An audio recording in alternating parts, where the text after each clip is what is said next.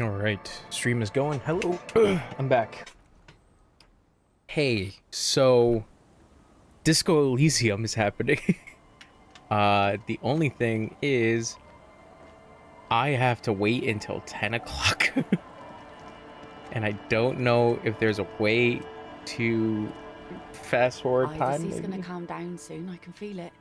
The wind is turning southeast. I don't know if there's any other tasks to really do. Look for Ruby on the coast.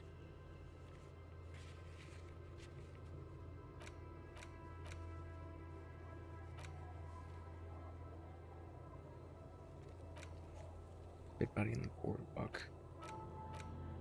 Special borscht.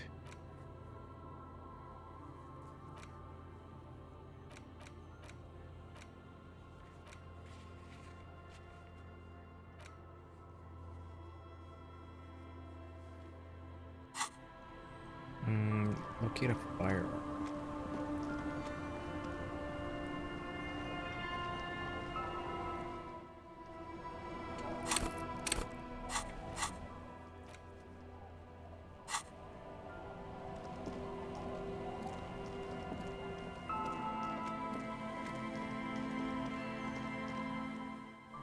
Oops.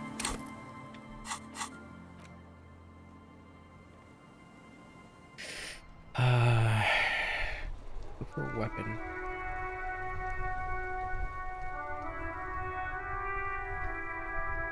The palm tree livery should be, like, pastel green.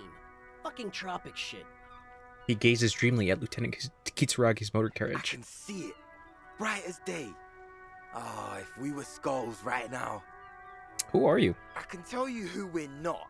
Cop. We're not snitches. Or skulls. Which is not to say that the skulls are bitches and on the contrary.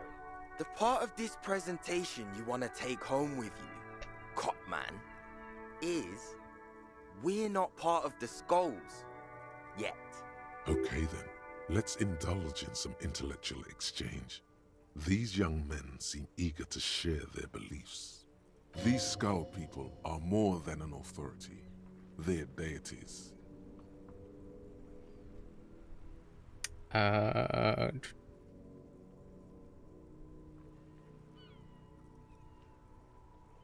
the You skulls? don't know? What kind of cop are you? It's not a question. Don't get into it.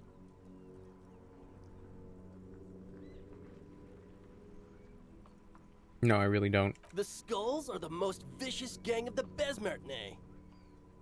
His voice rings with excitement. Besmatine, or the Besmati, the Immortals, are West Rivisholian crime syndicates. The nastiest bunch of psychos ever.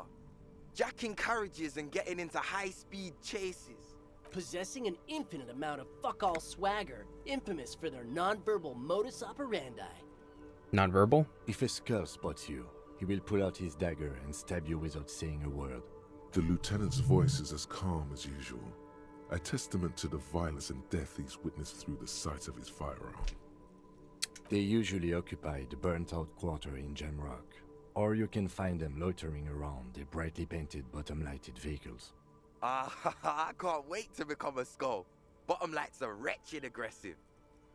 Do you know anything about the murder that took place here? Point to the yard. Murder? A man was hanged in the backyard of the Whirling in Rags. Yeah, sure. We'll gladly tell you everything we know about it. It was a man. Also, he was hanged. Anything else? He was hanged from a tree. Yeah, I mean, duh. These punks don't know anything. Let's just move along. Hey, stop right there. How does one know anything? Ah, this sounds like epistemology, a field so occupied by thought that it begins to question thought itself. I know that you don't know shit. Exactly. How can one know shit? For example, how can one be sure that there truly is a body hanging behind a hostel? What if it's art? Or just a mere specter? That could be the case, yes. A brilliant work of art. No reply. The blonde rebel scratches his chin, deliberately not focusing his gaze on anything. He looks very uncomfortable. Do you know Cindy the Skull? Oh yeah, Cindy's a right proper skull. The young man's eyes glaze over, his voice filled with longing. Yeah, a true artist of the future. Just like Arno van Eyck. By the way, if you see Cindy, give her our regards. He adds, returning from whatever void he was just visiting. For all their nihilistic posturing, these young men are not lacking in youthful idealism. Odd, there isn't a hint of hate in them. It's like they're pissed and fuck the world out of some kind of moral obligation. The lieutenant on your left is unusually lenient toward them. I see you kids are into anodic dance music. Oh man, yeah. We're not fucking kids, man. Be wary of the abyss. His blonde friend adds ominously and points to his temple. Why? Probably because of how non-verbal their mode of operation is going to be. It's a threat. I just wanted to talk about music, and now there's a conflict all of a sudden? It's too much. You nervously shake your head. That's right. You should back off and let silence rule supreme. What is wrong with you? Now you're just empowering these punks. This is ridiculous. Boys, do you know why the gang is called Skulls? Yeah. The skull symbolizes the embrace of death and nothingness, present in all of us. The vehicle of our future operations. Death and nothingness. They're called Skulls because when you are shot dead in the middle of the street, the skull is the only part the stray dogs want to eat. Just trust me and follow my lead. So, boys, want to feed the dogs? No reply. The blonde rebel scratches his chin, deliberately not focusing his gaze on anything. He looks very uncomfortable. The other one shuffles uncomfortably, nevertheless continuing to steal glances at the lieutenant's motor carriage. Why aren't there more skulls in Martinez? The Union does their share of policing in Martinez, at least where gangs are concerned. That's why there isn't much organized crime around here. Apart from the unions themselves, I was of course. about to say, yeah, the Union is the organized crime. Don't you worry about that. We're gonna make up for the deficit. Yeah, we are. Your rhetoric is confusing. Are you a part of the skulls or not? We're not franchise skulls. Well, not yet. Once we get our name out there, we'll have a chance to join them. And what makes you think that the organization would accept you? Because we can be just as psycho and vicious. You'll see. But in a non-threatening and definitely legal way. The other one quickly adds and whispers something to his friend. We'll fuck the system from the inside later. Just be cool now. The damage will be tenfold. Right on, fuck. So what's happening now? Enough about this scullery then. Mm-hmm. What's with the jackets? What about them? Turn to the blonde youth. Why does your jacket say piss F word written on it? Well, first off, it's a statement and not necessarily something that characterizes me as a person, even though the statement has character. And I do like piss. The word piss epitomizes the struggle taking place in the world. Things being defined as they seem, not as they are. And, I guess, it's also about communal spirit, the future, and truly appreciating our differences. Also, you've got to admit, it catches the eye. And since the Grand Piper is slowly but steadily moving towards basing the economy on it, attention, it is imperative that the medium itself convey the message. Makes sense. What I mean by this is, we are all piss and that the world is inherently meaningless. It seems that the young man has a certain expertise in at least one field, even if it's rather narrow. Turn to the dark-haired youth. Why do you have fuck the world written on your jacket? Like I said before, many men keep searching for the one, for so-called true love, which is actually just obsession masquerading as kinship. The thrill of the chase, The hollowness that fills your chest cavity after catching it. I'm wondering if the poetics come with the jacket, or are they derived from something else entirely? To catch a fish, you'll need to hurl the lure many times, and even then it isn't certain that you'll get anything. If you blow up the lake, though, Blow it up. you get more fish in a shorter time. And, for time is of the essence and fleeting ever so quickly, one must think of a way to fuck the whole world and not get caught up in fucking someone. Because when one fucks everything, he fucks nothing. And that, to me, feels glorious. Sticking your dick into the void. Hate to admit it, but in a weird way, he's got a point. Yeah. Is it a coincidence that here we have 2 badass jackets and 2 badass cops? Hey, Kim. Yes? What do you think about their jackets? Leather jackets adorned with immature writing? The ideology they convey helps the boys justify poor choices in life and fashion. I'm not a fan. Why are you always so patronizing when cool possibilities cross our path? Sure, the jackets are scaring you. That's cool. No, actually, when cool possibilities. What are you implying? Which one would you wear? I'm not sure I understand you, detective. Are you more of a piss F or fuck the world kind of guy? Neither. Come on, Kim. It's just a mental exercise. Fine, if only to end this discussion. Theoretically, if I were a juvenile delinquent, if I were to already be down that path, I think peace is the stronger of the two statements. That works. I feel more like a fuck the world kind of guy. Seems about right, especially considering your heroic exit attempts. That's an origin story for a dynamic duo right there. So are we done here? Or you don't need us around for your secret whisper party, do you? As for the jackets for yourself and the lieutenant. No, Yeah. no, no. Don't ask anything. Be subtle and scary. The boys dream about being skulls. Use that. Wait, how? Suggest they're massive skulls. Come on. Boys, with those jackets, you're gonna be skull kings in no time. What? No. Skulls don't have kings. I think. And we're not even in yet. Yeah, man, keep your voice down. Skulls don't take it lightly when folks pretend to be them. We're not even prospects yet. Prospect must be a hierarchical term. Probably in the lower end. Not even prospects? And already aspiring to be kings? Wow, you boys are ambitious. Only prospects and already planning a coup in the skulls. You're destined to go far. He gets it. Passive-aggressive flattery. Oh man, I love this shit. Shut the fuck up. Are you trying to get us killed?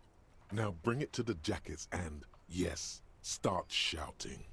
Yes, we want to be a cool killer skull. Sorry, hold on, let me read that.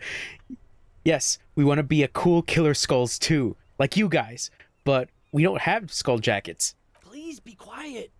What? What do you want? The jackets? You got it. No need for cruelty. You offer us your jackets like that? It'd be impolite to refuse. Reach out your hand. Oh, man. Okay. I get it. Skulls don't really wear slogans anyway. This was stupid. Fuck.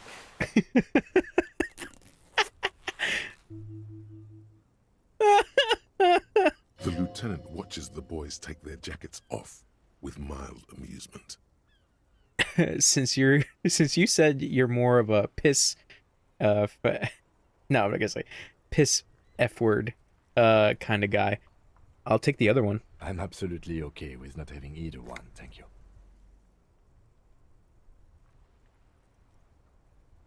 Why not? They're a pair. We could really raise hell, go undercover hard. This case doesn't require us to go undercover or raise hell.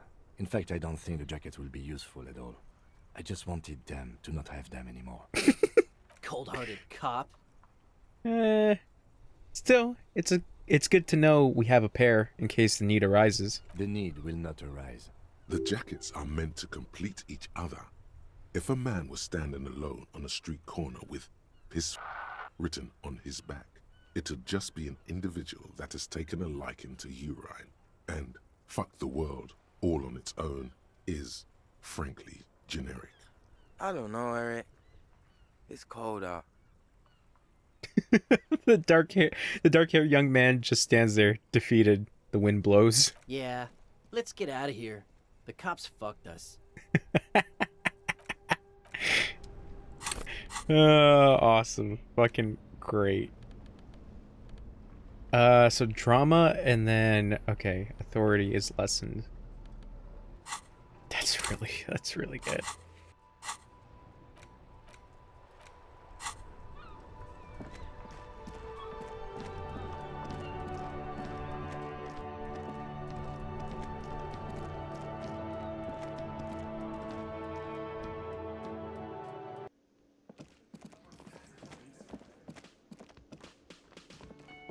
Again?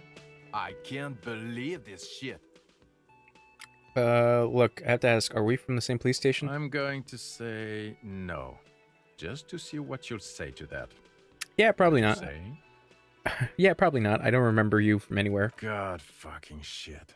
He pinches the root of his nose. None of this is great news for him. Okay, I was clearly wrong. He is a firefighter, male nurse, animal control agent, something of that kind. Not a cop. Go on with your cop work. Don't let me stop you again. Okay then, see you around.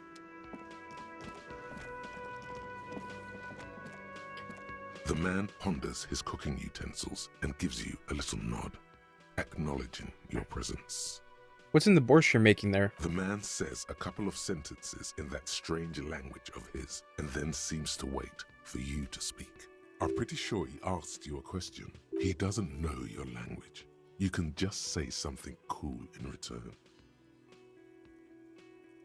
Yes, nod. Borscht need more vodka? He picks up a bottle from the shelf. Okay, so it's vodka that keeps the men happy and in good spirits. Clever move by the Union. Of course, vodka. Now that makes a very, very special borscht indeed. Turn it up and then ask for some yourself. Turning it up seems like a dangerous idea, honestly. The place is a powder keg. Nod and turn your fingers clockwise. Turn the vodka up. He smiles, nodding vigorously, then pours half a bottle of vodka into the pot. With a whistle, he stirs the brew. Alright. So that is done. The borscht. Working firearm is the other thing that I might have to figure out somehow. Yes? What is it? Did you hear that? Did you hear me sing? Did you like it? That was pretty good, Harry. Wasn't it, Jean? Huh, that was. Yeah, that was absolute shit, if you want my opinion. Drunken shit. Haven't wanted anything to end this badly since I had cluster headaches. Horrible. Truly horrible. I beg of you, don't ever subject anyone to this torture again. I mean, seriously, you need to... Jean, it's not right. Don't make it worse, and I really liked it. She actually did. Okay, goodbye.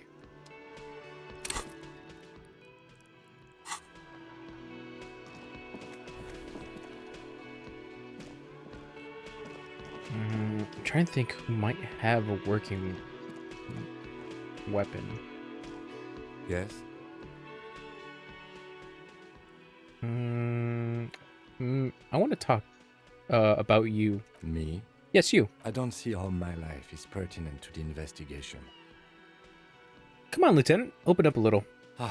If you insist. What do you want to know? You're wearing glasses. That's correct. That makes him a Beano-clad, completely uncopped material, if you say so yourself. I'm not gonna call him a Beano. Glasses are cool. Are they? They are mostly just cumbersome. You don't look like other people around here. That's because I'm half Seolite, or quarter. My father's father was from Seoul. So was my grandmother, but from my mother's side. It's not an interesting topic. What is Seol? It's a part of the world, officer. A geopolitical entity and a geographic division. I told you it wouldn't be interesting. Seol is a protectionist, isolationist, pan-Isolari state west of the Insulindian Isola. Actually, it's quite interesting. Some would even say mysterious. You're only making it sound uninteresting. I still want to know more about Seol. You're barking up the wrong tree. I don't speak a word of Seolite. I've never met either one of my grandparents, and I've never been to Seol. I'm a regular Revacholière. A point of pride to him. He's glad to have shut down your question. Tell me a secret. Tell me a secret about yourself. No. Ask again. Your brain sends the signal to your lips, but they refuse the order. Something is paralyzing them. You're pretty sure it has something to do with the lieutenant's eyebrow. The eyebrow is exercising psionic control over you. It's like you're locked down. What's happening to me? Something the matter, detective? This guy's got authority off the charts. With just the flick of his eyebrow, he's able to make you his thrall. So what can I do about it? Nothing. You better hope he doesn't abuse his authority. There's a lot of it. Silently scream for help. If the lieutenant were an evil man, who knows what sort of havoc he could wreak. Fortunately, he is a committed officer of the RCM. He'll only use his powers for the good of the investigation. The lieutenant relaxes his eyebrow, and you seem to regain control of yourself. Do you ever talk with yourself? What do you mean?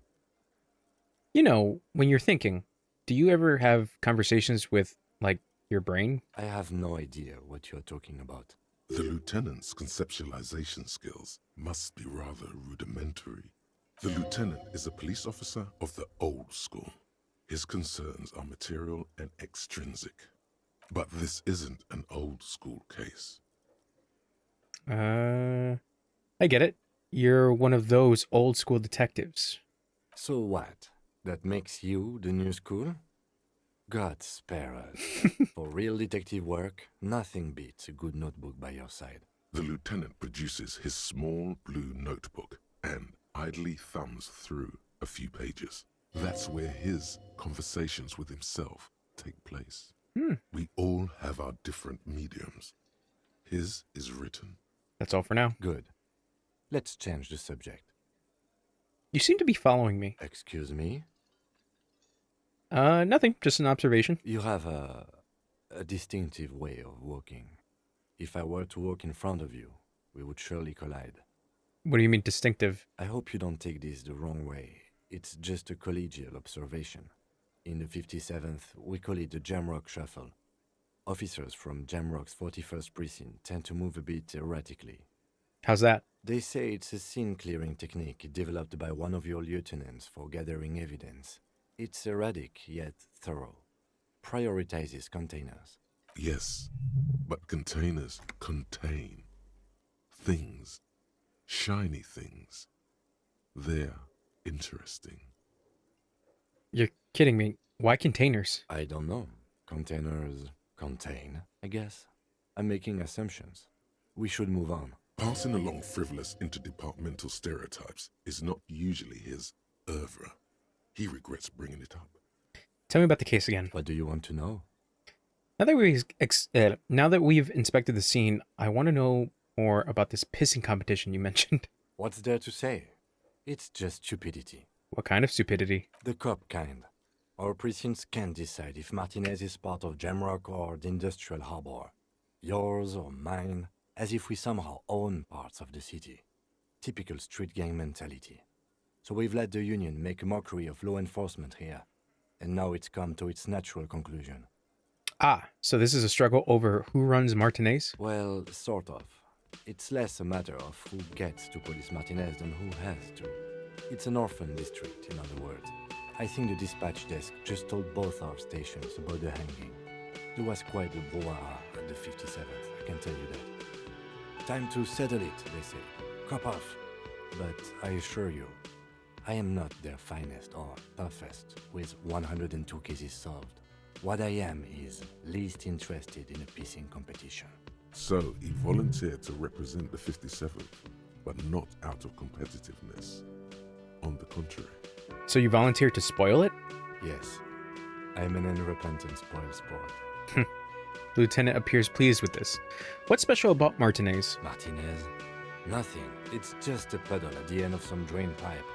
No one cares about this place. They care about sports. Most of our colleagues don't even know how to get here. North of the interchange doesn't exist. I wonder what this says about me, that I was sent by my station.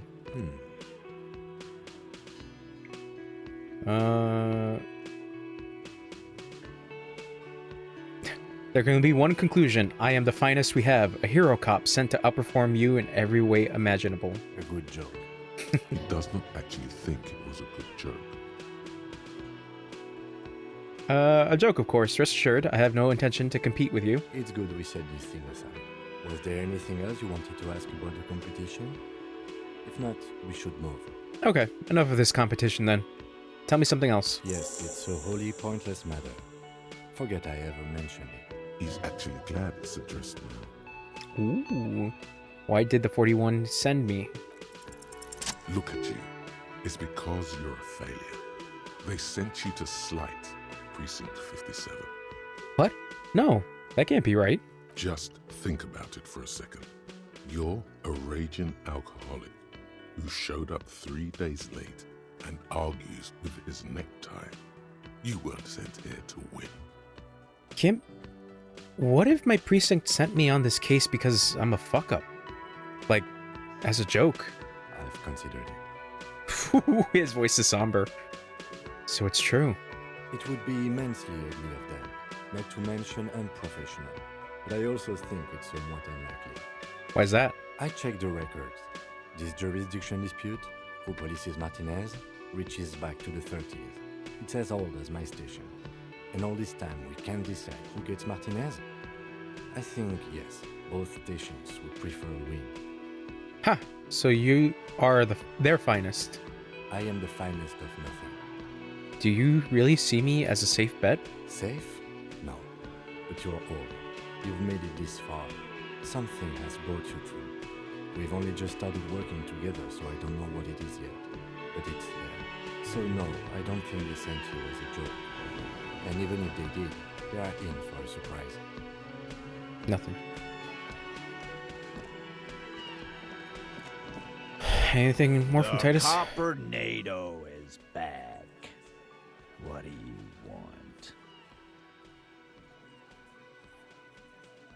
want? Hey, about that complex operation out of Ruby's lorry. I think it's tied to another case I'm working. Nope. That's all he says. He doesn't even do anything. Next question. I'm gonna go over a few things regarding Ruby's disappearance again. Yeah? What? Okay, nothing. Anything else you want?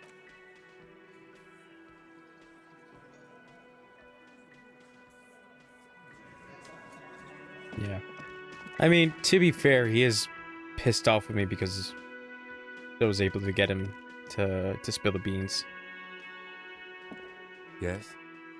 No, nothing with Kim. Trying to leave, trying to do some stuff.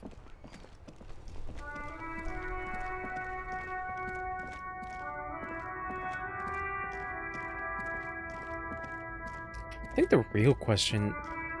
Actually, no. Well, there's a couple things that I'm thinking about, but... A lorry stuck in the Open windows window. are clear. They've been recently washed. You can see a lorryman's cabin with personal belongings. Stickers. The driver has a large metal at the back end of the cab. Racist nationalist paraphernalia. Likely, yes. Oh no, that's the pie guy. I'm gonna say her lorry is over here. It's the green one. A lorry Open the with door. smell of cigarettes and perfume welcomes you. The cabin inside is plastered with old movie posters. Actresses smile from the walls. These are one of... There's definitely perfume in the air. It's spicy with a hint of amberette.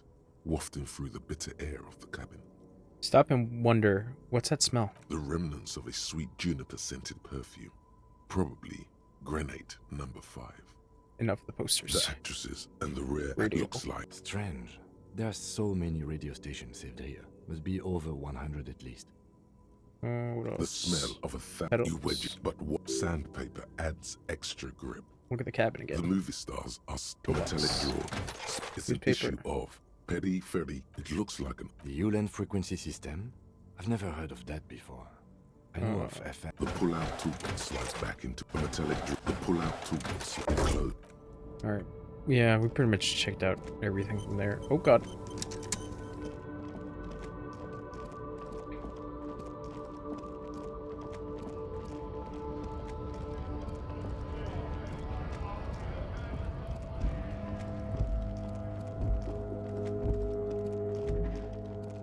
Probably take off.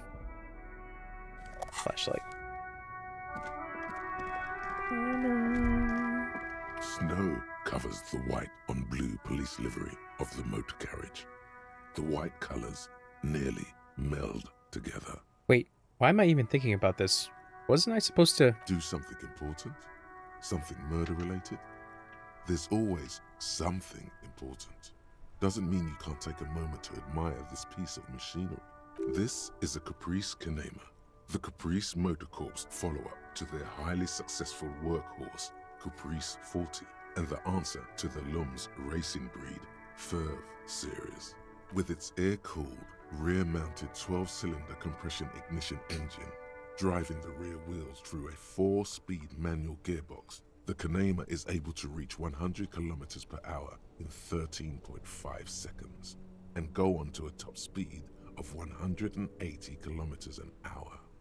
Won't it roll over in the sharpest corner? The high center of balance is offset by a large For sure. battery bank mounted at the bottom of the cabin, feeding all the auxiliary systems and making the Canema effectively a mobile power plant. This tech talk is really rubbing me the right way here. Due to a quite steep price tag, it is very unusual to see one in police livery. That machine really puts the loco back in locomotion. Point to the vehicle. Very cool. Mm-hmm. You want to take a closer look?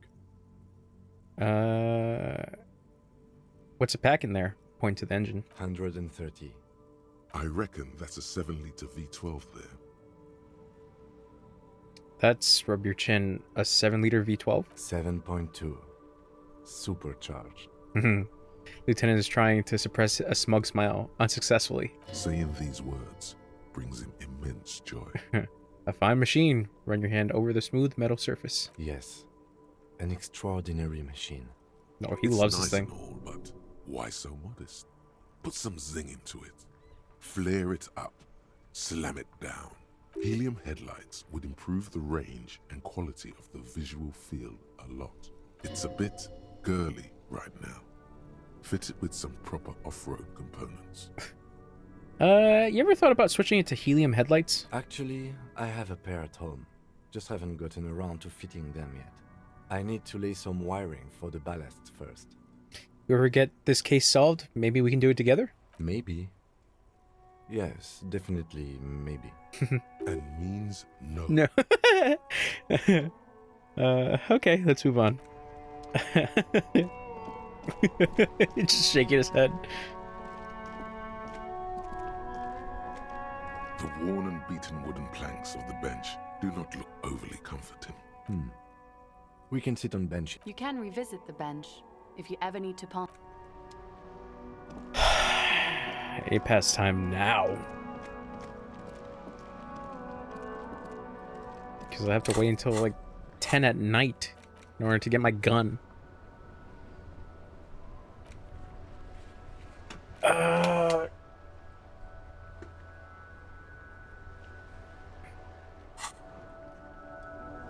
Let me head to the pawn shop.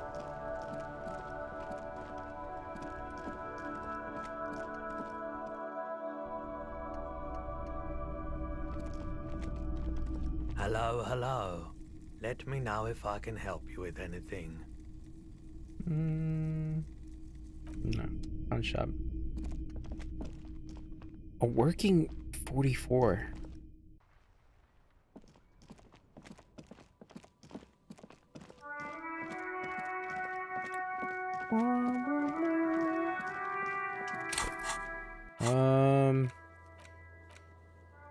Determine where the shot came from. Buy spirits from Rosemary. Call Jamrock Public Library. Oh, yeah, that's right. That. Definitely do that.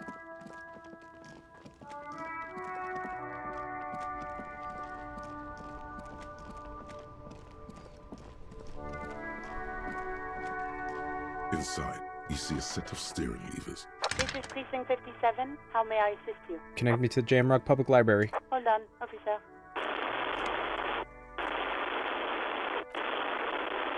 I've got Central Jamrock Public Library on the line, and I've already introduced you to their librarian. Connecting the call in 2, 1.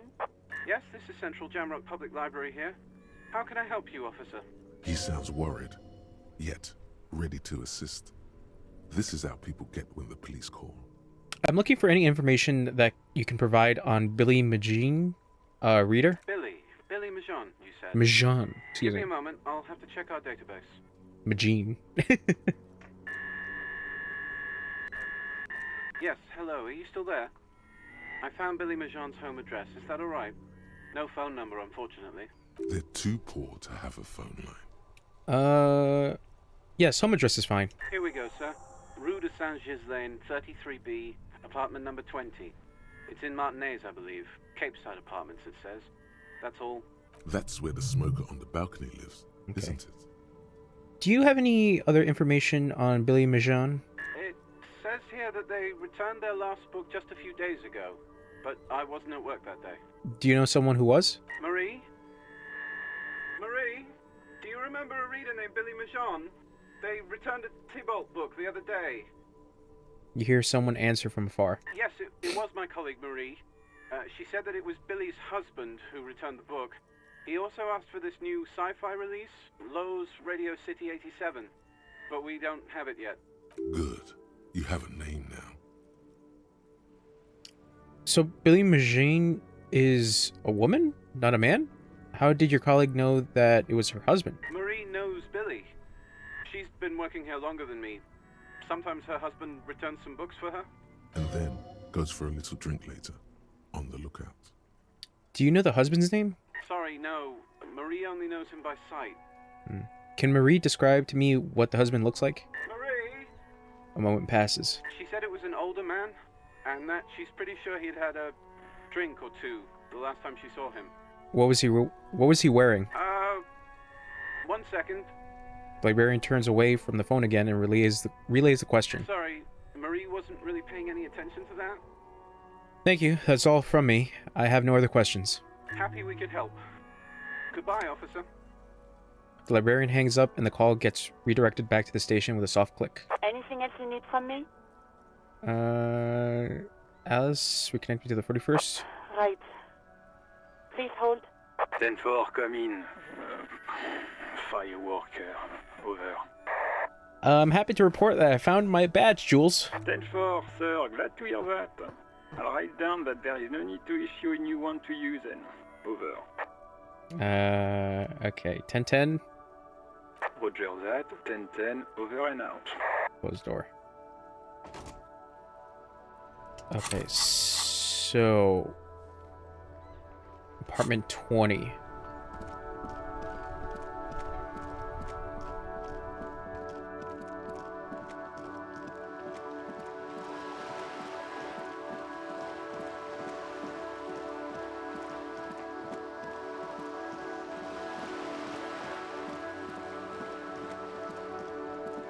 I say, I could talk to Cindy, right? Hello again, officers. Have you come to admire my mural? Piss, F word, and fuck the world sent their best. I don't believe it. I've never known those boys to have manners. The bemusement in her voice doesn't fully mask genuine tenderness.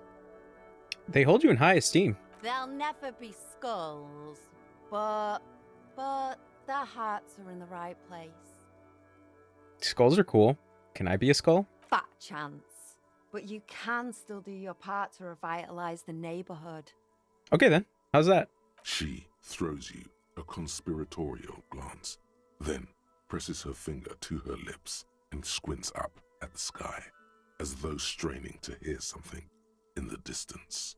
Have you noticed the quiet? Every so often, you might hear a gunshot pierce the air somewhere in Jamrock. But in Martinez, no gunshots, no sirens. The people are languishing in boredom and complacency. This place is a sepulchre. We'll paint it red. We bring the raucous. You bring the sirens. She's making a valiant effort to come off as a nihilist, but she's really just an angry little commie. No wonder she was talking about the streets flowing red. That's what happened during the revolution. So tell me, what's it like being a skull and a communist? You got me, pig shit. I don't make for a very good skull. I like animals too much. Simians and pigs. But I'm still gonna write some damn good graffiti-o on this wall. Graffiti-o. Her voice sounds different when she speaks this candidly. Older somehow. Okay, catch you later. This I'm curious about. I don't think I really had anything like this. Just an ordinary wall. Nothing to see here.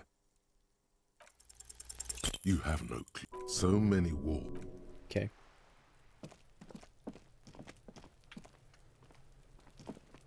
Trying to sneak up on me again? Trying to snuff me out? Get away, pig!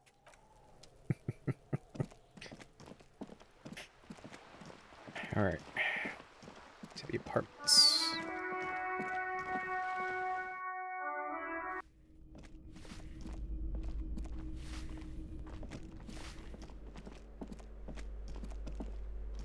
You hear someone walking around in 10.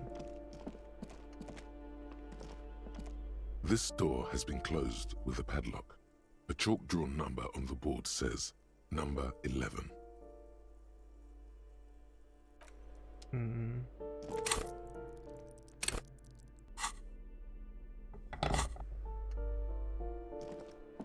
This door has been closed with a padlock. Use the chain chalk-drawn cutters. number on the board says the shackle snaps like a twig and the lock falls to the floor with a little thud. It should be possible to enter now. After you, detective. Master Investigator, you just can't keep yourself away from locked and hidden places, can you? What do you mean? Nothing, nothing. You're right. Get in there. Deep. Invade every personal space. Break every lock. It's my duty as a cop to investigate every square inch of this world. Attaboy, the world's secrets were made for you. They wait patiently for you to uncover them.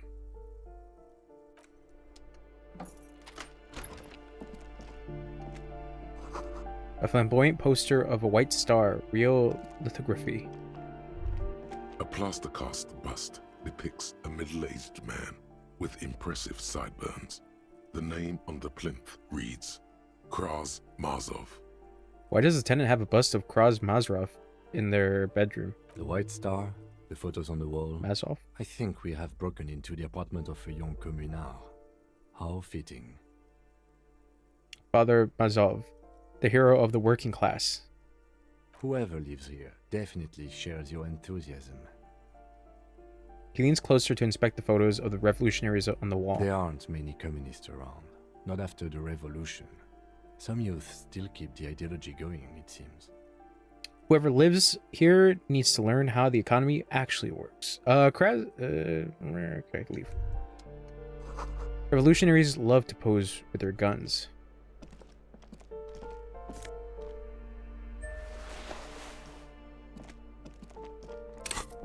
Ooh, ooh.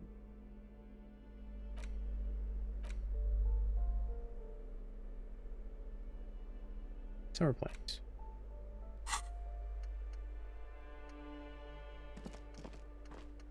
Let's see, what was the second thing that I got? A plaster cast bust.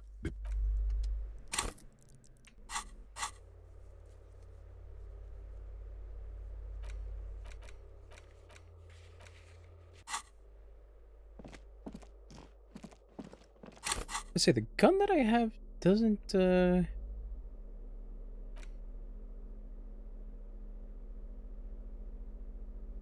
no. Oh, wait. Is that what that was? No. That was something else.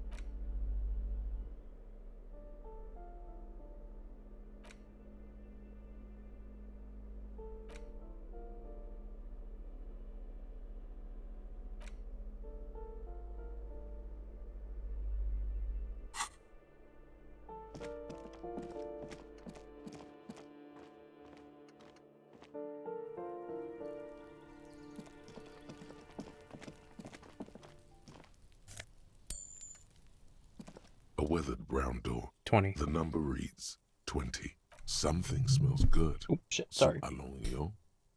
The lieutenant motions to you to go ahead and knock. This is the door. You already know it's the right door. This is going to be so hard. Hold on, Kim. We should discuss this before we move on. What should we expect? You're right. Let's talk this through.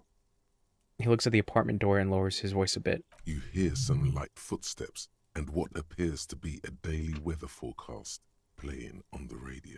We have our first preliminary identification. In all likelihood, the deceased is the husband of Billy Méjean. We need to confirm this, as well as deliver the death notification to Billy herself. Now, delivering a death notification is never an easy task. There's a reason why it's often called the most stressful part of our job. This is why it's usually done in pairs. You got this. I'll be monitoring reactions, ready to act if necessary. Do you have any advice on how to tell her he's... dead? Just don't say that you know how they feel. You don't. Good advice. What if I don't want to do this? Yes, it's hard. But there is no easy way to handle this information. It just has to happen, as soon as possible. Alright, I think I'm ready. The lieutenant motions towards the door. Knock. Hello? Who is it? A voice, out from the other side of the door. A voice calls out from the other side of the door. And someone turns down the radio. Is this Billy Méjean's home? This is the police. Please open the door. The police? A moment, please give us a moment. You hear shuffling inside. Tidying up. Nervously. There's fear in her voice. Come in, the door is open.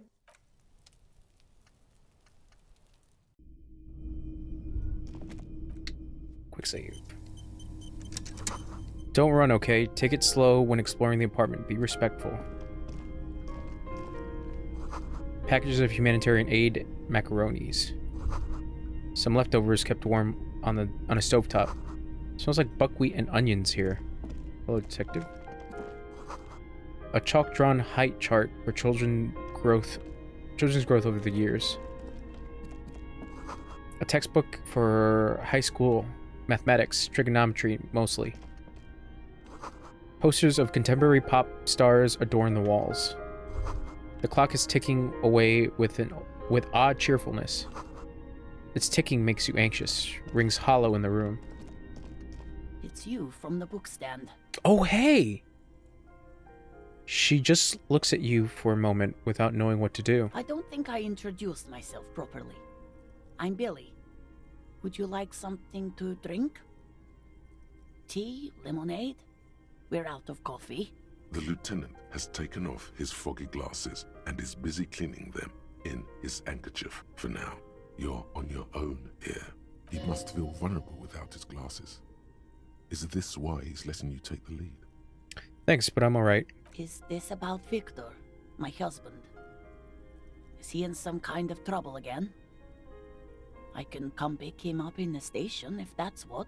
She stops, her eyes trying to read answers from your face. No, this is something much worse. Is he in the hospital? How bad is it? How about some small talk before you break the news? Definitely no small talk. This isn't the time or place. You live here with Victor, your husband, right? It's me, Victor, and the kids here. We have 2 daughters, Jenny and Jolie. How old are your daughters? Your daughters? Jolie Daughters. is 16 and Jenny is turning 18 next month. And where is everyone? I don't see anyone home. The girls are staying at their friend's place tonight.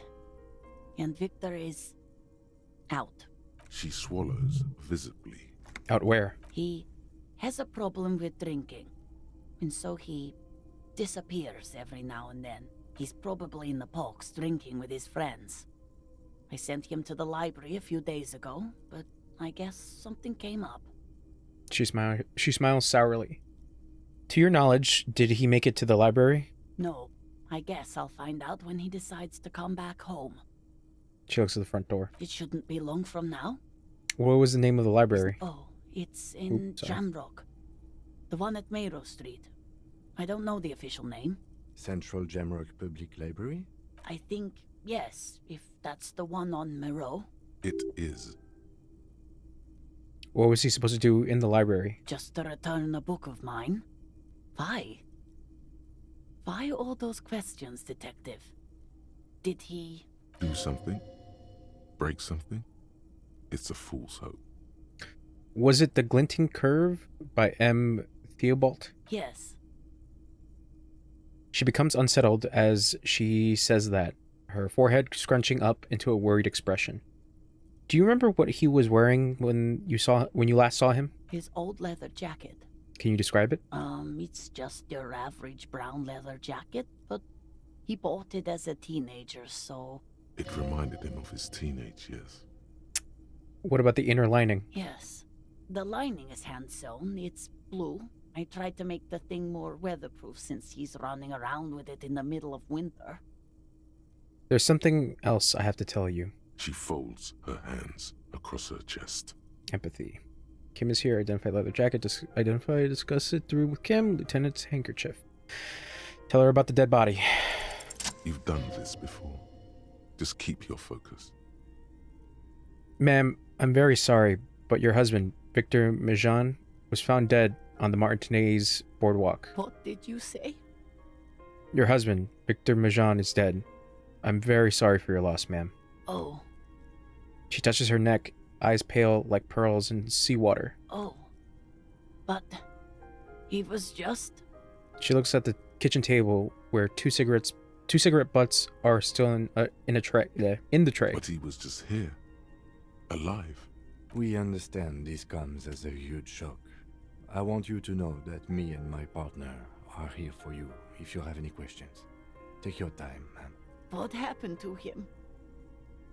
She turns to you. Her neck and cheeks are covered with red blotches. Her double chin is shaking. It was an accident. He fell through a hole in the boardwalk and hit his head. Was he drunk? Alcohol may have played a role, yes. I see. And you just found him there, lying in the cold. How long had he been there? If you say 2 days maybe, it will be etched in her mind forever. It's hard to say at this point. She blinks, eyes welling up with tears, as her hand starts searching for something from the pockets of her dress. Here. The lieutenant takes out his handkerchief and offers it to the woman. She nods and slowly wipes away her tears. Is there anyone we could call for you? A friend, a family member, someone who could be here for you? No. I just need to tell my girls. The air gets sucked out of her lungs suddenly. God. Should I call them? Should I tell them to come home? No. A day. No. Take a day to recover. You'll be prepared when they come home tomorrow. Good. That's probably the right thing. Thank you. She nods, but with a wretched expression. Just tell me, what do I need to do next? Where is he? Can I see him? We've taken him to the city morgue. The local coroner will be contacting you shortly to arrange the funeral. Here's his number in case you want to contact him earlier. He hands her a leaflet with the morgue's contact information. A very good call. Is there anything else that the RCM could do for you? No, I'll call you if something comes up. I'm still... She rubs her face, runs her fingers over cheeks that have become numb. Thank you. Thank you for telling me. I'll call if... She runs out of breath. These are her last reserves of strength. Her muscles will give in soon. Already, she starts to shake. Again, I am very sorry, ma'am. We should step outside and talk. Set the library card by her. Leave the room. Damn.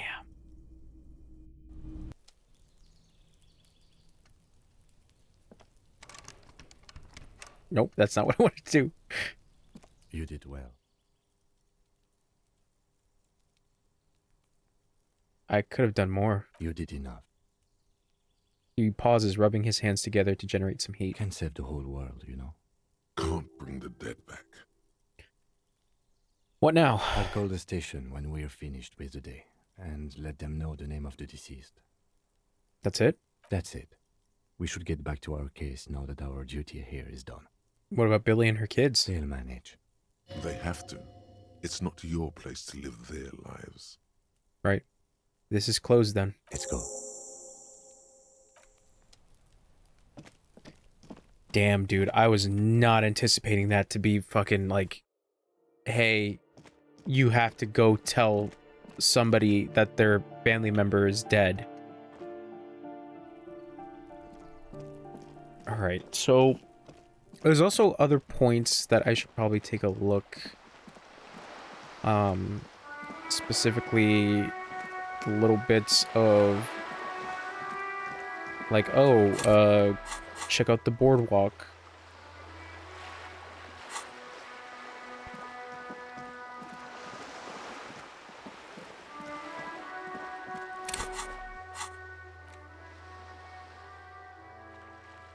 Church.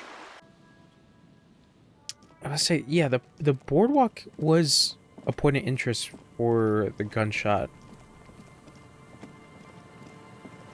But I'm not really finding anything here.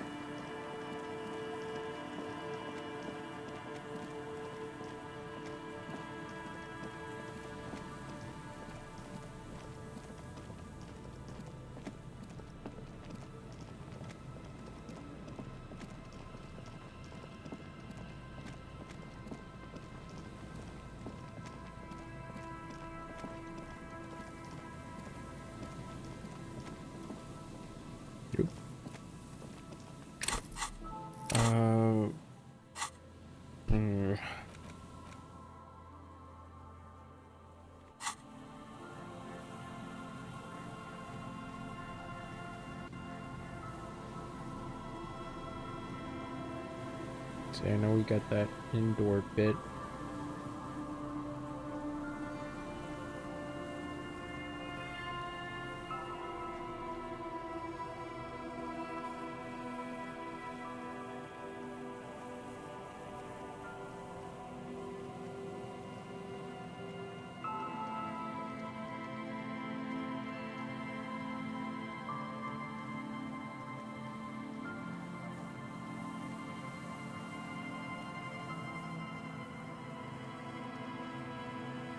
An old door, worn by elements, guards the depot. The wind has blown a sand dune in front of it.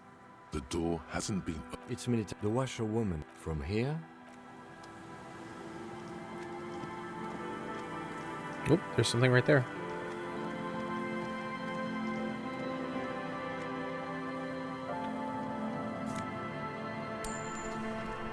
A shirt.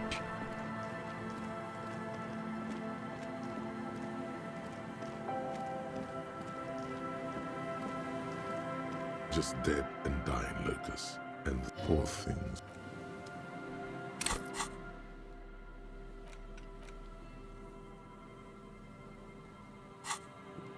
Adds to the rhetoric, but nothing for... I don't remember what the other one was.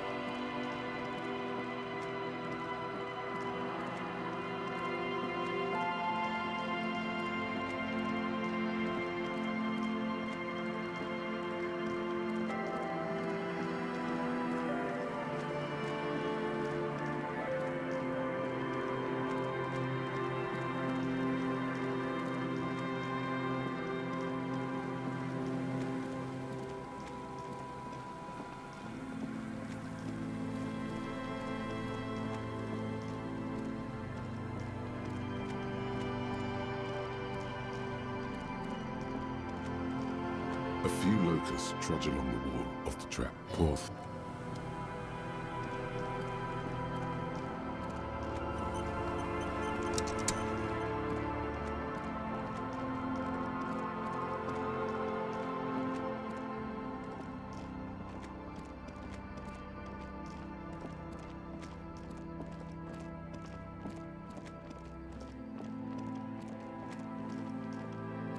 Yeah, nothing else.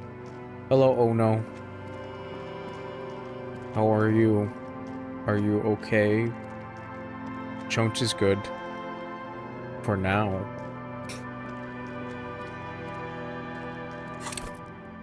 Trying to basically fill out time. This I'm a little confused about.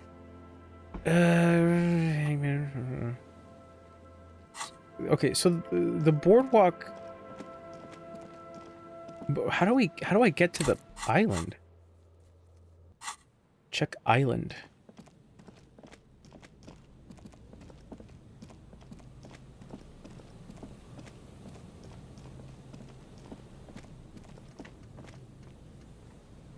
I can definitely get in here.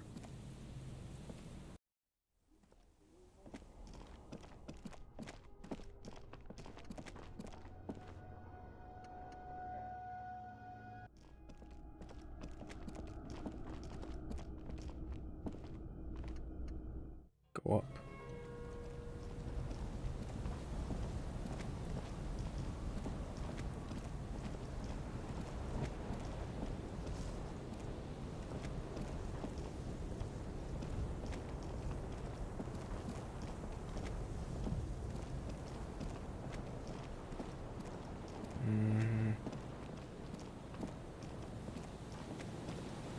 Nothing else.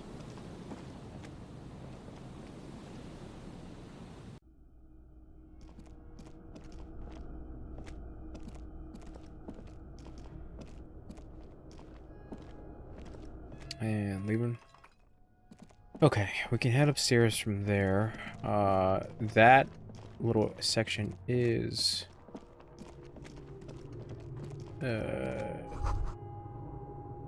same slit from the window you saw outside. Could this have been the killer's hideout? And this narrow window, the point of origin of the shot that killed the mercenary? This does look like an embrasure. Oh. A slit made for shooting out of. Peek out. Outside the window, the day is clear, and as mild as can be in early spring. Turn to Kim. Could the killer have used this as a hideout? It's a great place to hide, and Machiavellianism and murder are certainly not mutually exclusive. But there hasn't been anyone here in ages. Kim, I can't see the whirling rags. The shot didn't come from here. Indeed. No one could get a clear view. Well, at least we've been thorough. The lieutenant's voice betrays a slight disappointment, which he glosses over by reasserting control. In fact, I think we're done with this bunker. After you, officer. Okay. Alright, so that is actually the boardwalk, right? Yeah. And then traces on the island. This is the other one. So, I don't think I'm able to travel to the island. Honestly, I'm not. Well, I have no idea. The only person I know with a boat is Joyce. But wait, let me look at my map. Because there's an island all the way up there. Unless it's talking to... Unless it's saying something about a different island. But I don't see anything that looks particularly different. Maybe talk to Joyce?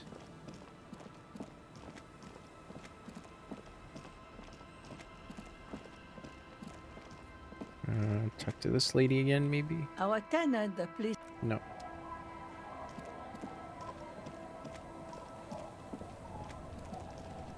Can we use your boat? You're back. Good. What can I help you with? Lynching? Of course. Anything to help. That's I am it. sorry to have been the bearer of bad news. I But fear you- I've told you. Is there anything else I can... Dealing?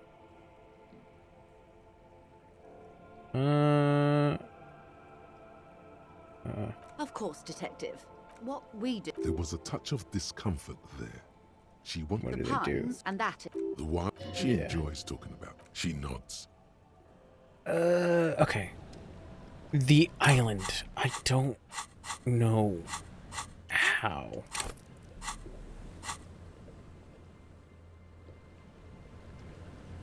Because is that one all the way up there?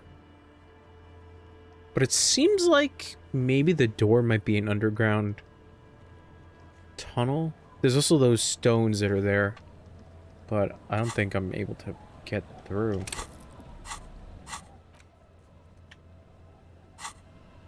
Yeah. Huh, this might be a weird one. What else do I have in my plate?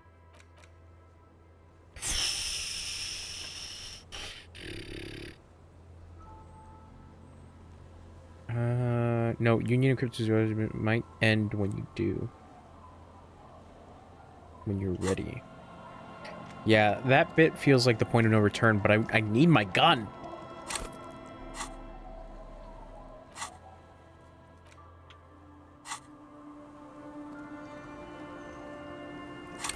Is there anything else I can do for the meantime? Spirit is eternal. 3, 4, 5. Take on la responsabilité.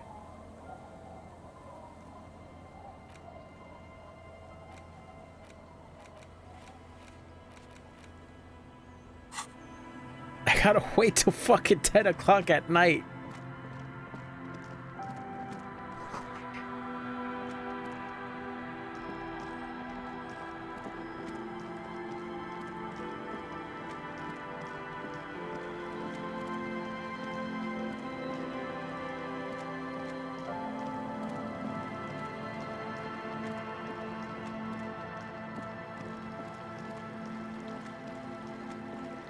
Unless it means like this little glacial island?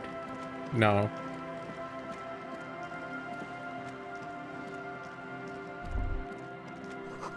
The ice here is thick enough to walk on.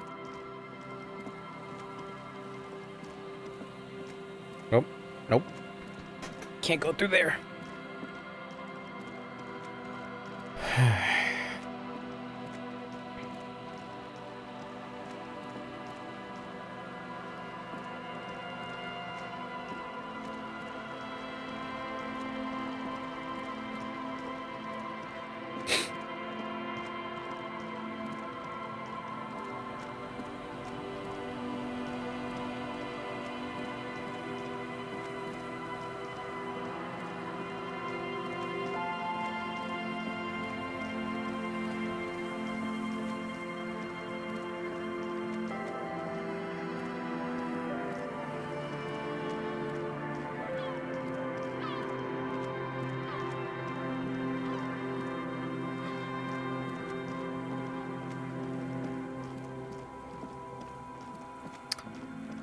Like, this kind of looks like a path, but yeah, we're not able to reach there.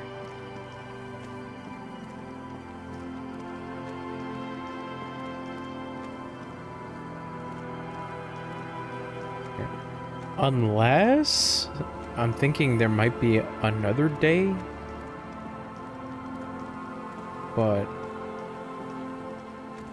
the thing is, I don't want to accidentally trigger something and then I'm unable to go back. I kind of want my gun back. From here to...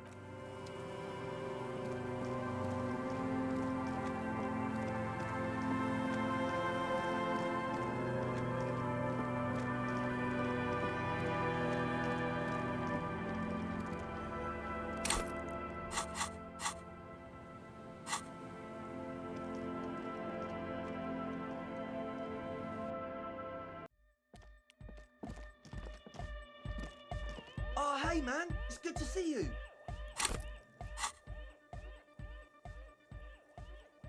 Goodbye. Hey, her innocence Dolores Day liked little figurines, right? Liked holding little men between her fingers, remember? What? You have the headless Pharaoh Rider figurine. You should give it to her. Win her back. What? Look around. Win who back? I can't win her back. She's a long dead historical figure. Don't be so pessimistic. Love doesn't die that easily. This isn't funny. You have a bad feeling about this one. Yes, I should. This is a task of mine now. So very, very, very nifty. Nifty and mysterious. This is surely what the figurines are for. The mother of humanism stands above you. A precious and complex wax painting on a single pane of glass. A crack runs across the length of her body, her face oval and sad. Looks like I can't give this figurine to her. Why? Because she's a stained glass window. That does seem to be a problem. Maybe you meant something else?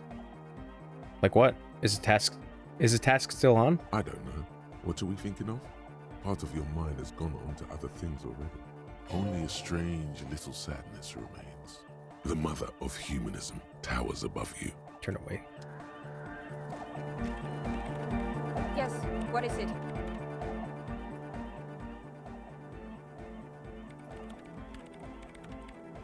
Sure. All you hear is silence in your head.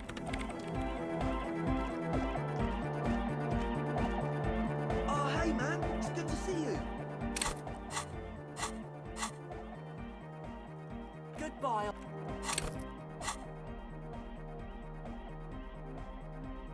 Reaction speed, interface.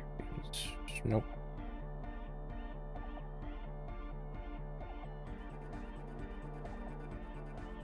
I want to do the dance.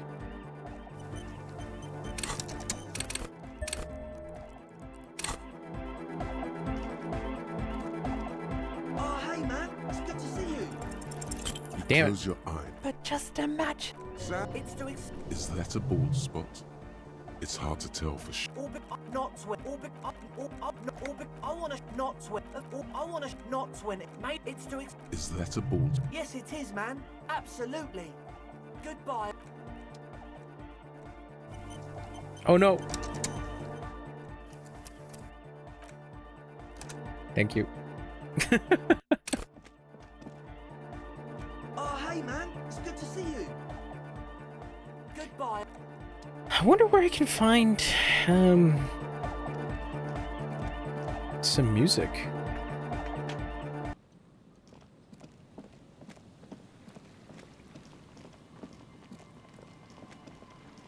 You know what? I think I'm just gonna go for it.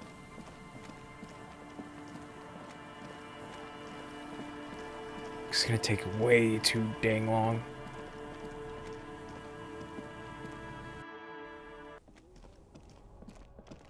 But wait, would it be considered part of the union that I'm doing the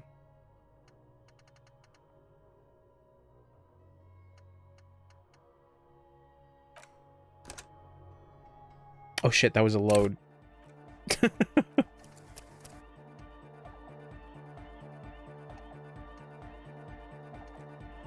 I thought I did a manual save. That was a quick load. Whoopsie.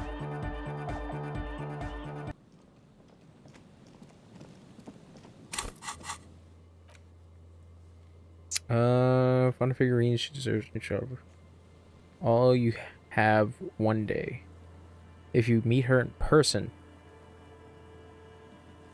Huh.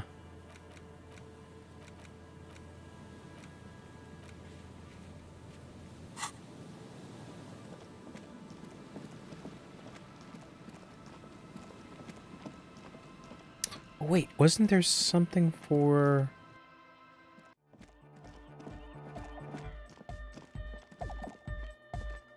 Welcome back.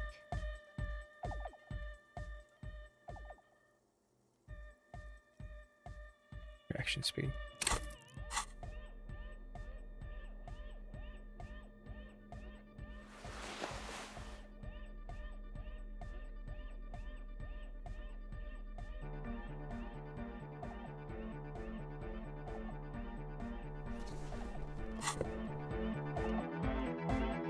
Welcome back.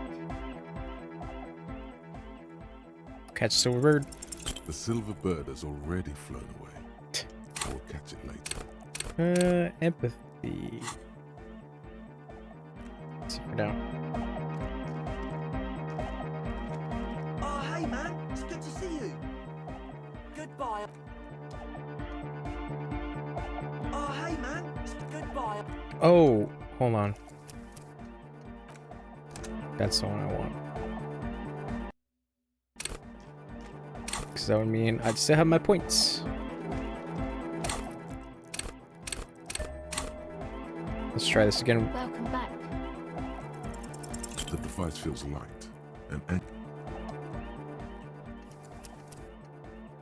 don't give a shit. I'm doing this. I don't give up. Fuck. I want to see how this goes. Welcome back. the device feels light and angular on the silver bird has already flown away. I'm going to get this. Actually, do I have anything that has empathy?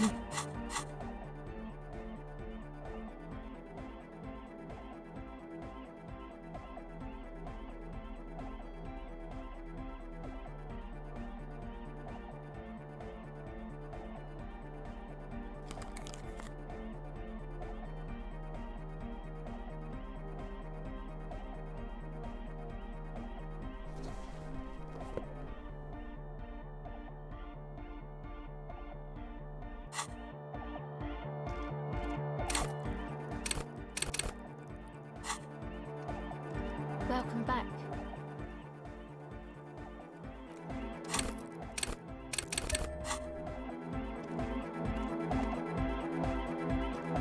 Welcome back.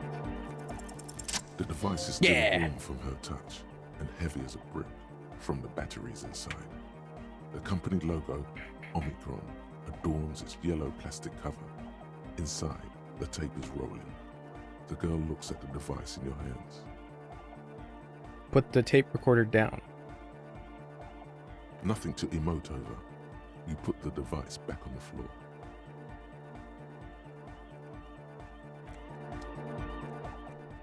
That was for nothing. I did that quite literally for nothing.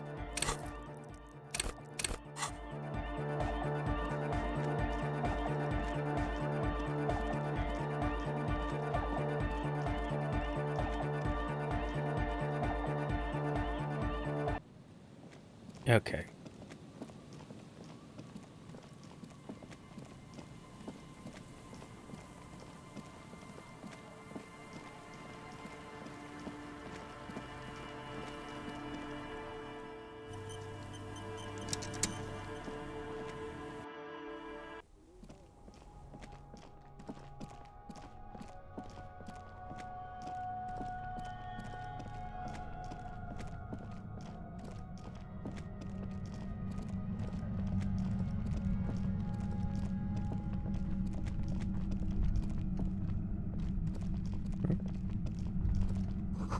It feels strange.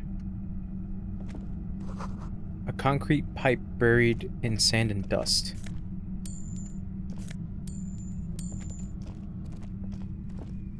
Suddenly, your entire body is paralyzed. Aggressive white noise fills your skull. Whoa! A strange pain like you've never felt before. Through the static, you hear a woman's voice. It's like 1,000 radio stations are being blasted into your head all at once. But her words are the only ones you can make out. I know you're feeling pretty uncomfortable right now. Don't move too much or fight it. That'll just make it worse. Says the shadowy figure by the machine. Can't say it's a pleasure, officer. I was really hoping not to make your acquaintance. But here we are. The voice coming through the whirlwind of pain is not malicious. She doesn't want to hurt you. But she has to. Doesn't wish to hurt you. Not according to your ear canals. Wait, no. Not even your ear canals.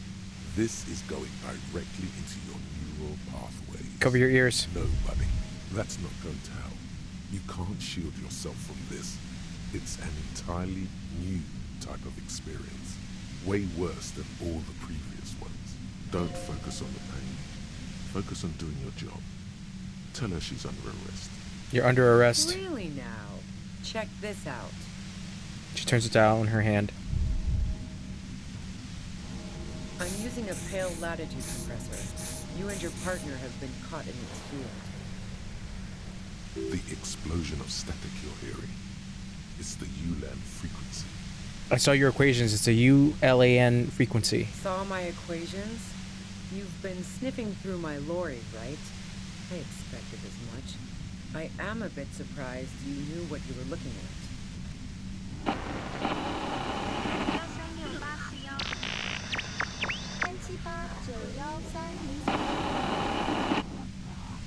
A pale latitude compressor is used to sort of make the pale more manageable.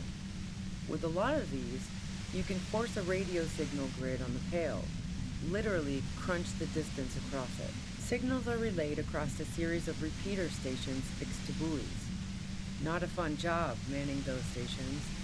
All alone out there in the pale, people lose their minds in just a few years. So, what we are experiencing is a concentration of radio waves. He gestures towards something with great effort. Precisely. This is an industrial strength paraboloid. It's meant for forcing dimensions on something that doesn't have them. Needless to say, the frequencies used are out of this world. At the upper limit is the large prime number generator station. It's used specifically for pale latitude compression. That's why you may be hearing some numbers. But you might also hear, or think you're hearing, local radio chatter. She's been holed up in here for a while with no one to talk to. Keep her talking, and you just might get an opportunity to break you loose. What is this goddamn pail anyway? The pale? It's the end of the world. How did you get your hands on this thing? I built it myself. She nods towards her torture device. That's illegal. I'm guessing it's patented. But we are beyond that, aren't we? Oh yeah. Way beyond. She studies her death ray and the law official trapped in it. Will I stay like this forever? No. Once I shut down the compressor, the pain will end. It may take a few minutes for you to steady yourself, though. It's a bit like waking out of a very confusing dream.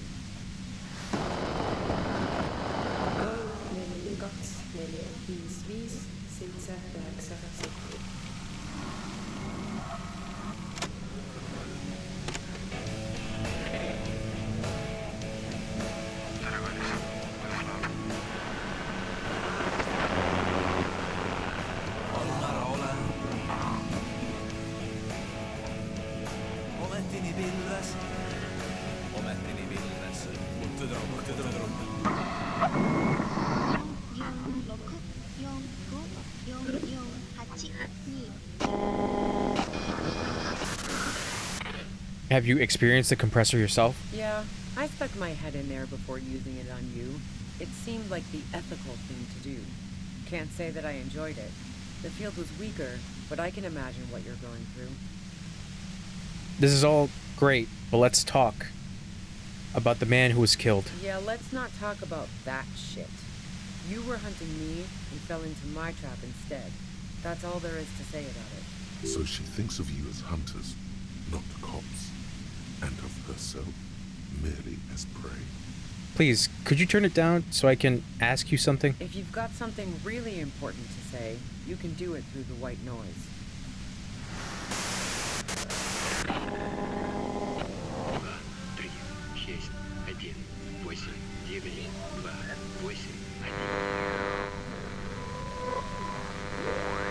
You're looking for a deal on mattress.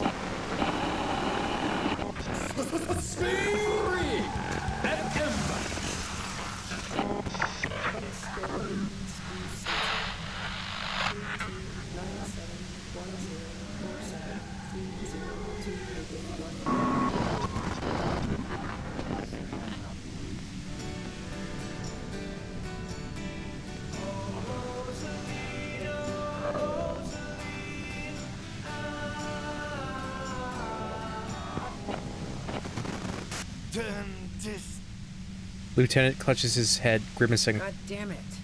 She regards you and Kim with sudden sympathy. Fine. If you really want to talk, I can dial it down. I've also got a gun, by the way. She steps reluctantly out of the shadows. The pain lessens. The gun she's carrying is a two-barreled front loader, not like the murder weapon. Well, it doesn't feel much better, but you can form sentences now. Thinking doesn't seem to hurt as much. Just keep her talking, and you'll get through this. How did you know we were coming? I heard you in the passages, and I've been preparing for quite a while. By hiding bullets under floorboards? So you found my shack, huh? I'm not surprised. Her tone is bitter. She thinks she's been betrayed. She didn't rat you out, by the way. Isabel, the washerwoman. So nice. That's one knife I didn't want to find to my back. As opposed to the other knives she's finding there now. Preparing for the... Oh, sorry. Preparing for the worst? I was. Before I caught you in the pale latitude compressor. I'm fine now. That's her admitting the bullet was an emergency exit. Did you shoot Laylee? No, I didn't do it. I only helped stage the lynching, though I doubt that makes much of a difference to you. So she says she didn't do it, and she doesn't trust you. Is it you specifically, or the citizens' militia that she distrusts? Who ratted me out, by the way? Was it Titus? No, he wouldn't have broken first. When I threatened to arrest her, Classier broke. She told me everything. Oh. Well, I guess I always knew she was a survivor above all else. But she couldn't have known I was on the coast. How did you find me? Your own boys told us you were on the coast. My boys? Yeah, and the ones you poached from Titus and Titus himself. What is this? I thought Titus and I had a decent collegial relationship. Oh, doesn't even matter. How could they be my boys when they're not even my friends? Those guys liked me, I know it. This is what happens to people who people like. A dull despair is creeping into her voice. How the fuck do the rest of you get by?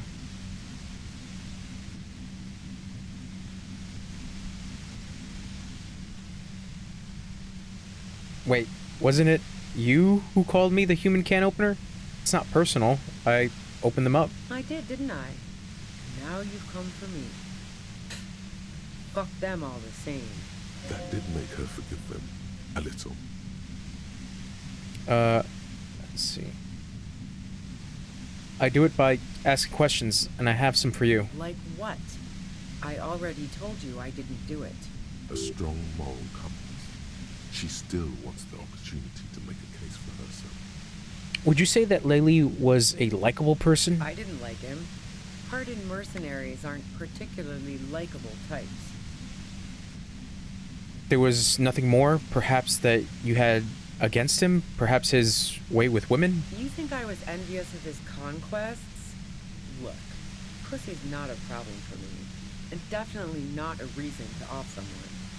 You don't feel sympathy for mercs? It's hard work. Plenty of broken people who don't come with that kind of body count. Besides, they're paid well for what they do. Did you feel protective of the Union? Yeah, sure. And I didn't like Wild Pines sending in those foreign hirelings. Me and a fuck ton of other people around here. I hate to be the bearer of bad tidings, but I don't think she's perjuring herself. She didn't hate him, okay? I have other questions. I'm listening. Do you have an alibi for when Laylee was shot? Man, I was with the boys the whole night. I hope they at least bothered to impress that upon me. There were 10 minutes they couldn't account for. You mean the length of a toilet break? That wouldn't even have been enough time. Our investigation, Wince from the Pain, has shown that 15 minutes was just enough time to commit the murder. Wow. Now I'm curious. Please, explain. Play pinball much? No. Not since I was 14 and hanging out in the only diner in Dardenne. Haven't been into low-risk, no-reward games since moving to the city. Why? There are some mysterious pinball machines in some pretty mysterious rooms in the Whirling. Yeah, and probably some ghosts from the time of the suzerain. I'm not really interested in supernatural mysteries. Let's see. Okay, never mind about mysteries. There's a secret way from the whirling bar to the roof. Don't know it, but also... She frowned, studying your The face. shot couldn't have come from the roof, or we would have all heard it downstairs. She has a point there. No one mentioned. The pain stops him from finishing the sentence. That didn't go super well. You've got to lay something better on her. You have a gun? And? Where did you get it? The gun store. What gun store? Trigger Happy Jacks. Really? Trigger? What did you think? That I'm going to squeal on my gun supplier? Sorry, not that kind of gal. I see it's a front loader. Do you have another gun somewhere? Sure don't. A breech loader? No. This is such a wipeout. I can't quite tell what kind of gun it is. A Nachtway 80 front loader. 2-barreled. Not really what you were looking for, I'm guessing. That isn't it. Do you collect guns? Maybe old rifles? No, they're not practical. Break too often. Wince. There's other evidence I want to ask you about. Yeah, evidence. You liked Classier a lot? I considered her a good friend, yeah. Are you a girl like her? What the hell, man? Yeah, why not? I've gotten worse. Is peeping one of your hobbies? Wow. Pissing, pinball, and now peeping. I'm just not following your insinuations, detective. There's a hole in the wall. You can see into Classier's room. I wouldn't blame you if you've... If I want to stare at a pretty girl, I can pick one up at a bar. Or, worst case scenario, look at a naughty photo. Who has time to go skulking about the whirling, drilling holes in walls? Classier looks like a girl in one of your posters. She seems to be your type. What the fuck, man? She's everyone's type. She's your type. Are you sure you're not the one who was excited about the peephole? She's beginning to suspect you've broken into her lorry now. So you haven't been watching Classier through a hole in the wall? Nope. Look, she has an effect on people. That je ne sais quoi that makes it impossible not to look at her when she walks into the room, and very difficult to look away. But travel enough and you realize, for the same reason that she's everyone's type as an object of desire, she's not irreplaceable. But you wanted to be more than just friends. Oh, so that's where you were going with this. She said you wanted to run away with her. That's a very sentimental way of putting it. We both had pasts we didn't want to catch up with us, and we enjoyed listening to music together. Why not go on a road trip? The lieutenant watches her expectantly, occasionally shaking from the pain. Okay, fine. I was into her. Clausy was into me too for a time, I know it. We even fooled around once. And yeah, after that I thought maybe we could make a go of it. Clausia only said they maybe kissed. Wait. Someone is lying here. Yeah. Wait. Clausia said you only kissed. If that's what she wants on the record, so be it. I'm not about to go into details for you to jerk off to later. Seriously, just move on. Then what happened? She rejected me with some wishy-washy bullshit about how she was confused because she felt so close to me and valued my friendship so much, and how guilty she felt for leaving me on. I knew that wasn't the whole story, but thought, fine, I'll take it and move on. No ill will there. It wasn't a problem for her. Clausia said you got very angry when she started seeing Laylee, threatened her. Yeah. One time when we'd both been drinking, I said some heated things about how dangerous her patterns with men were. I was a little worried she'd blow it out of proportion in her head. All the drugs she was doing can make you feel like you're living in a DeLorean tragedy. And despite everything, you helped her by staging the lynching? Yeah. The girl seemed terrified. The merc was beyond caring what happened to his mortal coil. It was a no-brainer. There are other things I ask about. Go ahead. It's your body. And mine too, he thinks. But keep on. This must be done. Do you like to hang out on rooftops? Who doesn't? Oh, you probably mean Clausia's rooftop. Sure, I've hung out there. She's got this great antenna. Is that the only reason you hung out on the roof? The view's pretty bomb, too. But you might say the antenna was the main attraction there, yeah. Along with Claudia. What's so great about her antenna? It's very powerful. I used it to tune into RCM frequencies. That's how I knew to be prepared for your arrival. Huh.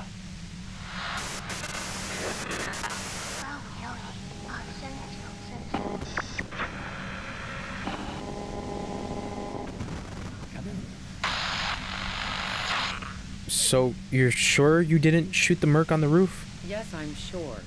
And anyway, as I said before, the shot had to have come from afar. Do you leave any flowers for Claudia on the roof? No. Gifts of flowers and candy aren't really my style. Not even wildflowers? Maybell, for example? Nope. But Claudia was mourning. I never did understand why, when someone dies, a hothouse's worth of flowers has to die too. Okay, so you didn't leave Maybells. No, I did not. Okay, let's take a step back. Yeah? More questions before doing anything. Who killed the merc if it wasn't you? How should I know? As I keep saying, he already had a bullet in his head when I got to him, and there hasn't been any useful gossip over the radio. Those rings around her eyes, her tired voice. She's been staying up late, listening in on the conversations crisscrossing Martinez. For this radio? You've been following the case? Who hasn't? You know, I can still see him there, in Claus's room, lying on his side. He was still warm, but the bluish light coming through the broken window made him look as though he'd been dead for a good long while. What happened Sunday night? Tell me your version. She eyes you warily, as though gauging your sincerity. She's refusing to adopt the demeanor of a cornered animal, a leader with no one to lead. She still wants to retain some control of the situation. It's okay. We just want to... He struggles to finish the sentence. All right, don't kill yourself over it. I was shooting the shit with Hardy and the boys over a few beers, like always. Then Claudia comes in, all pale and shuddering. She sits down with a drink, trying to steady her nerves. So I grab a seat next to her. Wait, did she also seem high to you? Oh yeah, super. But I didn't think too much of it at first. I'd seen her party hard before. Claudia said you knew something was wrong immediately. No, I really didn't. She's not that easy to read. I just assumed she'd done too much blow. It wouldn't be a first for her. But no such luck. She was in some deep shit. She asked me to come upstairs. The merc she'd been going with was lying on the bedroom floor, dead. I knew she couldn't get the authorities involved, so yeah. You made it look like he'd been hanged. Claudia said you seemed to have a plan prepared when you got there. What? No. Faking a lynching was her idea. Her idea? Yeah, in cold blood. It really surprised me how quickly she was able to get a hold of herself once we got up there. It was like she was another person. The party girl was gone. She asked me to help her drag him into the shower so she could wind the shower head around his neck to fake lividity. Then she dressed him while I went to get the Hardy Boys. She lied to you about that, too. That's bad that she'd be so calm. Yeah. I wasn't sure whether to admire her or be disturbed. Do you think she killed Laylee herself? As I keep telling you cops, we didn't hear anything downstairs. No gunshot, nothing. But even if this is true, weren't you worried this lynching might lead to... War? The thought crossed my mind. But the mercenary's death was going to have repercussions either way. Although the way things are going... She doesn't want to talk about this, but not because she has something to hide. She doesn't want the guilt. Fuck it. I'm not responsible for these people after what they did to me. If you didn't kill him, why hide? I saw you roll into town. I wasn't about to stick around for questioning by a goddamn La Puta Madre agent. What do you mean, La Puta Madre agent? Yes, you. Everyone says you're his peon, his human can opener. Through the sudden sharp pain in your head, You hear the lieutenant mumble something to himself. Fucking hell. And why me? You hear through the white noise. It's especially bad suddenly. Felt like a vein exploded. Who's everyone? How do you know this? Everyone in Jamrock. The cops, the criminals. Why do you think I'm holed up in here with a goddamn death ray waiting for you? If she knows that about you, she must know your real name too. Tell me, what's my name? If you know that about me, you must know my name. Harry Dubois. One corrupt motherfucker with the disco pants and a funny tie. Agent to la puta madre. So she knows your name. That doesn't mean you're on the tape. Criminals make up bogeyman stories about cops all the time. All of this just means that you're effective. Criminals know you and are scared of you. La puta madre. I've heard of La puta madre. He's dangerous, right? Is that a joke or a threat? I'm guessing both. No, that was a real question. Yeah, sure. She doesn't believe you. I'm sure La Puta Madre himself will explain it all to you soon enough. What did you do to this madre anyway? You know what I did. I fucked him over. And now I have Harry Can Opener in my lair. Fucking Titus. I thought we had an agreement, she thinks. This was not supposed to happen. She's not going to change her mind that easily. She still perceives you as a threat. Wait, one thing. Possibly small, but she said you rolled into town. Was that you singular or plural? She might know something. When I came into town, was there anyone with me? Yeah, you had your death squad with you. What happened to them anyway? Who was in the squad? Well, it wasn't this scrawny dude. You had two guys and a lady. The guys looked pretty buff. The lady wasn't bad either. What else can you tell me? One of the guys seemed chipper, a blonde. The other had a brooding something or other about him. And the woman was the only one in uniform.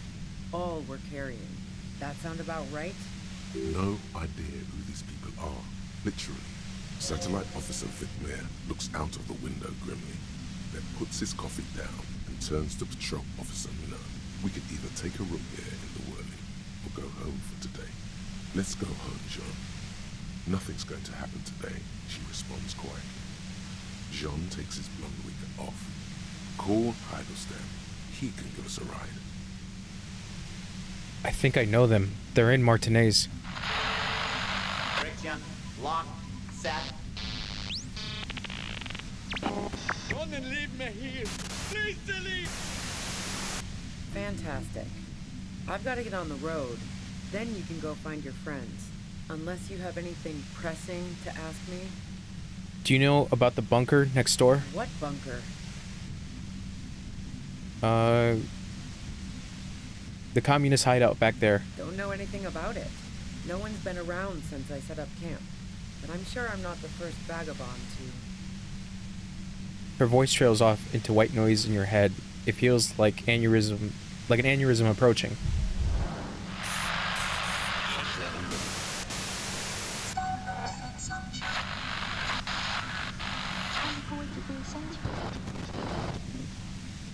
Keep calm.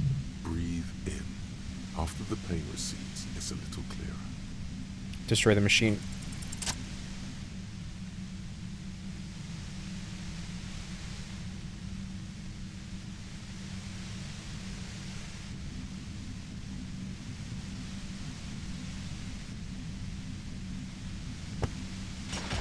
You did it. The compressor lies broken on its side. It's quiet in your head again. It still hurts like hell, but... You're under arrest. She looks at the machine, assessing the damage. Her hand trembles. Oh, fuck it. Oh, fuck! Convince her to put the gun down. She's truly desperate. She thinks she has no other options. You need to give her options. What options? You know. Maybe I can still talk her out of it? This is how you talk her out of it. It's the only scenario in which she lives. Please. Put your hands up. Just walk away. She stares at you, frozen, the gun still in her mouth, eyes filled with dark intensity. Then something shifts in her. Gratitude, doubt. She's still ready to go. Her neck and shoulders relax, and her grip on the gun loosens. You don't have to do this. You're not cornered. I'm letting you go. Day of miracles. I'll take it. She runs past you, then past the lieutenant, and disappears into the darkness of the tunnel. Good call. Are you sure? Yeah, I'm sure. I would have done the same had I not been incapacitated. He couldn't take it like you. It irks him. Then he gets over it. I think she didn't do it. Her tent. We should check it out. He points to the back of the cavern. So what the fuck? Dark water trails into the distance. There's no way out.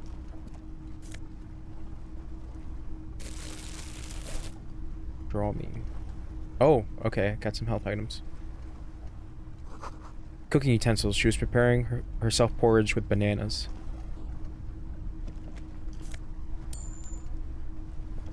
The plain red tent stands by dispassionately. It was pitched by practiced hands. She's used to camping out. Look inside. The tent looks old, but well maintained. In the darkness of the tent, a rolled up sleeping bag, cooking utensils, some books, and a kerosene lamp. It reeks of cigarettes. Look at the books. Assorted soft covers, mostly pulp horror. A motor carriage lies buried in the snow on one cover. On another, a ghost airship. You also see a collection of radio enthusiast magazines. See anything? Sift through the magazines. Rager Monthly, Journal of Material Science. More Technological Digest. One of the magazines doesn't have images on the cover. It's not a magazine, it's a leather notebook. A notebook. You pocket the worn brown leather journal. A trusted friend left behind. We should read this immediately, like right now. Fair enough. A thick journal. The cover is worn like someone used to carry it around in their back pocket. Examine the cover. It's made of full-grain leather. The lower left corner of the back cover sports an embossed brand name. Schneller. Schneller is a stationery brand from Gottwald, beloved among architects and engineers. She's got good taste and must have taken whatever she recorded here seriously. Unwind the strap. The journal falls open. About 2/3 of its ruled pages have been filled. Study the handwriting. The large cursive of someone who writes quickly and confidently, perhaps too confidently. Many phrases and even paragraphs have been crossed out, with tiny corrections scrawled above and in the margins. Flip through the pages. It's a mix of logistical notes, diagrams, and personal reflections, all dated. It's good she left in a hurry. We could learn a lot from this. What kinds of logistics? Hard to tell exactly. It's mostly noted down in code. Looks like contact information, quantities, directions. There could be useful information about local operations in those notes. We have a junior sergeant at my station who's good with codes. I can give this to her after we finish this. What kind of diagrams of... Well, excuse me, what are the diagrams of? Esoteric radio technology. The most recent ones probably pertain to the latitude compressor, sketches, calculations of distance and density. You make out a familiar spiral shape. Anything personal? Short, wry observations of people and places. Probably a way to pass the time on the road. Also, what appears to be attempts to sort through some difficult decisions. There are a few passages with many questions in them. Staff issues. Always tough on the leadership. You smell traces of betrayal. How far back? How far back do the entries go? The first entry is from August 2nd of last year. It reads simply, I know my position is precarious. All I can do is make myself as useful as I can while looking for a way out. Remember, no one is indispensable. What did she write the day Laylee died? Nothing on March 4th. March 5th, though, well, that's bound to come back and bite me in the ass. I'm bad at this. Loyal to a fault. But that's another matter entirely. You have no idea what she means. These are personal notes. Don't expect to understand all of it. Anything about La Puta Madre? That name isn't mentioned as far as you can tell. Small wonder. Would you talk about La Puta Madre in your journal? You do see an M, though. La Puta Madre. M is mentioned on March 9th and March 15th. Read the entry from March 9th first. Great. M's peon is coming to town, no doubt to investigate the lynching. But also, I feel it in my gut to finally put a bullet in my head while I'm napping in my lorry or on a smoke break. Well, I won't stick around just to twist my own neck by constantly looking over my shoulder. Then again, isn't that what I've been doing ever since I got the call? Were you supposed to find her, even apart from the investigation then? On M's request? No, you wouldn't do something like this. This must be a mistake. Am I sure this is a mistake?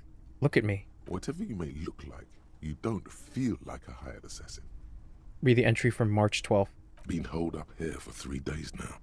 I'm used to being alone and all, but I don't know when I'll be able to leave, or if I'll be ratted out. They will rat me out, of course.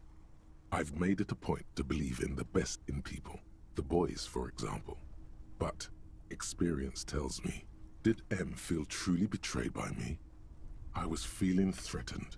He'd have to know if he threatened people, they'd take measures to protect themselves. Even I know that. Economic measures first of all. Gotta make a living, right? I can still hear his voice in the receiver. Taste the plastic. The entry ends abruptly. That must have been one hell of a conversation. What's the most recent entry? Conclude the journal. The most recent entry is from today. It reads, even when I leave here, if I leave here alive, what's my next move? Staging a lynching is a crime, even if I'm not accused of murder on top of that. Forever on the run. Not really my idea of the open road. Man, I was really looking forward to winning. It looks like she might have been framed. Lieutenant taps on the page. That would be a first, or a fourth. But who's counting, he thinks. Very rarely does anyone actually get framed. If she didn't do it, then maybe it's good that we didn't catch her. I wouldn't go so far as to say that. We have other reasons to arrest her.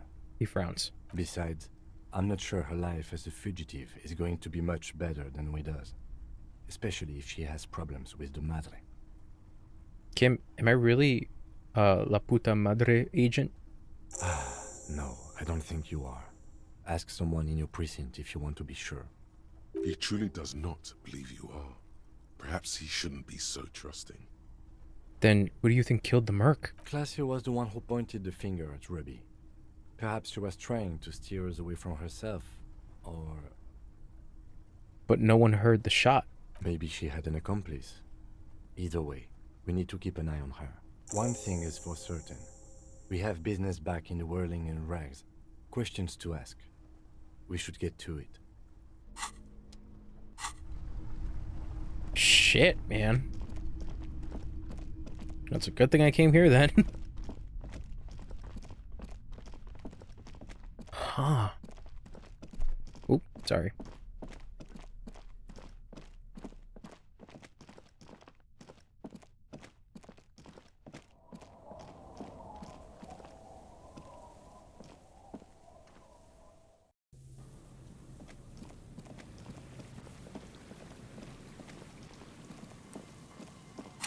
Okay, so what do we got? Are you La Puta Madre's peon? Return to the whirling in rags.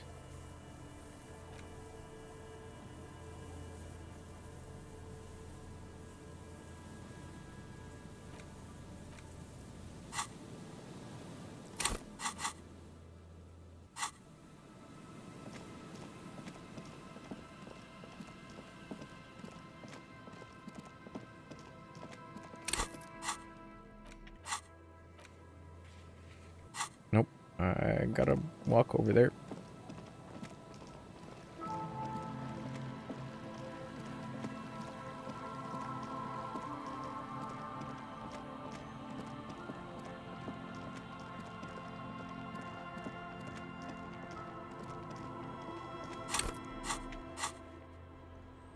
Damn.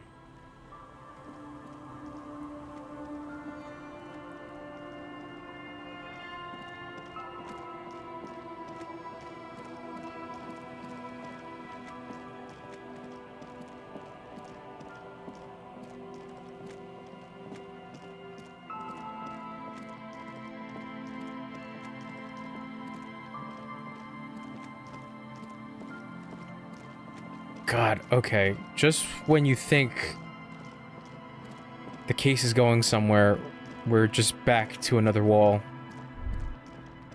Stop. Just up ahead. Danger.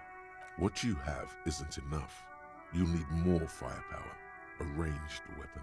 Your Kvalzun KR2 multi-tool looks impressive, shining in the cold spring light. But what can it do against military-grade weaponry? I'm not sure I feel ready for what lies ahead. Then you'd better get ready. Whatever happens, I've got your back. Oh, Christ. I'm all out of shits to give, loincloth. Welcome to the fucking reckoning. Oh. Put your damn gun down. People are gonna get hurt. We need to talk this through. All right? Shut up. You're not gonna talk yourself out of this, loincloth shit fuck. This is the mercenary at the gates. His chest rises and falls under the ceramic breastplate. His fingers reach for the butt of his sidearm. Kim, what's going on here? Shh.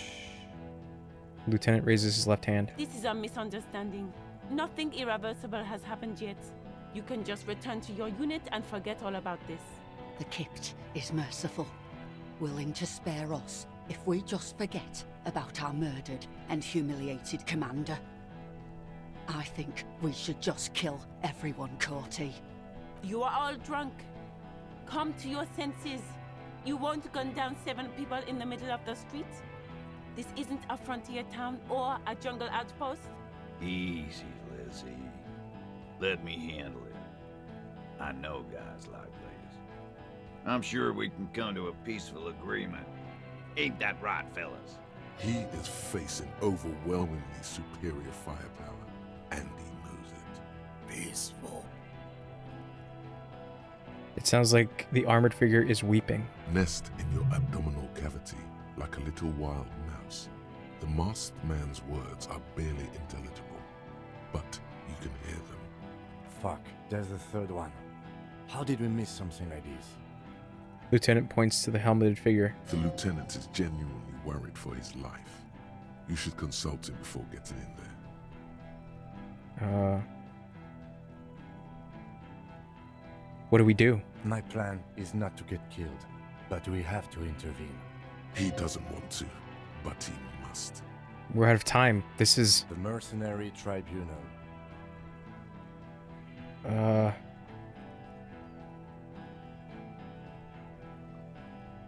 This is the big one. The big one is the mercenary at the gates. If this turns into a firefight, we should take him out first. He nods. A sound strategy. He's the leader. Stop. This is the police. My fucking outfit. Get lost, comedian. You cops had your chance. Now it's fucking time for some justice. He licks his lips, waving his gun at the crowd, losing his balance for a moment. He staggers backwards. I think he's calmed down a bit. Pig fuck! Is the only word that you can make out. It doesn't sound calm. I can see you're drunk. Ah, yeah. Welcome to the fucking party. You're probably gonna get killed too. I don't give a shit if you're cops. No one is going to kill anyone. Let's just put the guns down and talk like civilized human beings. With a wordless gurgle, the killer loads his long rifle. The leader gives a small nod to the helmeted man. You feel your fists contract as you stand there between these men, all carrying real weapons. You really, really should have a gun in your hand by now. Or something dangerous. This feels scary. No, it's okay. Soften him up and trust the others to attack if it comes to that. Make him talk. Present an argument. Even if it comes to a fight, it's always a good idea to drag it out. Get under his skin. I don't know about this getting under his skin. He'll only get under yours. I'm barely keeping you together here. This is it. Peace. Always peace. It has worked thus far. Start with the first idea you have. Move down from that. Please. Who is that? Point to the man. I didn't know you had a third guy. Rude. Rude is the killer. Rude, the killer. Owen Cloven. He doesn't talk much. All of you cunts inside out. What was that, Rude? Rip you open. The killer? The gunner. The raddest. The killer. He points to the figure clad entirely in ceramic plate. What do you think he does?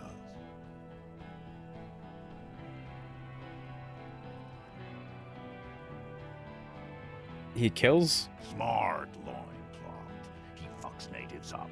Soldier of the apocalypse style. Listen, they didn't do it. Yeah? Who did?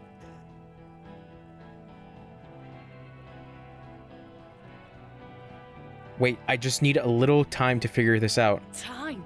You had time to fuck around in that church, to run errands for your union chief.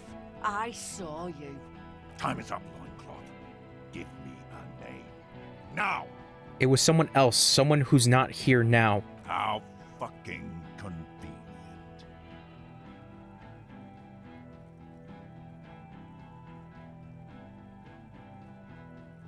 He was a shot from a great distance. A sniper did it. You think I'm fucking stupid, cop? What if I just shot one of your pals here, right now? Huh? How about the kid? Tell me. Magic fucking sniper. One more time. Listen, please. This cop and this drumhead cop marshal won't decide who... Think. Why doesn't he believe me? The Hardy Boys confessed to hanging him. All together. Titus said we took him out back and hanged him. He said it loud. In a public place. Listen, he was shot. He wasn't hanged. Listen to me. You're lying. DePaul heard. He doesn't move the weapon. You heard wrong. She and these men have been helping us find the shooter. The hanging was only a cover-up. Listen. Liars. He pulls the trigger. A plume of smoke erupts from the muzzle of his gun. The shot rings in your ears. A low, tinny ring. Then the Hardy Boys yell something. The young woman stands and looks behind her. The shot has flown over her head, crashing a small pane of the glass window behind her. I missed. The man looks at his revolver and smiles. I know what I heard, Corty. They said they killed him. They said it was a good way to end a Sunday night. That doesn't sound good. You need to change the topic now, or there will be another shot. What topic? Shots have been fired. Act before it's too late. This was a close call. God.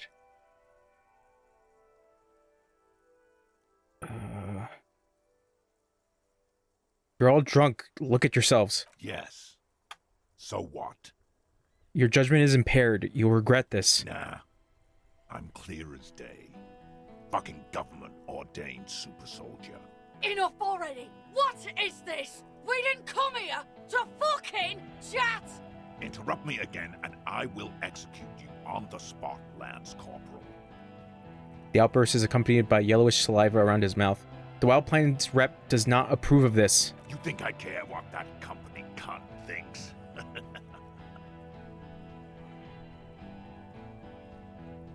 Wild Pines is not going to forgive you for massacring a bunch of innocent people. The man stares at you with bloodshot eyes, a bull ready to charge.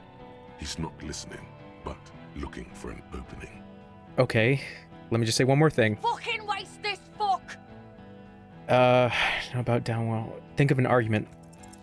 Alright, here we go. This is an illegal tribunal. Krenner would never sanction this. Who's the commanding officer? Take your pick. Really? None of this looks like it's going to do anything but piss him off. Just a question. Who's in charge of your unit after the death of your colonel? I am a Grinnell Major with over 15 years of live combat experience. When my colonel gets hanged by clay monkeys, I lead the platoon on a retaliation strike. So you're the highest ranking of the three of you? Nah, I just have the biggest gun. He raps on his armored barrel like chest. Technically, the other man has the biggest gun, but we're beyond that. Yeah. Hold on. What's the highest rank in Krenel? King Reaper. He says without irony. As leader of this group, reconsider your actions. This does not need to end in bloodshed. You're right. But you see, I want it to end in bloodshed. Okay, it's not much, but he's thinking about something else, and his hand is off the gun. Okay. This did something. Talk about the hanged man. Dangerous. Ask about him first. You don't want personal facts about his dead friend coming out of your mouth. He has to start it. I know you weren't a goddamn scab leader. Yeah, I don't fucking act so well. Laylee had a hard-on for making faces with you natives. Fucking food aid shit. That shit is done now. Trigger time. Who are you? A major? Sergeant Major Raoul Cortiner, reporting in to burn this fucking mud hut to the ground. He points at the whirling in rags. As he moves, the interlocking pieces of his armor click. Softly. Click, click, click. The realization comes to you, like a picture puzzle coming together. His name is Raoul Cortiner. The dead man's name is Elise Cortiner. Oh! With the deceased. Fuck! No, probably foster brothers. Elise was put into a foster home, remember? For killing, maiming, and humiliating our commanding officer. We're all sentenced to death by lead. Cortiner. I know that name. He sways from left to right, inspecting you. Raoul and Alice Cortiner. Look him in the eye. I'm sorry about your brother, Raoul. He wasn't my fucking brother. We just grew up on the same farm and got beat into place by the same sick fuck. And then you went to the same military academy, and the same unit, and the same war. Same fucking mud hut town, too. He looks around, then wipes his face with his armored glove. Okay, good. His parents left him in a fucking leaf compactor. Who? Laylee? Yes, when he was small, just an infant. We researched him. We contacted the ICP and looked at his birth records. That was in there. And other things. They fucking put Laylee in a leaf compactor. And now these cunts finished the job. He waves at the gang huddled by the doors. It's a mind fuck, Corty. He wasn't put in a leaf compactor. They're making it up to fuck with us. She glances at him. Major, permission to. Open fire. We can't have that. Interfere now. Listen, you're Laylee. Everyone says good things about him. He was a talker. Fuck do you mean, talker? We've heard testimony. People say he was charismatic, a nice guy to be around. Yeah, he liked to chat up the natives. Share leaflets, squeeze a bit of kit tass here and there. Great fucking idea that turned out to be. He points towards the yard. If Laylee was here, he would spare the lot of you. Maybe shoot one for sure. But me, I'm not a big fan of public affairs, Clay Monkey. I'll gun every one of you down for what you did. Ready to open fire, Major. At your command. He had blue eyes, didn't he? Your brother? Baby blue, yeah. Like someone fucked up and put a baby's eyes on a grown man. He smiles, pulling his face in a strange way. It was creepy, but bitches like that shit, I guess. Or, I don't know what bitches like. I just know how to mow down cloths. Your brother did not deserve to go out like that. I promise. I will find his killer. Find his killer. Cop, his killer stands right there, shitting his pants, and you're standing in the way, protecting them. I know what this tactic is, Silo Sam. You're gonna die for them. Right here. Big talk, but that leaf compactor won't leave his mind anytime soon. It's a small thing, but it got him off center. Where's Claudia? She can explain this. Who the fuck is that? Claudia, the woman upstairs, where is she? She left! Yeah. The manager calls down from the balcony. Unarmed, hunched, but keeping it together. What do you mean she left? She left! Her room's cleaned out! Right before these assholes showed up! We should have arrested her. His eyes still on the armed mercenaries. You can feel how upset he is with himself. Just for a second. Then the fear takes over and he's back in the moment. Hey, Bushman! Your little cunt isn't gonna help you out of this one! Why did I not find my lost gun? What's that, loincloth? I can't hear you. Sounds like you got your mouth full of dick. Rude. Shit, this is it. Tell him anything. Tell him you have more information.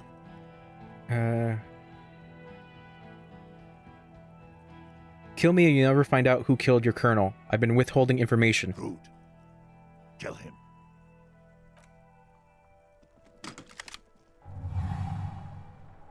The porcelain man raises his rifle and takes aim at you. His hands are steady, and the long barrel of the rifle sways slowly. Kim, where's Kim? From the corner of your eye, you see the lieutenant raise his pistol and aim it at Rude. He's trying to find a straight line of sight before the rifleman can take you out. Blink, think. You stare down the barrel of the gun. You see Rude's mask behind it, his eyes in the slit of the helmet, like a camera lens, focusing on you. 0.4 seconds remain. There are 6 little black dots in the tip of the barrel, like a honeycomb. This is a knock cannon. It shoots 6 rounds in one pull of the trigger. God, you're so frail. Too frail to think further. Time is running out. Dodge a shot. You leap left. A swarm of angry lead passes mere millimeters from your side, tearing fabric of your coat. Feels like the lightest of tucks. Stop shooting at me! The man tilts his head, trying to see through the clearing smoke for the next shot. Watch out. To your left, DePaul is about to take a shot too, at Kim. God, please. Lieutenant says quietly without trembling, his aim face pale. He's aiming for the eye slot in Rude's helmet. An extremely difficult shot. He has to. The rifleman will fire at you again. 2 shots ring at once. One from the lieutenant's pistol, and the other from DePaul's. It's aimed at the lieutenant, but it misses. You hear a scream behind you. Kim, did he hit the rifleman? Blood gushes from the helmet's eye sockets as Rude staggers back, disoriented. The sounds coming from his helmet are not human. An unbelievable shot from the lieutenant. Who screamed? Glenn, dying in a puddle of blood behind you. His mangled torso has 2 gunshot wounds. Blood gushes out of them like red geysers. Oh God, watch out. You see 2 cold eyes looking at you through all the smoke and panic, and a pistol raised, aiming at your chest, point blank. Then the man squeezes the trigger. Look him in the eye. A look of happiness. His eyes seem unnaturally bright, shining like stars. Something in the fear must distort him somehow. He is evil, and the end. Here it comes. Death.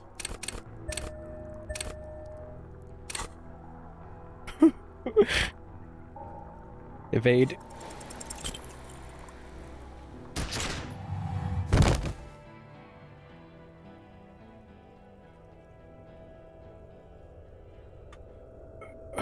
You can't.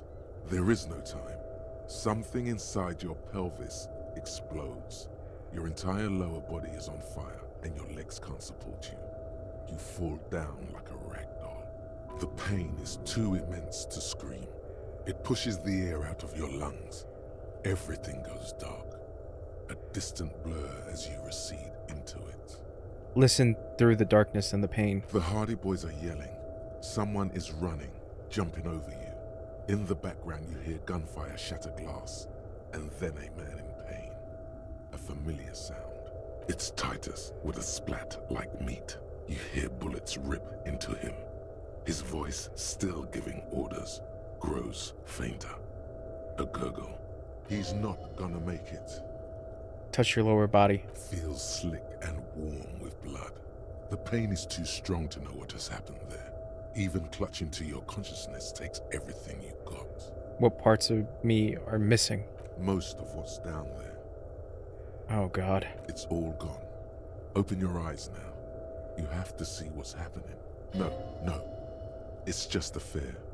Even if... Who cares? No one wants you anyway. Try to open your eyes. What do I see? Nothing. A persisting darkness. Dancing lights of pain. Distant shadows cast by them. Like a hellish play. You're bleeding out. A silhouette appears crouching over you. You hear a familiar voice filled with urgency and fear.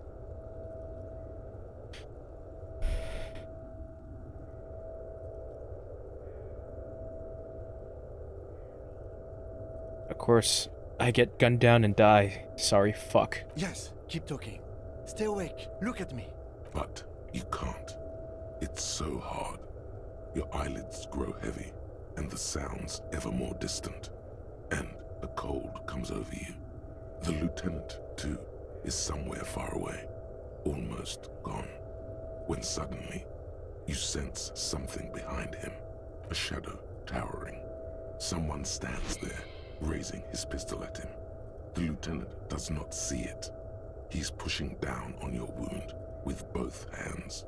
Scream immediately. He's gonna die. No, Kim! No, you scream. Behind you, from your bloody lips. Your eyes are full of fear. There is no room for hesitation. The lieutenant turns around and fires, his body falling on yours in the course of the motion. You hear a roar of pain, a death scream.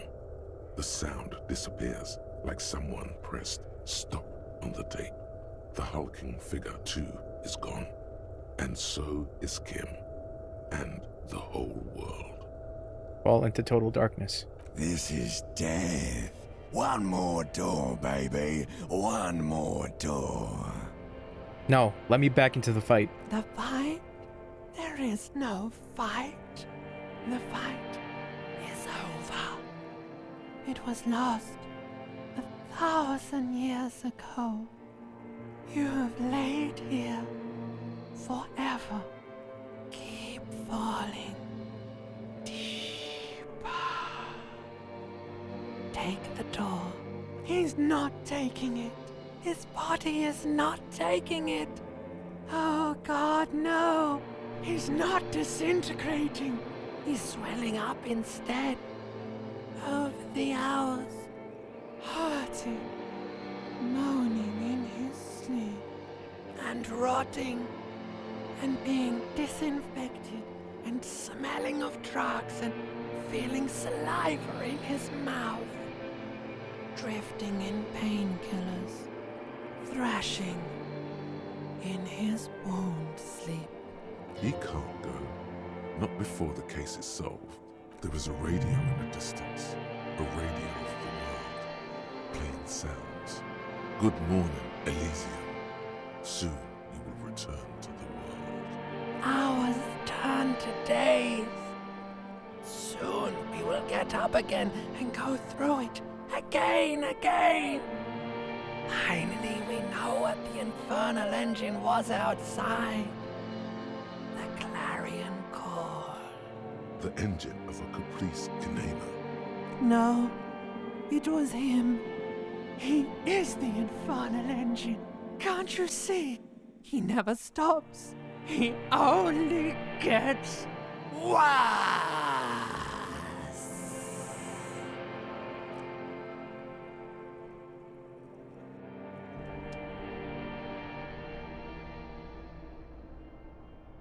You see the lieutenant's familiar shape in the orange jacket. It turns double, then triple, from the pain. Kim? Sunrise, Parabellum. Lieutenant says he's in the middle of a freshly cleaned room with a fan above his head like a halo. We're in day 7. His face is covered in bruises.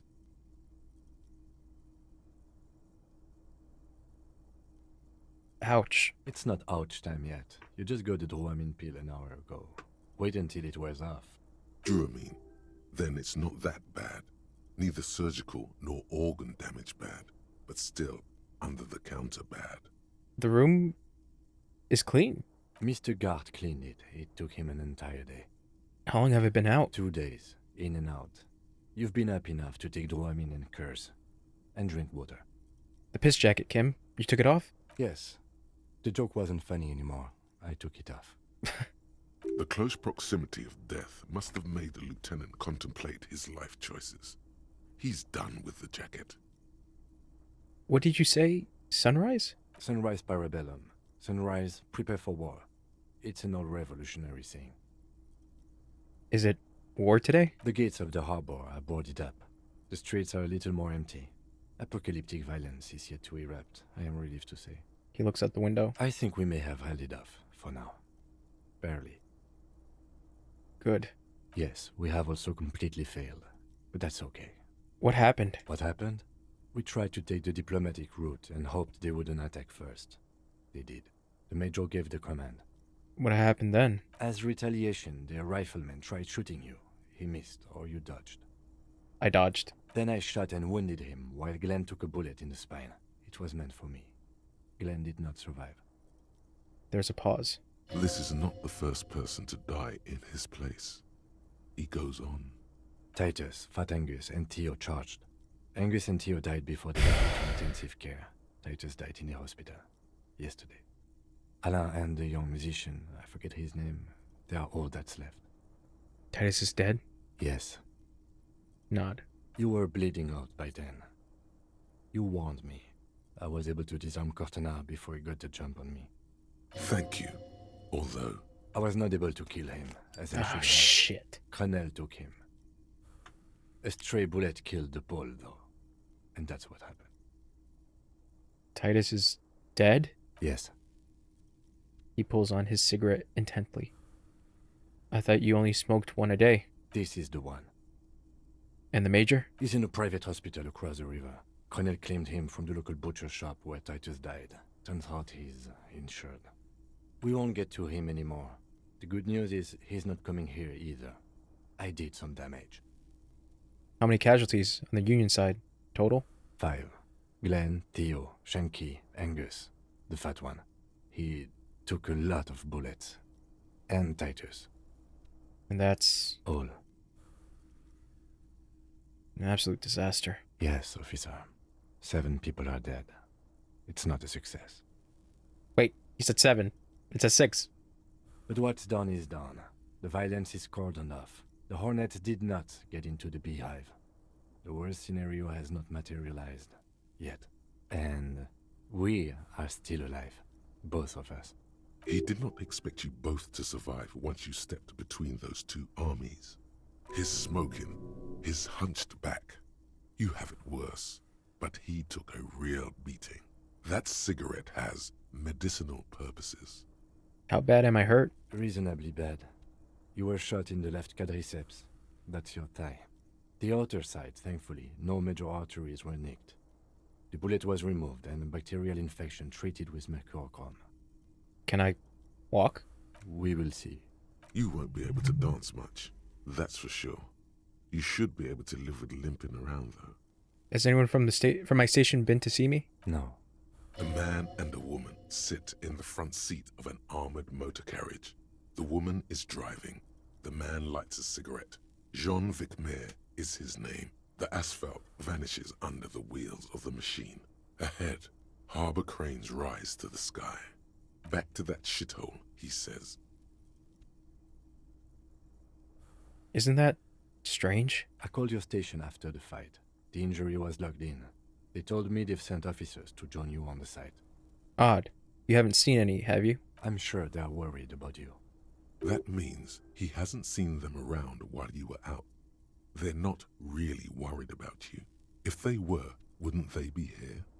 If they were so worried about me, where are they? I don't know. He may have some idea, but he's not gonna get into it with you.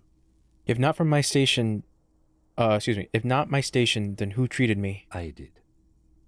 Thank you. No need. Are you hurt? Not very. I have a concussion from the Major beating me with the butt of his gun. I tried to not move too much. Things would be worse if you didn't warn me. Thank you. I did not see him coming. Stupid of me. Okay.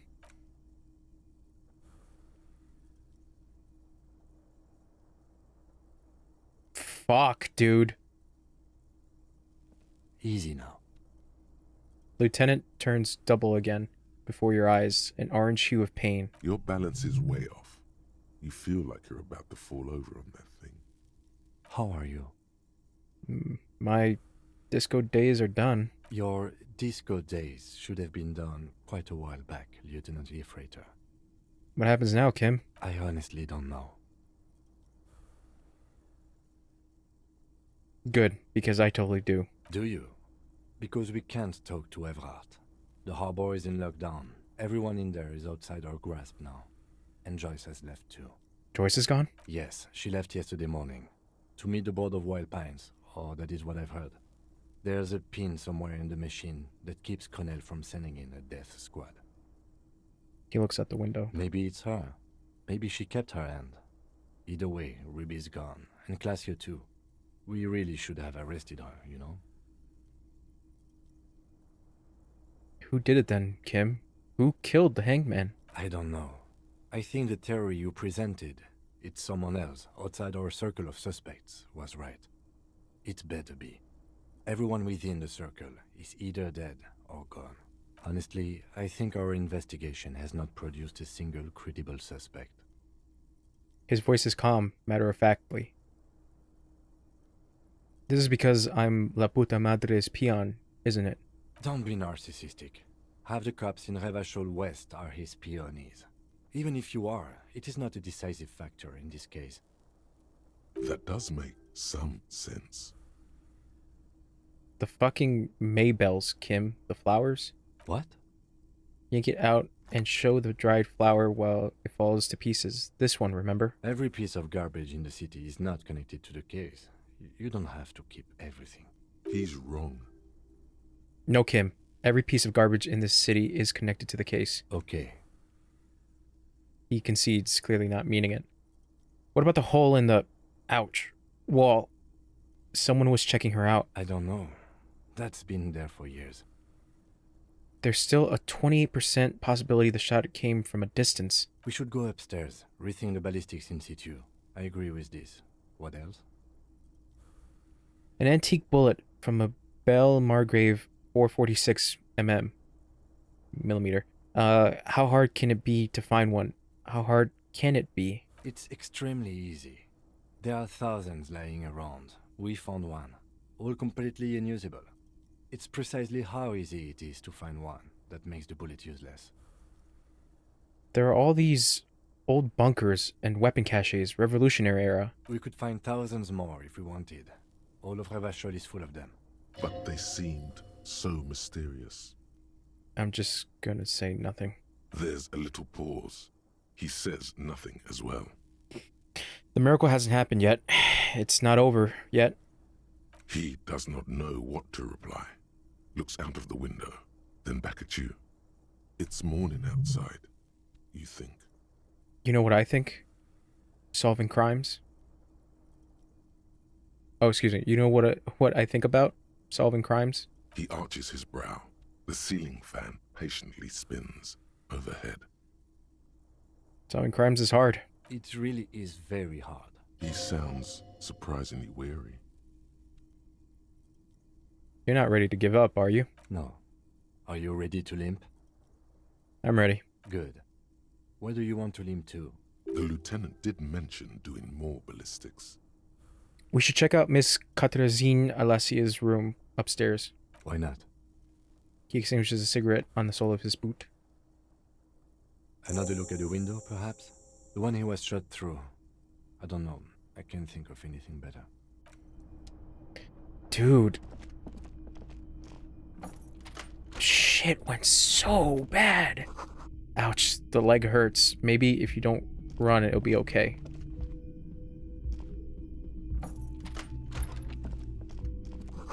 Looks like she left something on the table.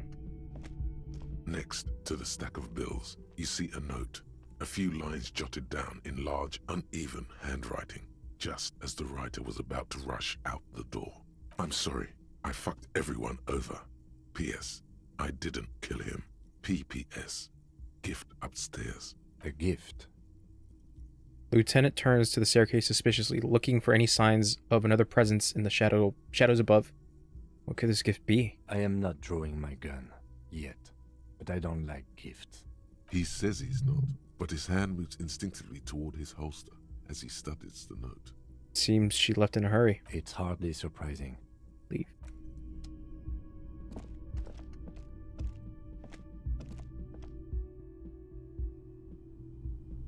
What the fuck is this? A thread made of nylon. It leads out of the room onto the roof. You see the same two neon-lit shapes, a man and a woman, only now a red thread bisects the room, pointing from the antenna outside to the cupboard on the wall. This is ballistics. She's left a trajectory for us. Lieutenant tests the thread on with his finger, drawn taut. He rebounds instantly. A ray of backward motion explodes from his mouth to the roof outside, A prime, to then widen into a radius of locations in Martinez, B prime, B double prime, and B triple prime. Where does this Where does this thread lead? It suggests the bullet came from the extreme upper quadrant of possible angles, from a point beyond the roof, B triple prime, the island in the bay. Is she trying to tell us the shot came from the inlet? Unless she thinks the perpetrator was standing on the ring antenna. That is where the thread seems to point. How does she know how to do this? She was there that night. She would have known precisely where the bullet hole was in the glass. She had a long time to think about it after, standing on that roof, staring at the glass. It also looks like there may be more to her skill set than we know. The question is, should we trust her? This is her way of saying she's sorry? I find that hard to believe. But at this point, what difference does it make? This is also the only point of origin we haven't ruled out yet. So it is. For a second he seems tired. Maybe we need to go to the island. The wind blows in from the open window. The lieutenant sighs, looking into the cold distance across the water. He is trying to justify it to himself.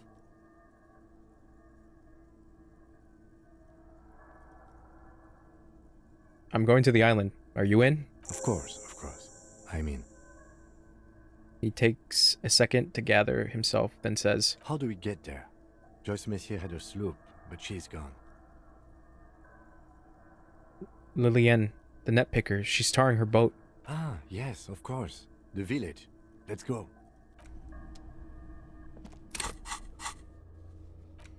Go to the island.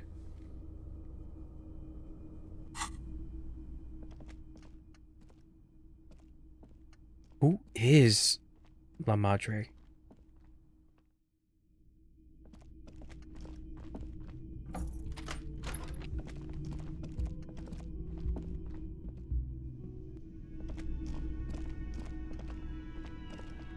Oh, you're up. It's good to see you back on your feet. Did you like your room? I cleaned it for you. I did. Thank you. Big improvement. You're welcome. I thought it would be nice for you to wake up in a clean place after you, let's be fair, defended this establishment and its clientele from gunfire. Defended may be putting it a bit generously, though. I had a great view of you doing nothing to stop those psychopaths. Then I crawled inside.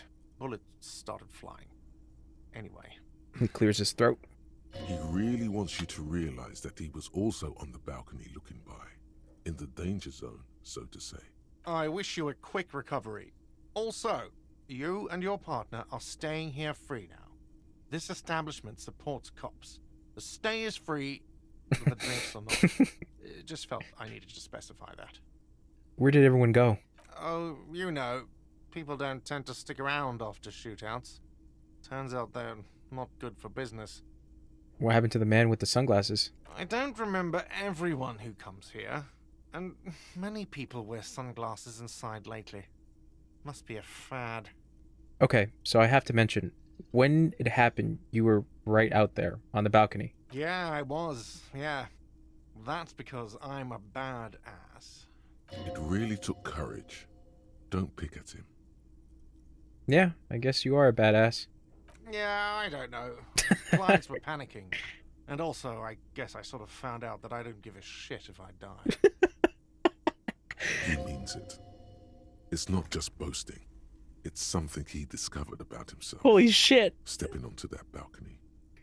Alright, thanks. No problem. They'll come back. They always do. Goodbye.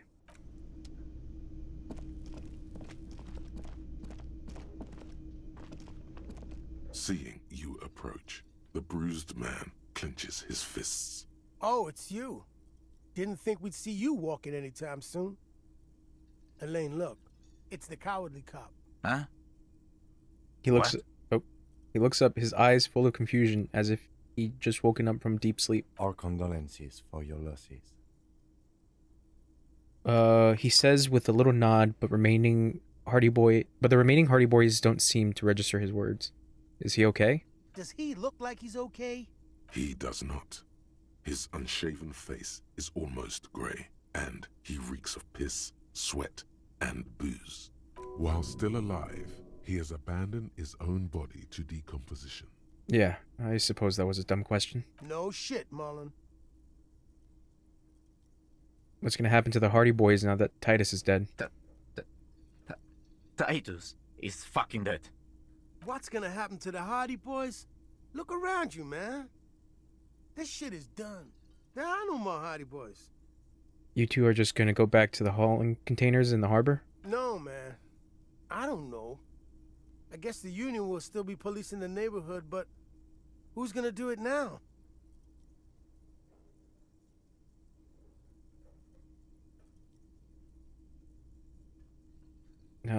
Didn't Titus have a brother? Tibbs? Tiberius, he don't want to get mixed up in our shit. Titus has been buttering him for years, on account of all this being fun as fuck. But he's got his window fitting business, a wife with 2 kids, and a 3rd one on the way. No way he's gonna leave all that. Yeah. Any idea what happened to Classia? Damn songbird of misery, that one. Man shakes his head. And do you have any information on this songbird of misery? God said she took off sometime before the firefight. That's all. Trying to remember if there was anything. Oh yeah, he said she seemed to be in a real hurry. She's gone. Face it. Take care, guys. Yeah, you too. It's a rough world out there. It's not easy being a cop. We were too hard on you. Both of you. We shouldn't have fucked with you like we did. You got between us and a lot of bullets in that fight. Matinees owes you one. That's kind of you to say. Take care of your friend, okay? I will. You take care of yours. He nods to you. A sharp pain shoots up your side and into your stomach. You must not look too good. Luckily, it passes. Holy shit, dude. I see you found yourself a little something from my wardrobe. Not bad. Not bad at all. What brings you here? About this robe I'm wearing. You can keep it. I don't mind. I can appreciate beauty when I see it. Thanks, it's like carrying a piece of you with me at all times. Is it now? Well, enjoy it. What is it about the way he carries himself? It's the sports. He's a sports guy. All about that physical prowess and athletic skill. Nothing else here. Leave. Bye-bye, gendarme. Alright. To the fishing village. How the fuck does it look outside? What does it say? Un jour, je serai de retour pres... The graffito has been painted over the traces of the fight that took place here. It smells of blood and heavy fuel oil. This was Cindy the Skull. Looks like Cindy the Skull finally found the words for her masterpiece. The lieutenant crouches, touching the fuel oil with his finger. Looks like it, yes. This is still fresh. It wasn't here yesterday. I smell heavy fuel oil. And blood. Some of it is even yours. Heavy fuel oil. Isn't that flammable? What are you trying to imply, Fingers? You could buy some smokes, light up a ciggy and throw it in there. You know, just to see what happens. See if it's flammable. It's better that way. Safer. Leave.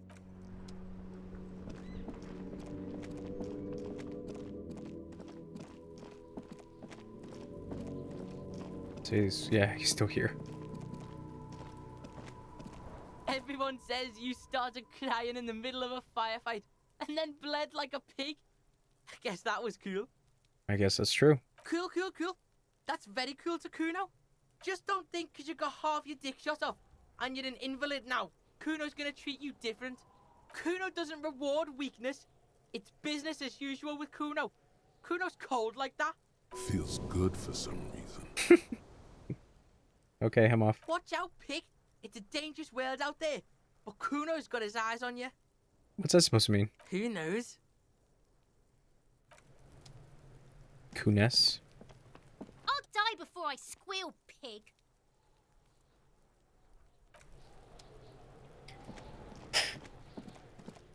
Well, I guess me getting shot was the coolest thing that could happen. Fuck it. Let's get some cigarettes.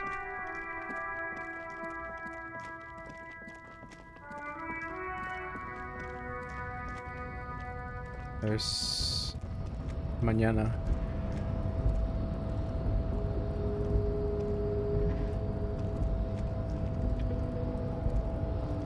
The boyadero stares at you with respect, then gestures towards the trickles of blood adorning your clothes.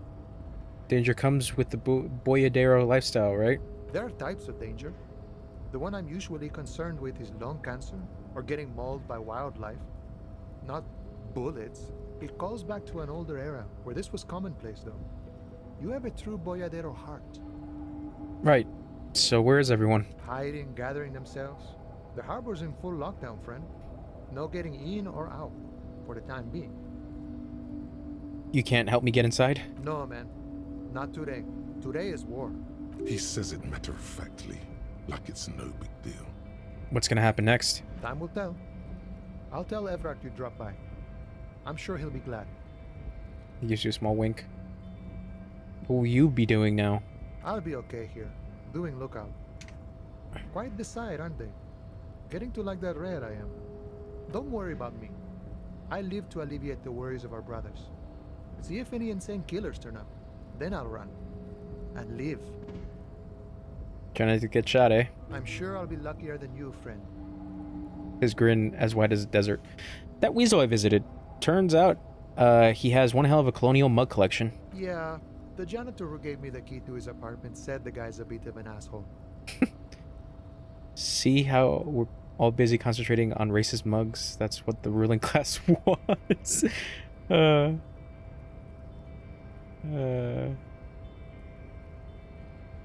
Yes, his mug collection certainly represented antiquated social values. Like I said before, I don't know much about this weasel, but the bossman said he's a real piece of work.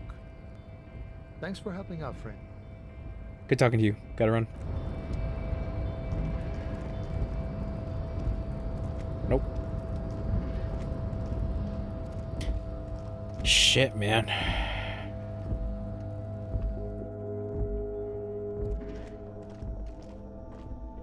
A colorful display of cigarettes. Again, I'm obliged to inform you that both alcohol and cigarettes damage. Here you go, mister. Give me extra. Thank you. Do I have The any? tear machine stands in the corner. No, I don't think I have any. Maybe. I don't know. Alright. Let's light this shit up.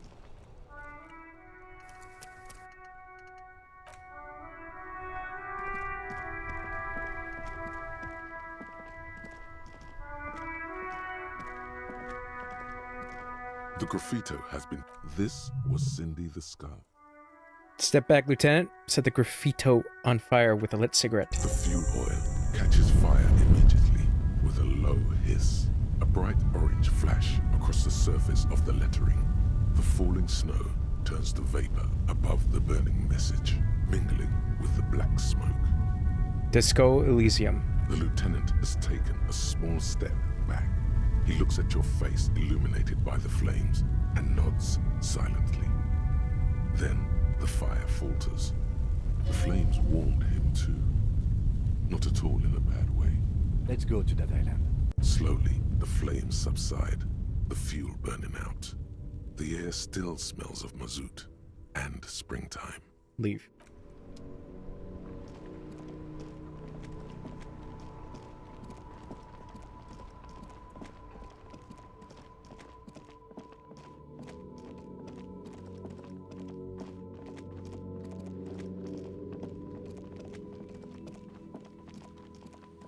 No, it's a good thing I didn't wait. I mean, I might have time to go get my gun. But shit, man, I was not actually expecting to be okay after all that.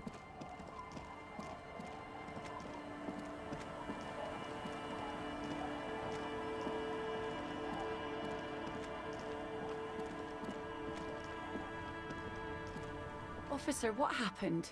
You're limping. Why are you limping? You look terrible. She sounds almost disappointed with you, reprimanding you for falling and hurting your knee. You seem angry. Why? Look at you. You can barely walk. Some people hurt me. Is this from the shooting in town? We heard gunshots. Not that we don't hear gunshots all the time, but they were closer than usual. There was an exchange of fire on Rue de Saint-Guylaine. It's nothing to be worried about, madame.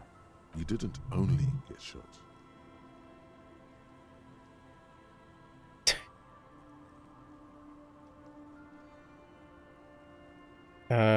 I dodged the second shot. I can also get not shot. Well, good for you. I have questions for you. Of course. Can I help you with something? Okay, we need to get to the island. Point to it. That won't be a problem. It's wind still and the tar just dried. We've got 2 days of relative sunshine ahead. Okay. Can we borrow your boat? If you promise to bring it back. And no scraping the hull. I just got it nice and yellow. And no drinking on the boat. And no joyriding either. Of course, ma'am. It's only for a day or two. Official police business. Aye. Not along attentively. The crow's feet disappear from the corners of her eyes as she smiles at you. 2 days of sunshine? I just got a bacterial infection. I'm sad to hear that. Take care of that with ether, will you? Don't get too many RCM men round here. Be sad to lose the first one. That's cool. You boasting your bacterial infection like that. What's on that island? Oh, no audio? Nothing, just ruins. Used to be some kind of fortification there before the war. For the communards. An anti-aircraft gun, I think. Bombed to bits in the landing. I haven't been there myself, always steered clear of it. Hasn't been there herself. Who has then? You said you haven't been there yourself? Who has then, if not you? My husband used to drink there. Him and his drinking buddies. Always seemed like a bad place to drink to me. People died there during the landing, you know.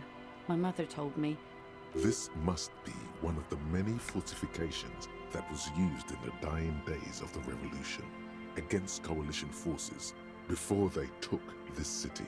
The kids sometimes go there too. I know they do, on rafts. I tell them not to, but they bring back old bullet casings and such.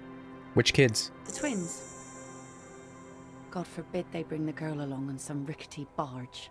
Can we maybe ask your twins about that place before we go? Would that be alright? Be my guest. They've a strange way of talking. See if you can get anything useful out of them. I seldom do. Is there anything I should know about getting there? Well, most of it's sunken. Underwater. That means concrete underwater. Cut your boat if you're not careful. Be sure to enter from the south side. Water's deep there. Aye, aye, Captain. Thank you. We'll use your skiff to get there then. Please be conservative with the fuel, will you? Just filled her up, but it's a small tank. Be seeing you. Twins.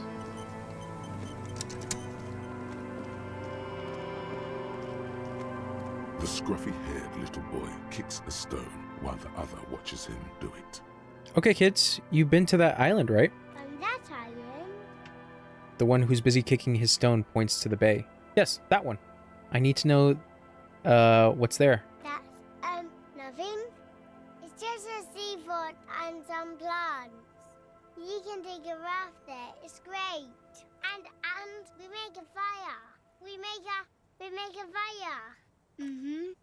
Gather the sticks for the fire. And bullets. Or not real bullets, empty bullets. Bullet shells. There are a lot of them left over from the war, but this could be important. Wait, you mean shells? I don't know what these are. What then? They're lights. The fire guy comes and asks us to put the fire out. Your nerve endings sting from the mention of a guy. They must mean a human being on that island, but it's cut off. Someone lives on the island? No. The boy answers, shaking his head vehemently. Yes. His brother looks at him, then at you. Let's go with yes. The lieutenant raises his eyebrow and whips out his notebook. Why is he the fire guy? Because The boy pauses to think. he asks to put the fire out. The other explains. Why does he ask you to put the fire out? I don't know. He doesn't like it. He doesn't like people to be there. You shouldn't go. Yes. The other one adds laconically, excuse me. Standing with his hands glued to his sides like a little tin soldier. Because he doesn't want to be found. Smoke traces. You mentioned something about lights. I don't know. Did you mean there are electrical lights? He points to the street lights. Yes. The boy looks at his toes. Is there anything else you can tell me about this guy? Age? Does he live there? No, he doesn't live there. I don't think. No, he lives there. Been there twice, 2 times. He doesn't live there. He isn't there sometimes. Anything else? What does this guy look like? I don't know. How come? We ran. He just yelled we shouldn't be there. Your father used to go to that island too, didn't he? Our father killed himself. Fuck. Don't say that, he didn't.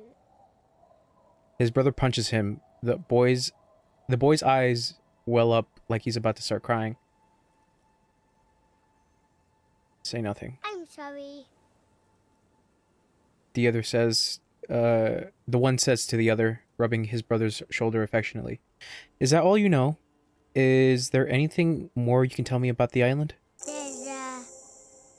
The boy says, rubbing his eyes. It's clear that he has no intention of finishing the sentence. Lights, fire guy. We should check up on that island. Bye, kids. Take care. Huh. Oh. Gotta run all the way there.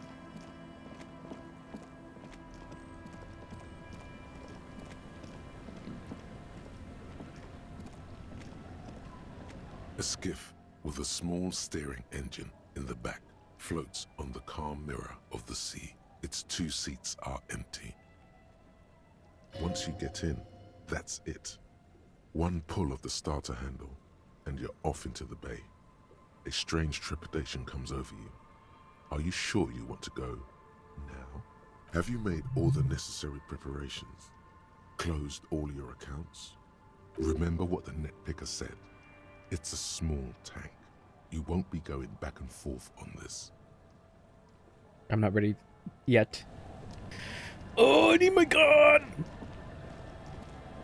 It's like the last thing, but it's fucking 10 o'clock again.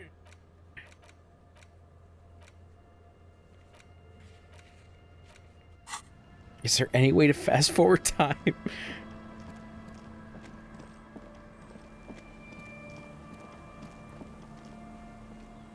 Yes? Nothing. That's like the one thing I want is to get my gun. Oh, but I missed it because yeah, okay, fuck it, yeah. Fuck it, that's all we can do.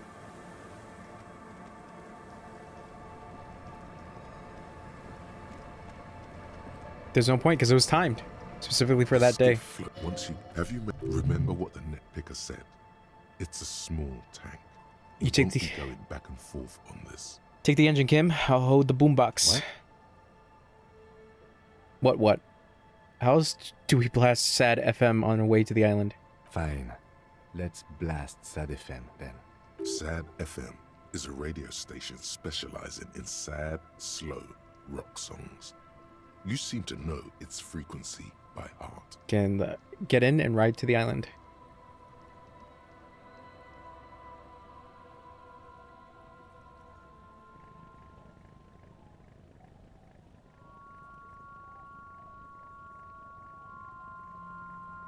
Sad FM. You're listening to Sad FM. Only the saddest music in all of Revachol.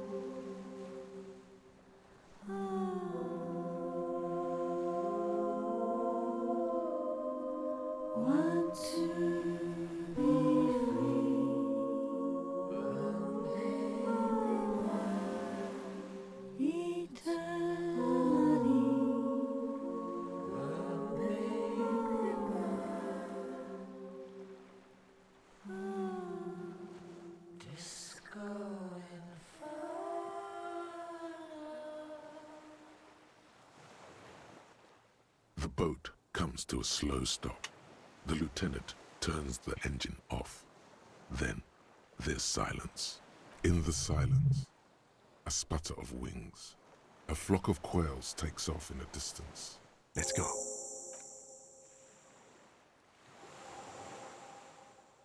So that's the thing I was curious about, is getting to the island, because there was no way. A makeshift bridge that bombs were powerful enough to break the foundation. The rest chain trails off into the ocean.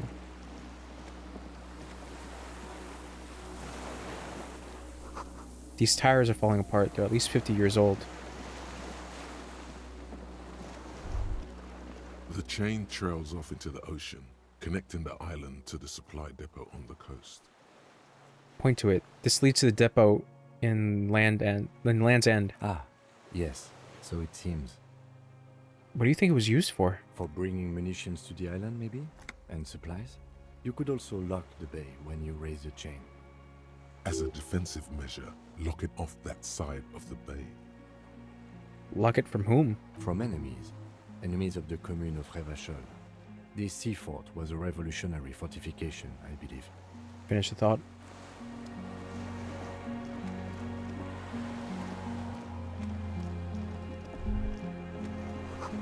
There's a lingering trace of mazout in the air. Some fuel has leaked out of the barrel. Black, viscous. Attention, inflammable.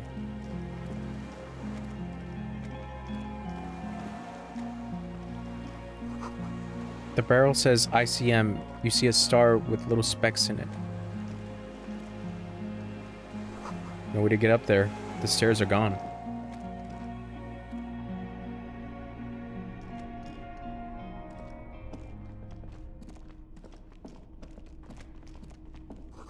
Careful, these stairs have collapsed. An old cylindrical generator is nested above the ammo lift, with makeshift electrical wiring running out of its side and across the floor. The cables disappear into the wall to your right. The lieutenant puts his hand on the metal barrel, checking for warmth. It's cold now, but someone has been maintaining it. The wiring has been repaired. Pour fuel into the tank. The lieutenant assists you, holding the canister up to the fuel tank as you tilt.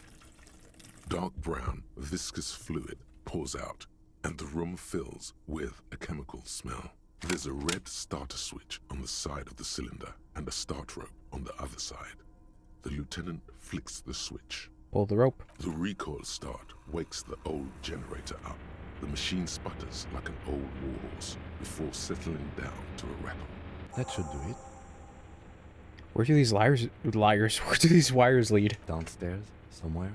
Tap on the side. The tank is far from full, but there should be enough inside to keep it going for a day. Leap.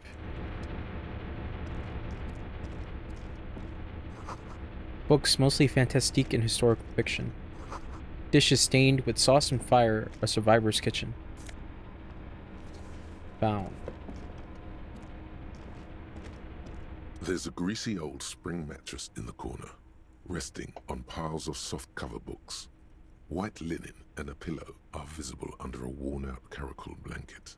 Someone has been squatting here. The linen is fresh, recently washed. How recently? A flash of pain interrupts you, making you wince instead of letting the words out. You know, officer, you can rest here if you are feeling tired. I will keep watch. You could use some rest for what's ahead. No time to rest for now. Yes, anytime. If you need a rest later, it's okay by me. You don't have to be a hero. You see candles planted on a broken rangefinder. Books and magazines lie scattered on the floor and on a makeshift cupboard. They are not particularly well organized. Sift through them. Most are soft covers, serialized fantastique and detective stories from the 20s and 30s. This disparate digest includes the classic Animal Adventures, popular depictions of man versus nature by amateur naturalists T&T Harpin, husband and wife, widely read by people from all walks of life. Who doesn't like nature? Who doesn't want to survive? Among what is mostly commercial fiction and serialized stories, you find a magazine cathodique for electrical engineering. Then it's back to pulp. Light erotica, an international thriller about circuit benders. Someone's made themselves a home. Thanks, copies. Does anything stand out as unusual? Not that you can tell. This is a digest of someone who's dead bored. Most of it is for entertainment purposes. Fittingly right next to the radiola on the floor. Nothing? Nothing out of the ordinary? Maybe it's a little old-fashioned. There's a nude mag. More than that, you can't say. The print in some of these is pretty small, though. This person has good eyesight. Leave. Conceptualization, yeah.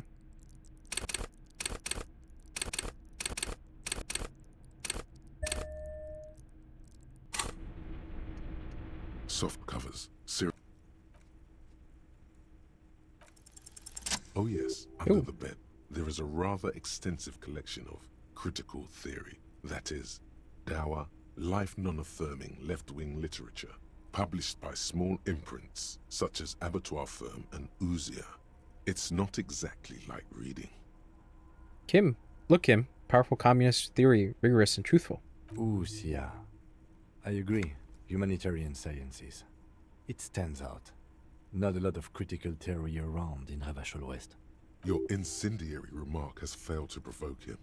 Wasn't there some in the communist student's room? A student in the apartment building seemed to have some as well. Well, yes. That one student did. The little books seem inconsequential next to the big pile of frivolous entertainment covering them. Critical theory books. What do you think this means? Whoever has lived here, they have some education and a certain set of interests. Interesting. Leave.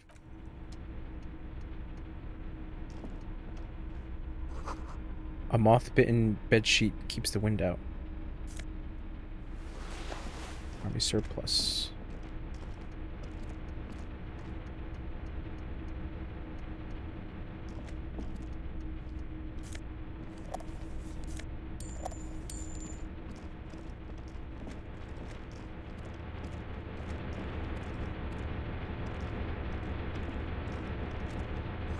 This was once an armament rest.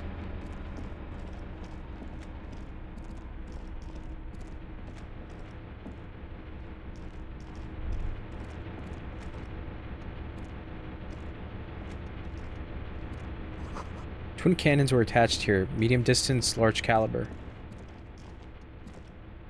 Green paint flicks off the monoblock aluminium cabinet. There are rows of switches on the front panel, a frequency band, and even a keyboard. Run your fingers across the keyboard. The keys rattle like teeth. This keyboard hasn't been functional in decades. What is this then? The console of an anti-computation device. The generator upstairs, with wires coming out. Oh god, they sorry. turn it here. Could this open the blast door? I think, yes. Let's see. That Turn. one. The emergency open. Turn emergency open. The blast door opens with a series of clicks. A shaft of light appears, then widens as the light shines in.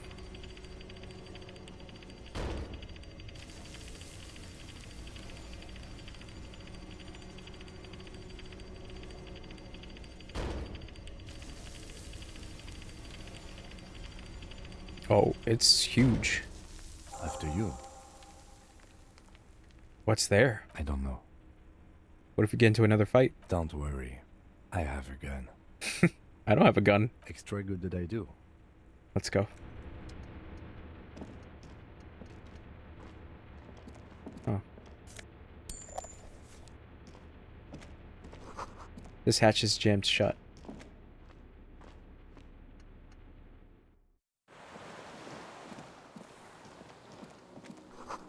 A firing slit. You can't see inside.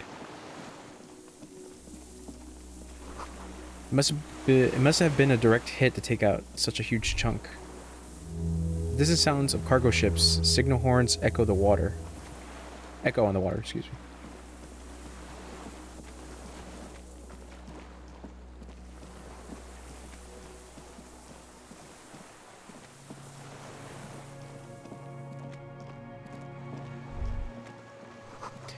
The ice cracks under your feet. Be careful not to fall through.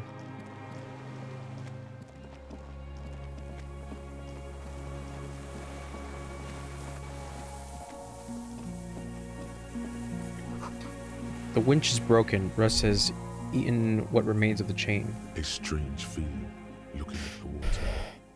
Maybe you should just wander off into the sea.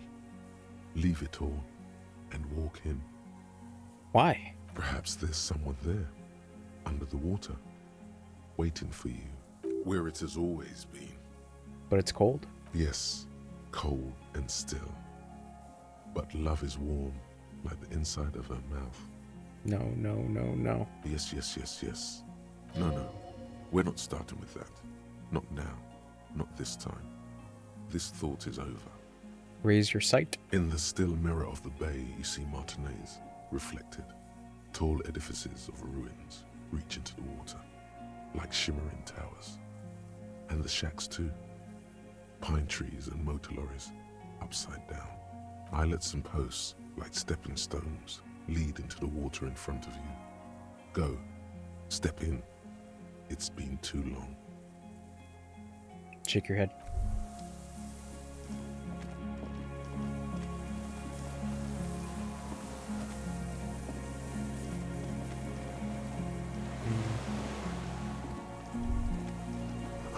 The pain in your pelvis makes you wince, then you continue.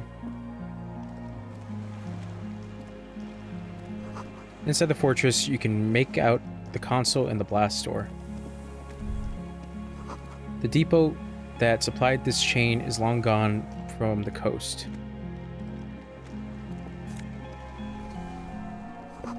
A weathered artillery map showing coordinates in the Bay of Revachol.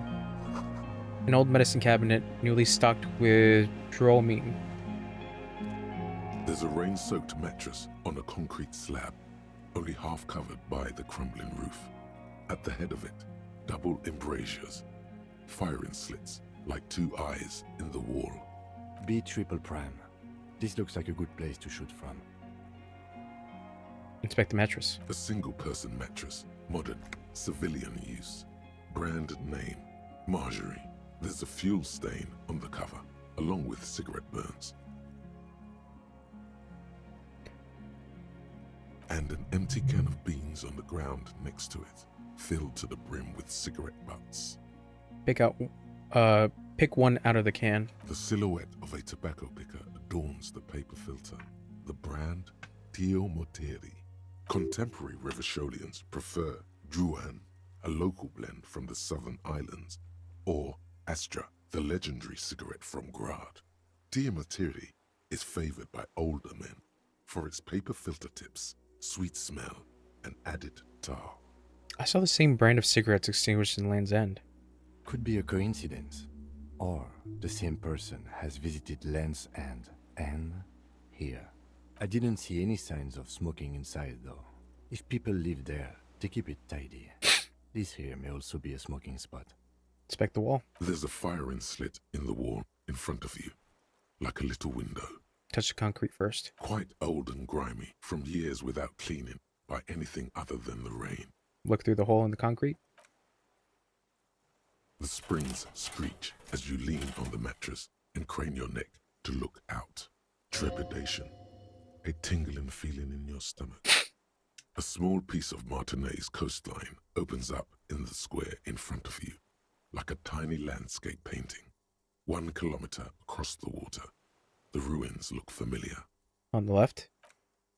A towering skyscraper, its top floors shaved off by artillery fire. Capeside apartments. Rue de Saint-Ghislain, 33A and 33B. On the right?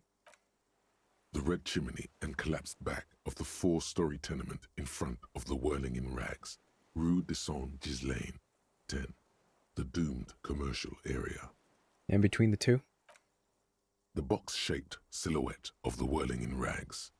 Its sloped roof, a tiny fleck of light catches your eye on the rooftop. Sunlight reflecting off the upstairs window of Clausia's room. Motherfucker. What does that mean? Do you have line of sight to the window? Yes, there's an opening between 33A and 10. I can see the roof. I can see it. Through the scope of a rifle. The shooter would be prone, lying on a mattress, barrel resting on the embrasure. Cheek against the cheek rest, hand on the hair trigger, on a calm day like this. Kim, I couldn't make it. I couldn't make the shot. Good. I think we have it, Detective. The origin of the shot. This is the sniper's nest. Affirmative.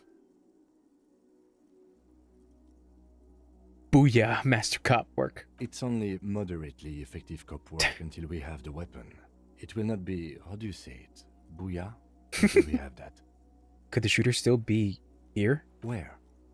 On this island. He does not answer, just nods. With his back hunched, he looks around once more and says, "We should move now." Turn away.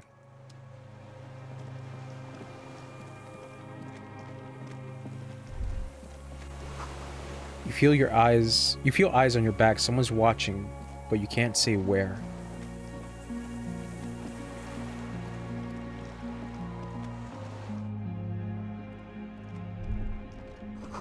Water rushes below, far down below.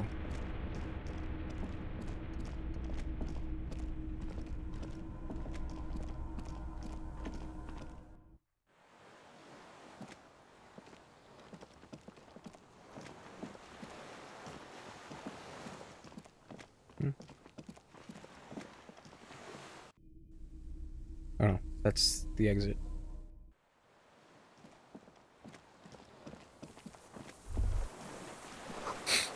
Small white flowers blossom all around you. A rubber dinghy is deflated, broken. Who the fuck are you? An old man, wearing tracksuit trousers, leans on the frame stock of his rifle.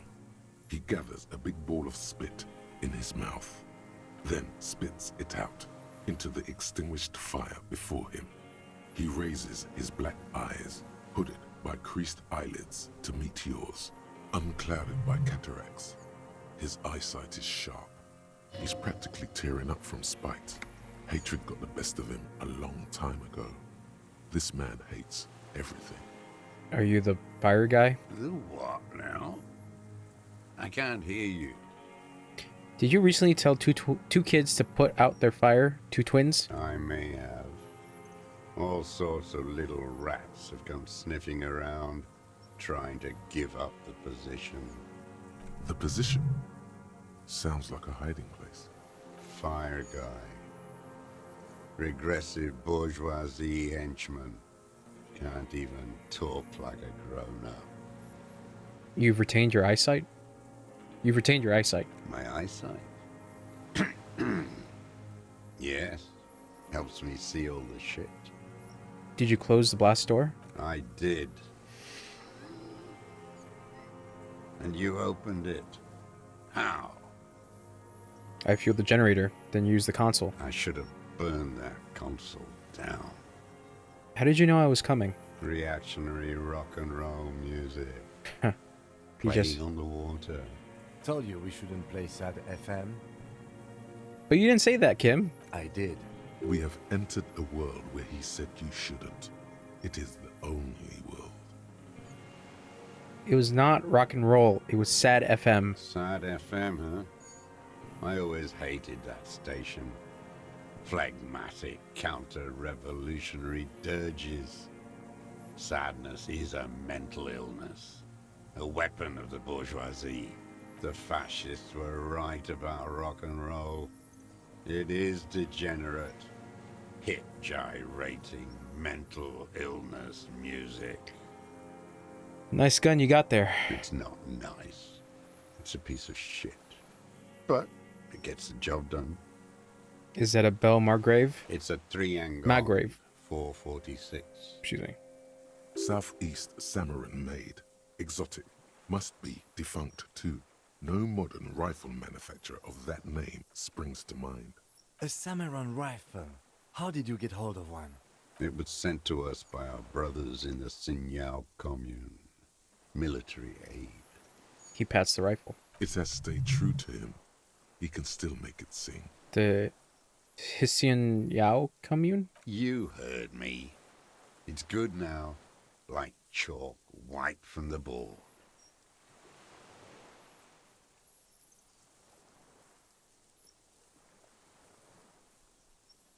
I'm with the police. You can keep the gun, but keep it down.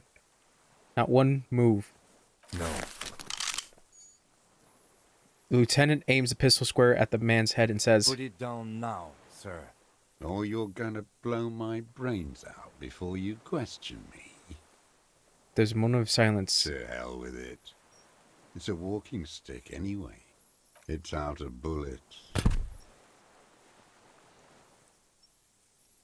Pick up the gun lying in the sand. His gaze follows your motions. The rifle feels surprisingly light in your hand. Frame stocked and patched in places with tape and wire. Inspect it closer. The rifle's in a shabby state, like a crutch that's seen too much travel. Hieroglyphs are embossed into the forearm, made of walnut. On the butt, you see Vespertine writing, burned into the wood. Triangon, 4.46mm, made in Sinyao. Sinyao. It's as he said. It's in Tringyong. I hope I said that correctly. Made in Sinyao. No one said it has to be a Belma grave. We were just guessing. From ballistics, it could easily have been a triangle, too. Triangong. Why is it Triangong? It doesn't matter if it was made in Shanti Shanti. All it has to do is use jacketed ammunition. And it does. This uses jacketed ammunition, 4.46. The right type and the right calibre. Lieutenant nods, glancing at the gun. He's liking this. Still the gun. The old man keeps following your motion with his gaze. His right arm twitches suddenly. This looked very much like the murder weapon. It could be used against him to get a confession in time. Who are you? My name is Josef Lilianovich Dross, Political Commissar of the 114th Anti-Aircraft Division of the 4th Army of the Commune of Revachol. I am a deserter, a partisan, and a prisoner of war. This is my termless surrender. His eyes turn to the reeds again, dead and dull. The Commune of Revachol? Do you mean the ICM? Your holdover from the... From the Insulindian Citizens Militia, the Army of the Revolution. I was recruited in Jamrock in 07, trained in the École de Contrôle Orient, and consigned to emergency defense duties in 08. I left my unit on the eve of the landing. When I returned here on May 14th, the Commune had fallen. Still armed and ideologically trained, I wrote a criticism of myself and resumed partisan duties. 51 minus 8 equals 43. You've been on this island for 43 years? No. I've been on other islands, too. I was in Resurrection until they turned it into a spa in 18. Then I was on E48, a nameless sound, until the sea washed over it. Then I came back here. That was 22 years ago. Again, you've been hiding here for 43 years? 43 years and 10 months. That's insane. It's not how a human being should live. But I had to. I couldn't just forget. I couldn't just forget what I saw. What have you been doing during all this time? Hiding, fishing, waiting. He looks across the river. Always waiting. Always. For what? For her to return. Her who? Girl, child, revolution. Girl, child, revolution? Always.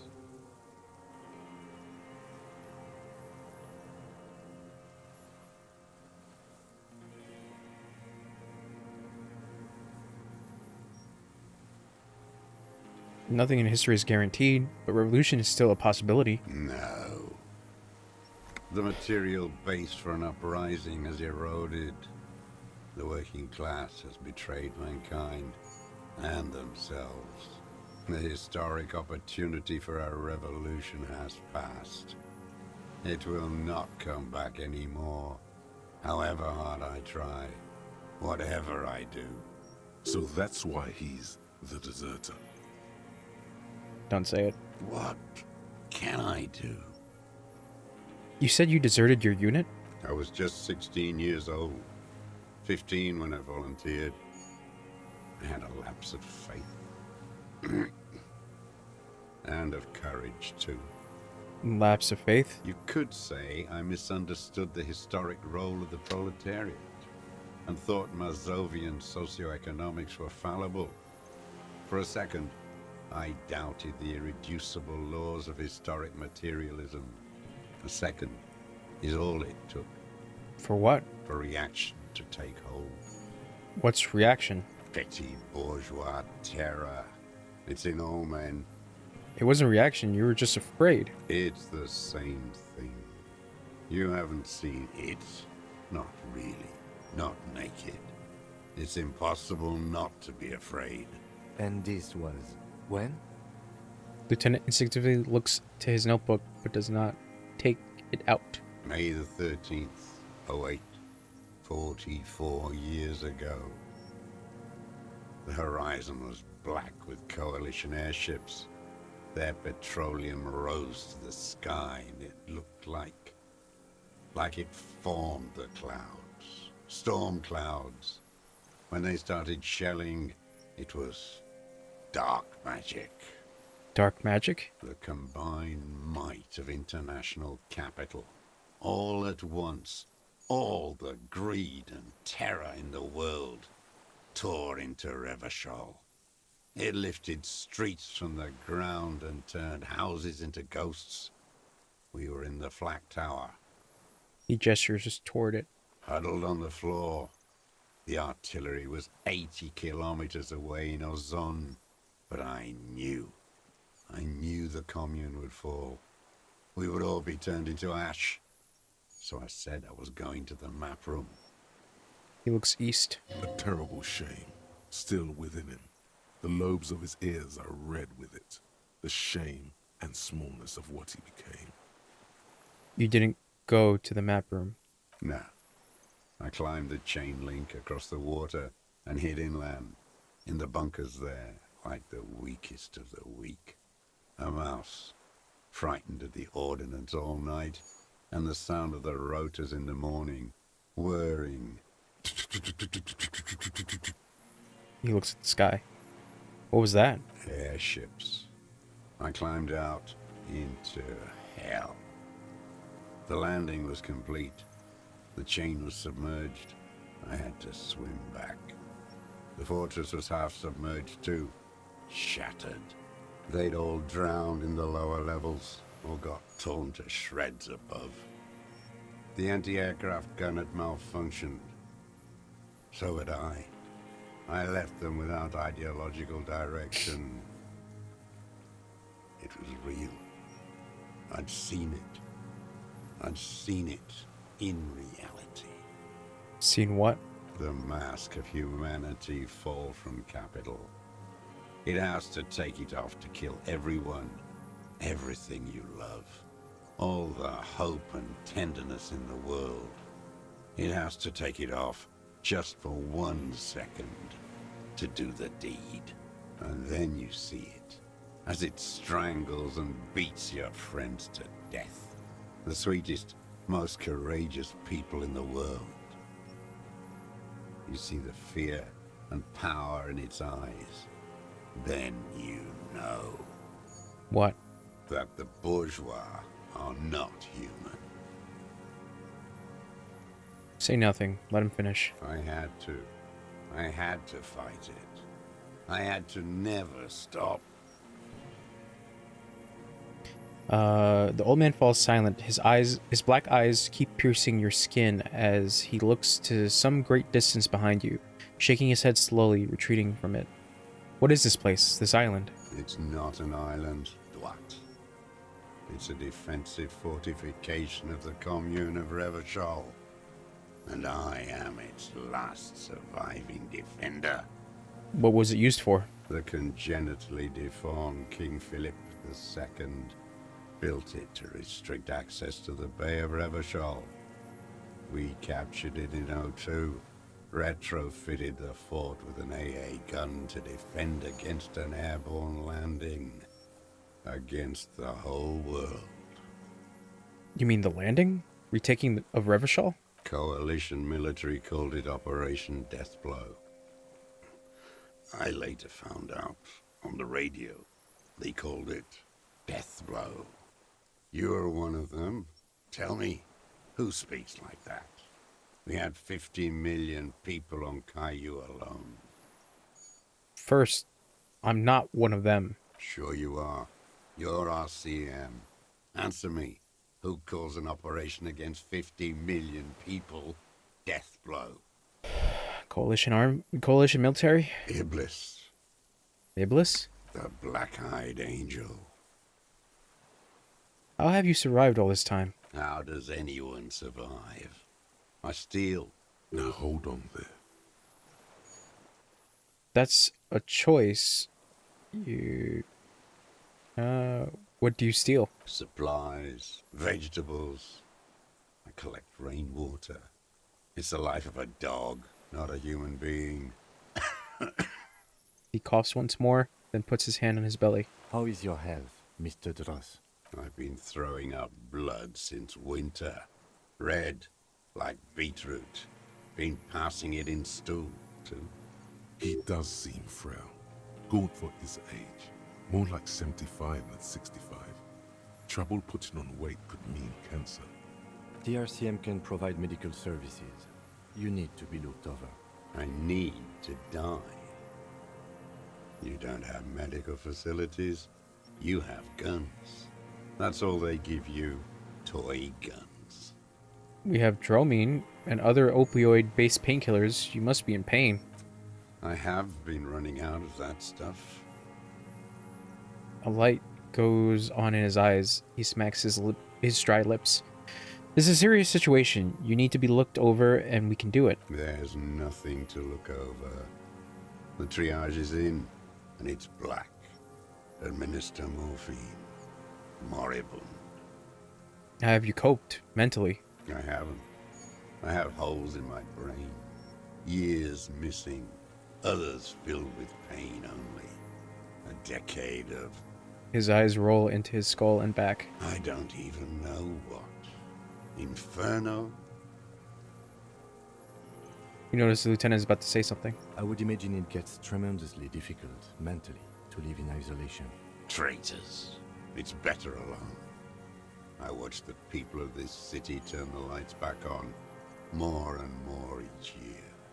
Ruins, glimmering in the dark, like a fucking merry-go-round. It's disgusting. He looks down at his shoes, his face parched from the sun and the wind. There's a wince of pain in there somewhere. Are they not heartbroken?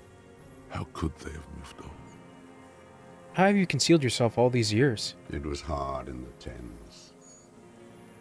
I didn't have partisan training. They were searching for stragglers, those bloodhounds. Floodlights on the water at night. There were posters, campaigns. We communards still hoped, and they needed to snuff that hope out. The East capitulated. Martinez and Coal City were turned to dust. But Jamrock, Forburg, even Coron, and Boogie Street, of course. Those fucking kips had Marsov coursing through their veins. And others too. Some cordons of Revachol was still fighting. There were cells. I tried to contact them. Soon they all went silent. The frequency's dead. How did you manage to get... How did you get between here and the mainland? At night, I used a dinghy. I only went after dark then. When I got to the city, I stayed underground. Patrols, you lot, the commons too. they'd started snitching. In the city, you move underground? From bunker to bunker. Not anymore. No one cares now. I don't even have to hide. They think I'm another antisocial vagrant. I could walk straight into that town if I wanted. I just... He falls silent, his gaze fixed on the shacks huddled together across the water. Why didn't you just walk there? I don't want to. They're all traitors. Pigs, rabbits, and dogs. Men without ideals are only animals. He does not want to see life moving on. People forgetting, drinking, laughing. The weapons cache under St. Ghislaine 22B, point to it. In the basement, have you been there? So you finally found it. There must have been a small squadron's worth of arms in there. Elmer Graves, right? They were damaged beyond use. I know. So you've been there? Sleeping. Some nights. Ammo scrounging on others. Those McGraves were shit, even before they corroded. Some had bullets in the chamber, however. You feel the dots connecting. Little dots on the map he's walked across. Wait, how did he get down there? How did you access the building? It's locked. At least now it is. I didn't have to. Came in through the storm drains. Jesus Christ. Storm drains? There used to be a system that connected the bunkers, tunnels and such, under the church and everywhere. Most of them are gone now. Collapsed. Just bricks. All the old infrastructure has... There's a small bunker under the Feld building. Have you stayed there? The propaganda bunker. I used to, but not anymore. Propaganda bunker? They stored leaflets there. Broadcasting equipment, too. Made broadcasts, I think. Propaganda officers. I buried them with their leaflets. They killed themselves. 2 young boys. Killed themselves? A lot of our boys did. I spent some winters there. Never liked it. Kept thinking of them. No need to go underground anymore.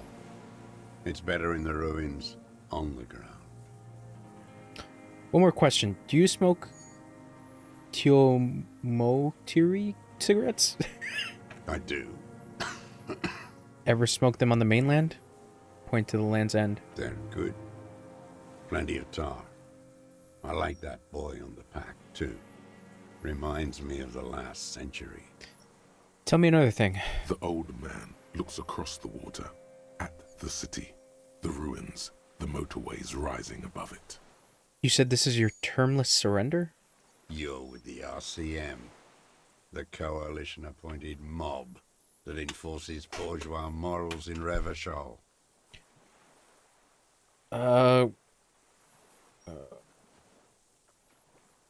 We're not coalition appointed. We just try to help people. You're the RCM. You represent the Moralist International, the enemies of humanity who took this city. I represent their adversary, le Parti Communiste d'Insolande. Take me to them as a prisoner of war. I have relinquished my weapon. I can no longer serve. No superiors can relieve me of my duty. You bulldoze them all to a mass grave for trying to free humanity.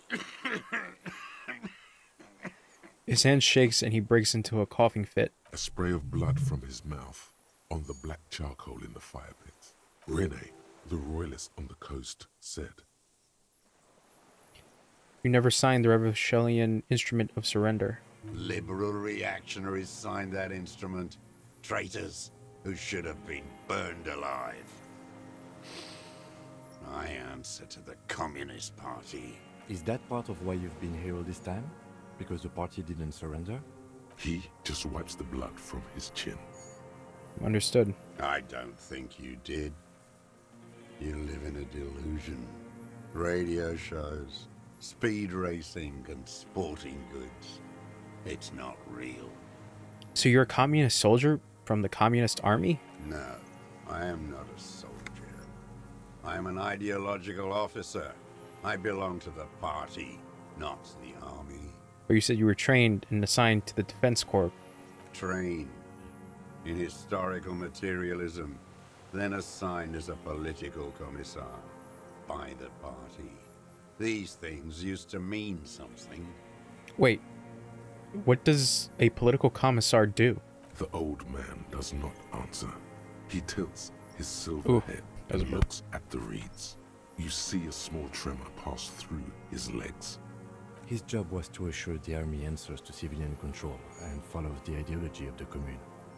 Lieutenant says softly. Scientific communism. A commissaire politique is a night philosopher of the revolution, a future human. Awakened from shutdown by the promise of ideology. That means you're a trained communist, right? He nods slowly. Then another tremor.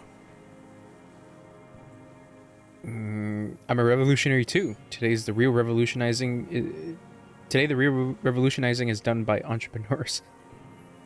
Say nothing. I have another serious question for you. There's nothing serious in this world. It's a farce.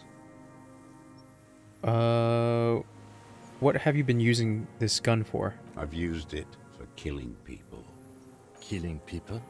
It's a gun. That's what they're for. You want a moralist euphemism? Defending your family and your property. I haven't done that. I've used it to kill people. Interesting. During or after the war?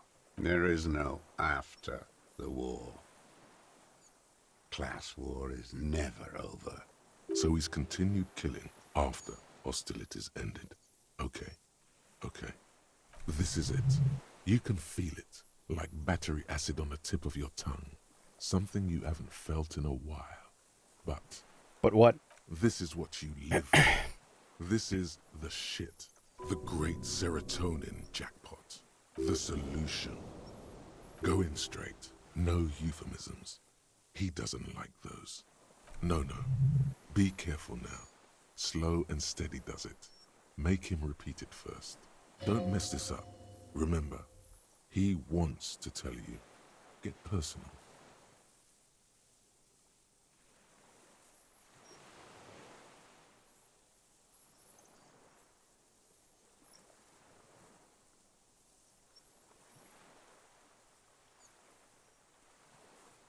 Did you use the gun to shoot and kill a colonel of the security contractor Cornell? The who now?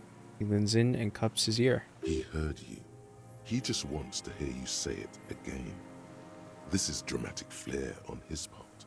Right choice. We're in. Do it, sire.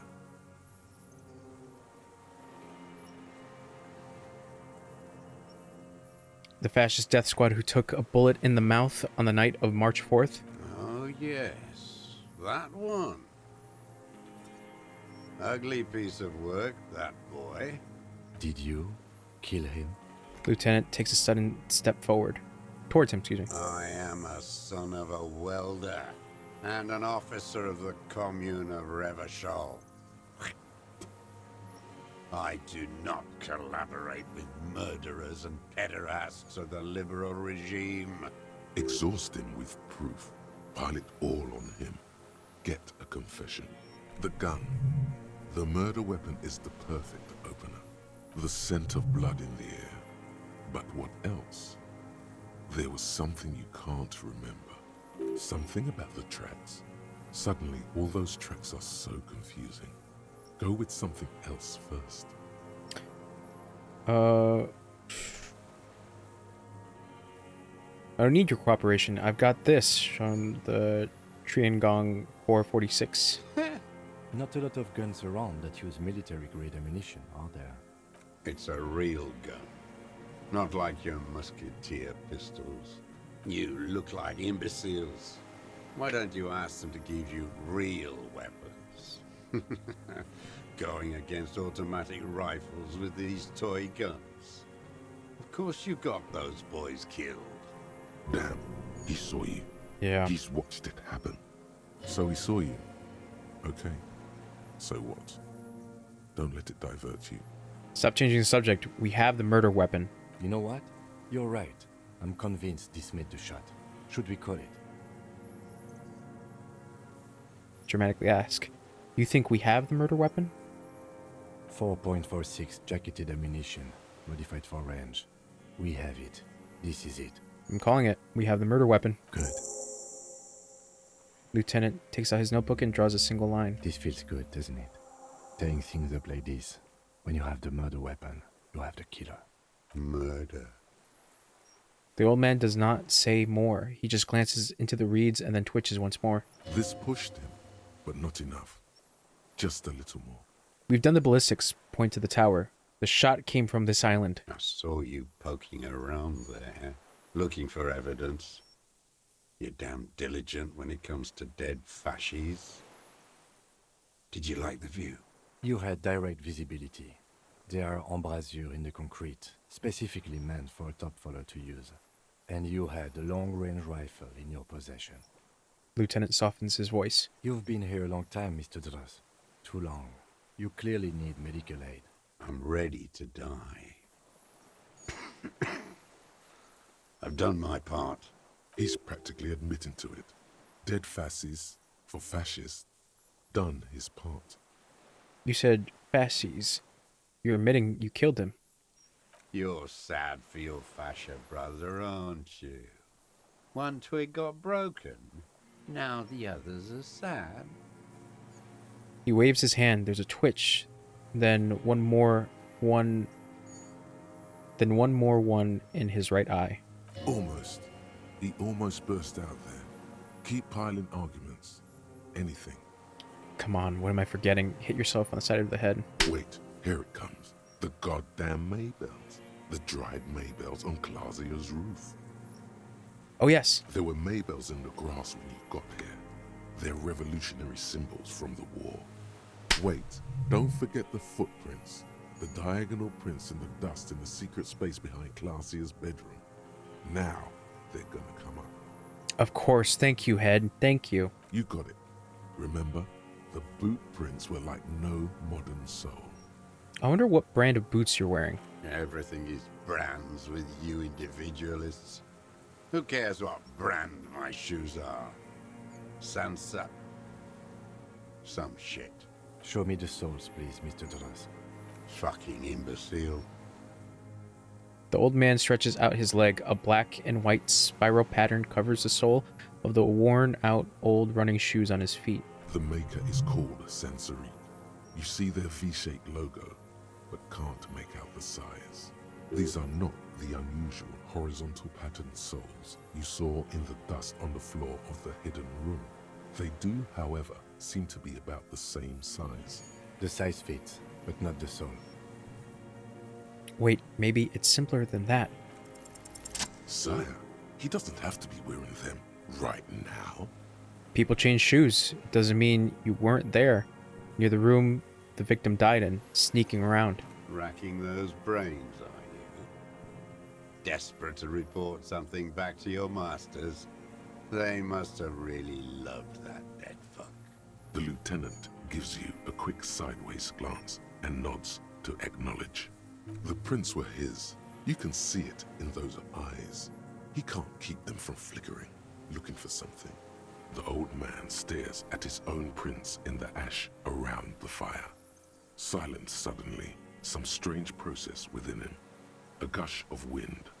Seagulls in the distance. You've almost got him. Just a last little push. There were Maybells behind the victim's window. Show him the dried flower. Damn Maybells. The whole island is turning white with them. He seems tender suddenly. Nostalgic even.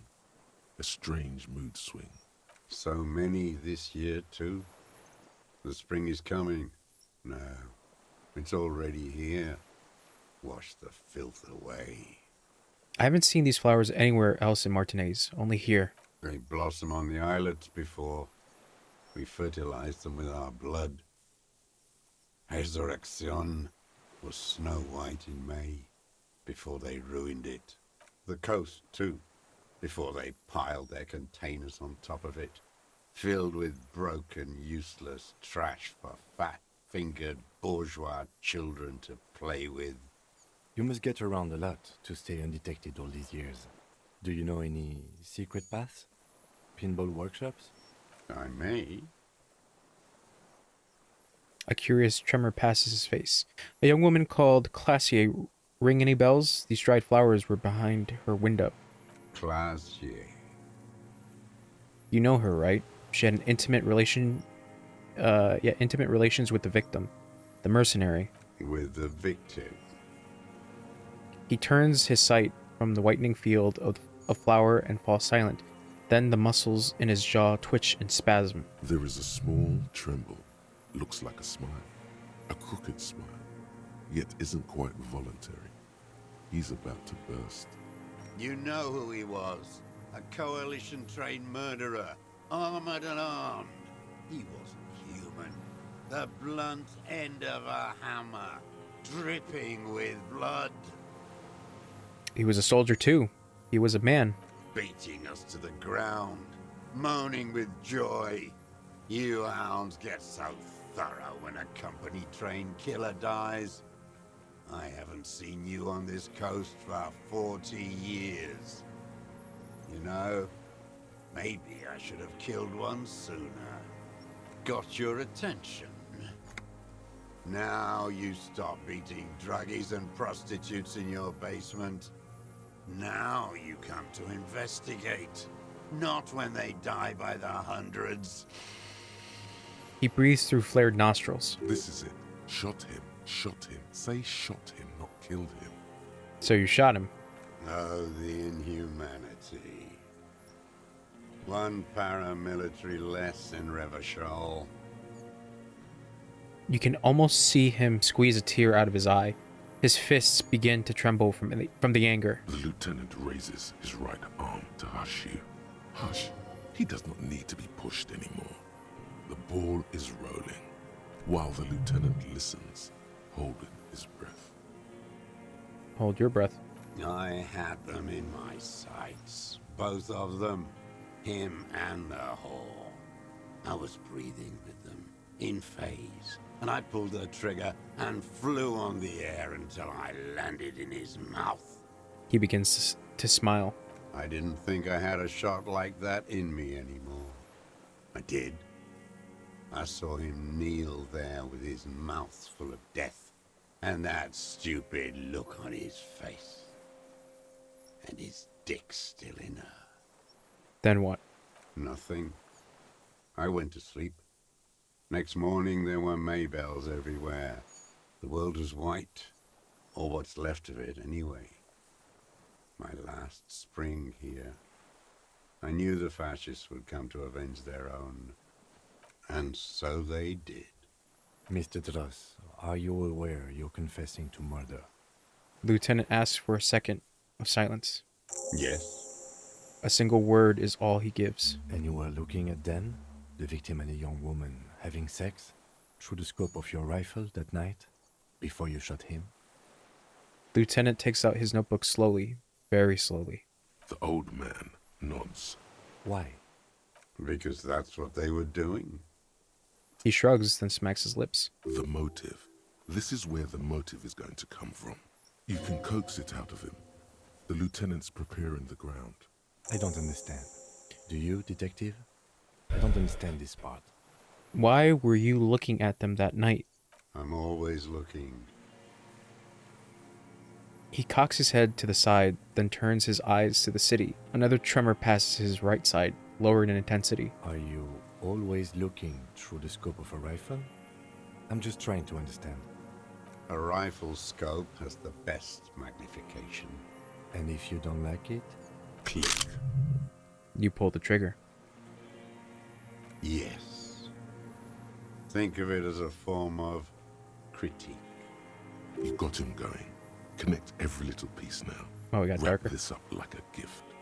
Start with when he first saw him. It will give him a chance to ramble. Okay, so composure I need. When did you first see the deceased? 3 weeks ago, when the rich hag came in on her galley. Her honor guard came in tow. Joyce. He means Joyce. You mean, by that you mean Joyce Mezier, the Wild Pines rep. Wrinkled up whore.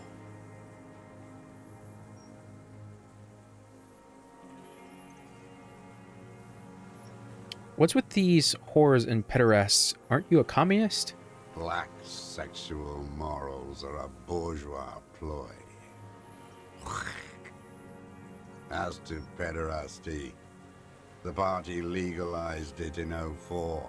My party, not your liberal masters. He spits it out on the dying coals. So don't you sermonize me, you racist shithole. It's still bourgeois when the bourgeois does it, fiddling with their sexual organs. Moving on, the victim arrives sometime after her. They moved into a deserted apartment above the roundabout.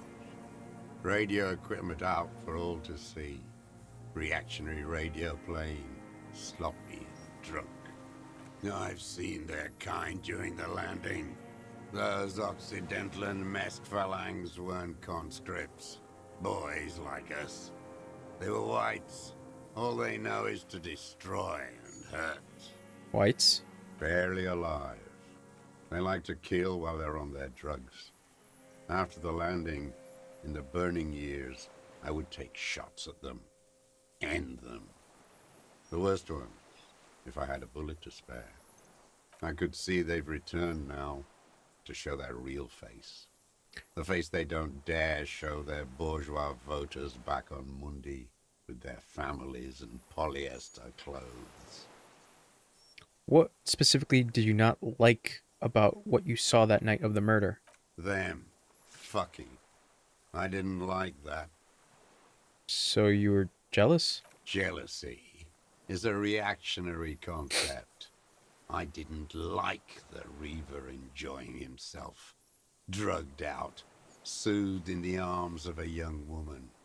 I wanted him to die so he could not enjoy life anymore. And I wanted to see his head explode. That too. She should know better than to hold a child murderer between her thighs. I knew he'd be there for one more second. Writhing. That's all it takes for the bullet to reach his head. Now that I think of it, I wasn't aiming for his mouth. I wanted his brains to spill out on her. But you can't have everything. This man has seen past her, like you did. And now he longs to see her covered in blood. To punish her. You wanted to punish her, so you killed him. She practically breastfed that man. You wouldn't believe the things she let him do to her. He shakes his head and stares at the ashes. Wiley stands here and rots.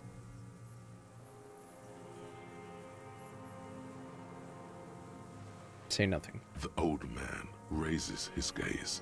Something glimmers in the corner of his black eye. A bitter taste on his tongue. How long have you been watching her? Since she came to Martinez.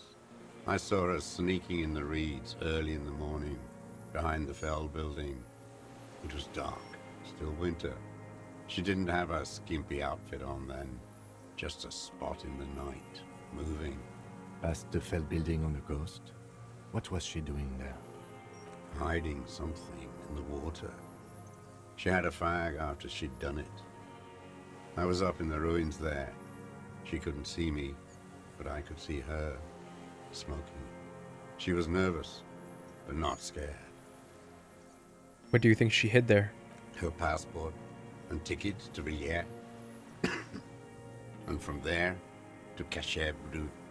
In the free state of Semonine, hidden away at the edge of the earth, near the Pale. This is the hidden buoy she told us about. Looked into it? After she was gone. He nods. Did you keep what was in it? When we found the submersible, it was empty. No. Why would I do that? I didn't need tickets to Villiers. I put them back. If I wanted to extort someone, I'd do better.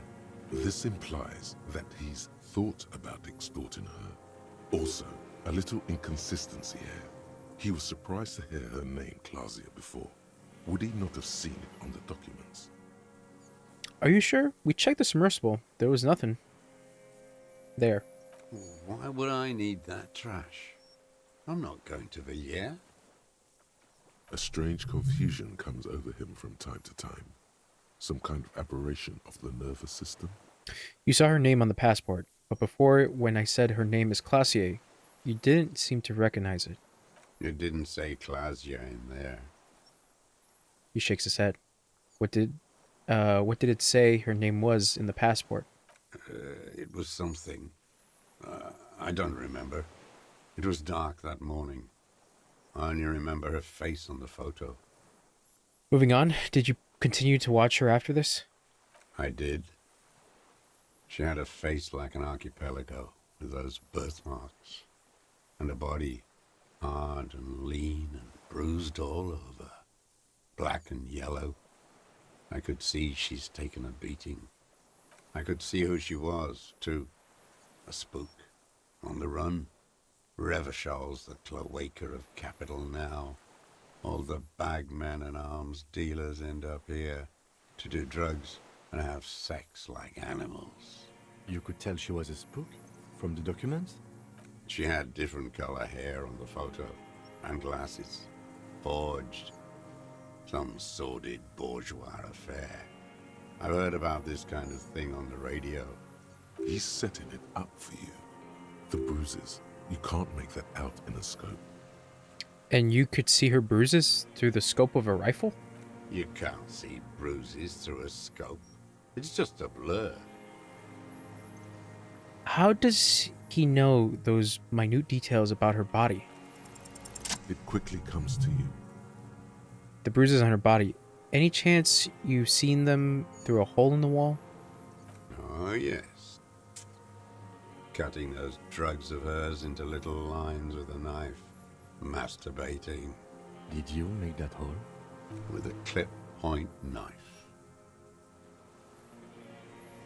Ever see her through a window on a roof? Like that, too. Yes. Bending like a bow against the glass. You've been through the secret route behind the whirling and gags. Whirling and rags. Those were your footprints there. You just changed your shoes.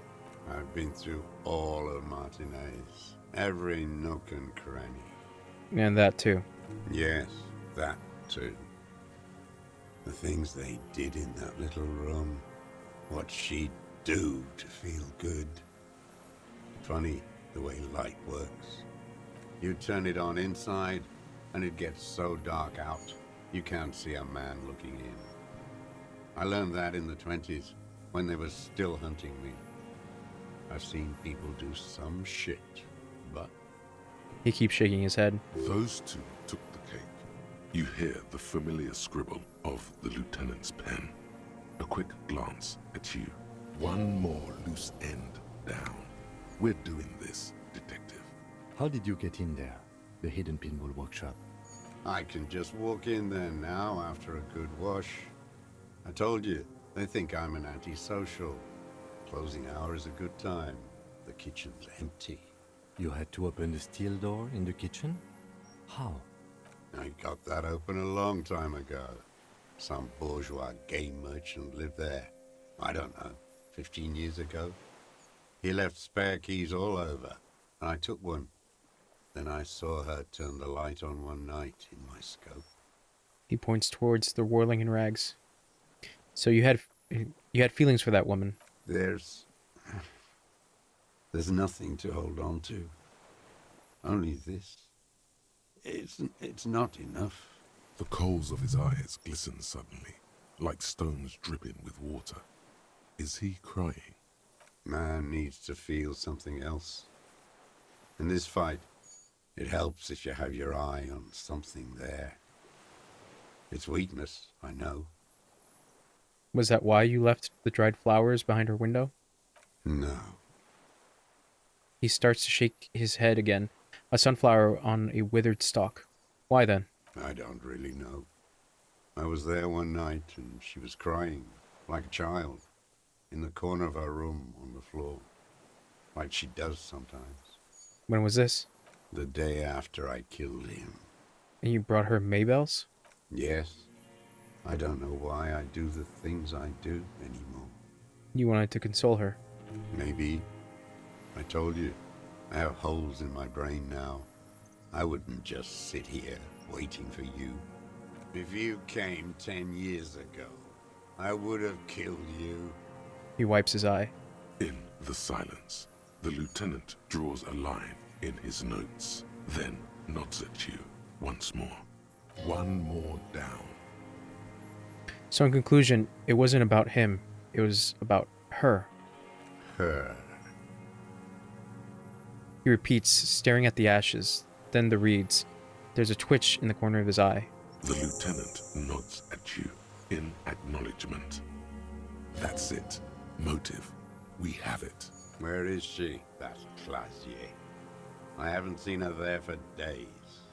Safe and sound, sire. Surely you have not misplaced the witness.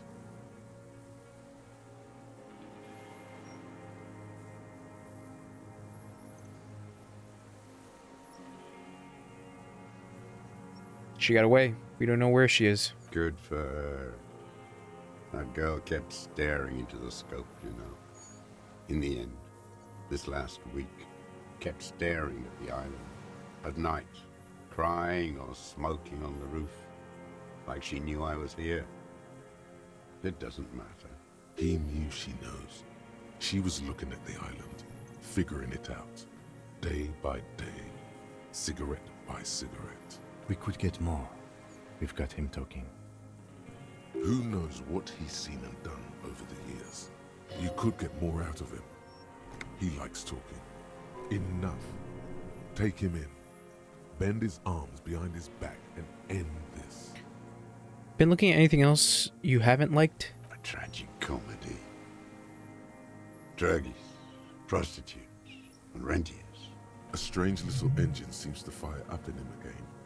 It straightens his back. The familiar put, put, put of hatred. More specifically? Specifically, the whole city is a charnel house. Stripped clean and draped in neon.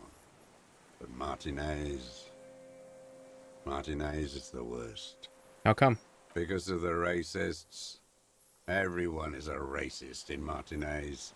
It's their favorite thing to do in the whole world. Listening to race-themed radio shows. In the ruins, in their lorries. He points inland. Pumped full of steroids and Radio Revachol 92. Race this, race that. It's all sanctioned by that Social Democratic Union and the farce of a Social Democrat who runs it. Mr. Clare? Yes, the fly larva in his container. He let some nihilistic advertising yuppies erect a statue of Philippe III, a syphilitic murderer, on the town square, to spit on the working class. Let him finish, do not interrupt. Not since the serfs of ancient Pericarnassus has history produced a more inert social class than the Martinez proletariat. The rest of Revachol at least pretends to rebuild. These people still live in ruins. In tents, like animals, like those boom-boom morons on the ice. A pity they didn't drown in that tent of theirs. He keeps shaking his head with sorrow for the sight he missed. That all? The worst of them is the blood-drenched Sucrion on her yacht, licking her lips. The old whore's gone now. Her gun-toting porcelain men are dead. So, actually, no. The worst is that old cop parading around in his uniform, throwing balls all day. It's not enough that the racists and liberals are dancing on our graves. The old loyalist ghouls still parade the ruins too. Every morning he's there, while the parasites he fought to protect are off in Ozon, or Quayamoran, or some other island they built their palaces on, feeding on drugs and having sex with their own children. Say nothing. That's all the rich really want. sex with their own children. Throughout history, even the royal bloodline of the suzerain, it's all just an excuse for them to have sordid sex. At least that old cunt, Frisell, is now dead. Just nod. We did good when we pushed him under that horse car. If only, in the 30s, those disco whores.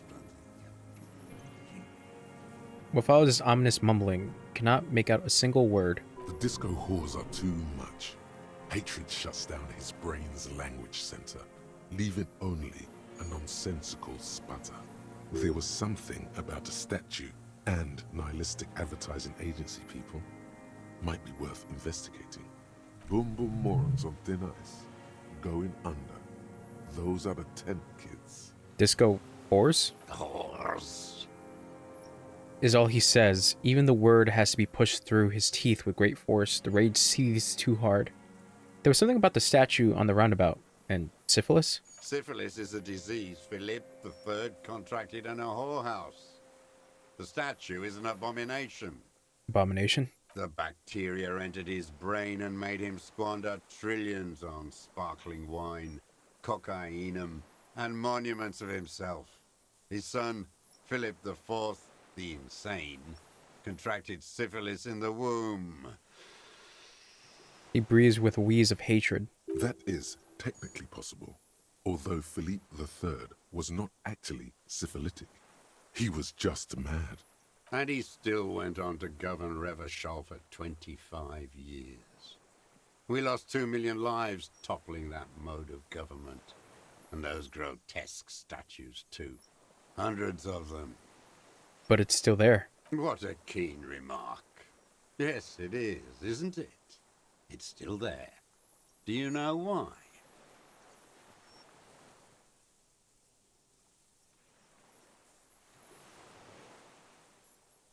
Because cynical advertising yuppies erected a deconstructed version of it. That's right. Some advertising cockroaches erected a cynical deconstruction of it. We tore it down with honest working-class plastic explosives. And there it is again. He shakes his head in disgust. Art is a bourgeois establishment. It's an affront to humanity. Every gallery should be bulldozed, and the artists should all be given 30 years of hard labor in Yekokata. You mentioned the Union is a social democrat. The Union is social democratic, excuse me, and Mr. Clare, a farce of social democrat. Farce of a social democrat, yeah. Another hideous disappointment. Unions are the real enemy. The true enemy of the proletariat. Placating the masses. Disappointment. So personal.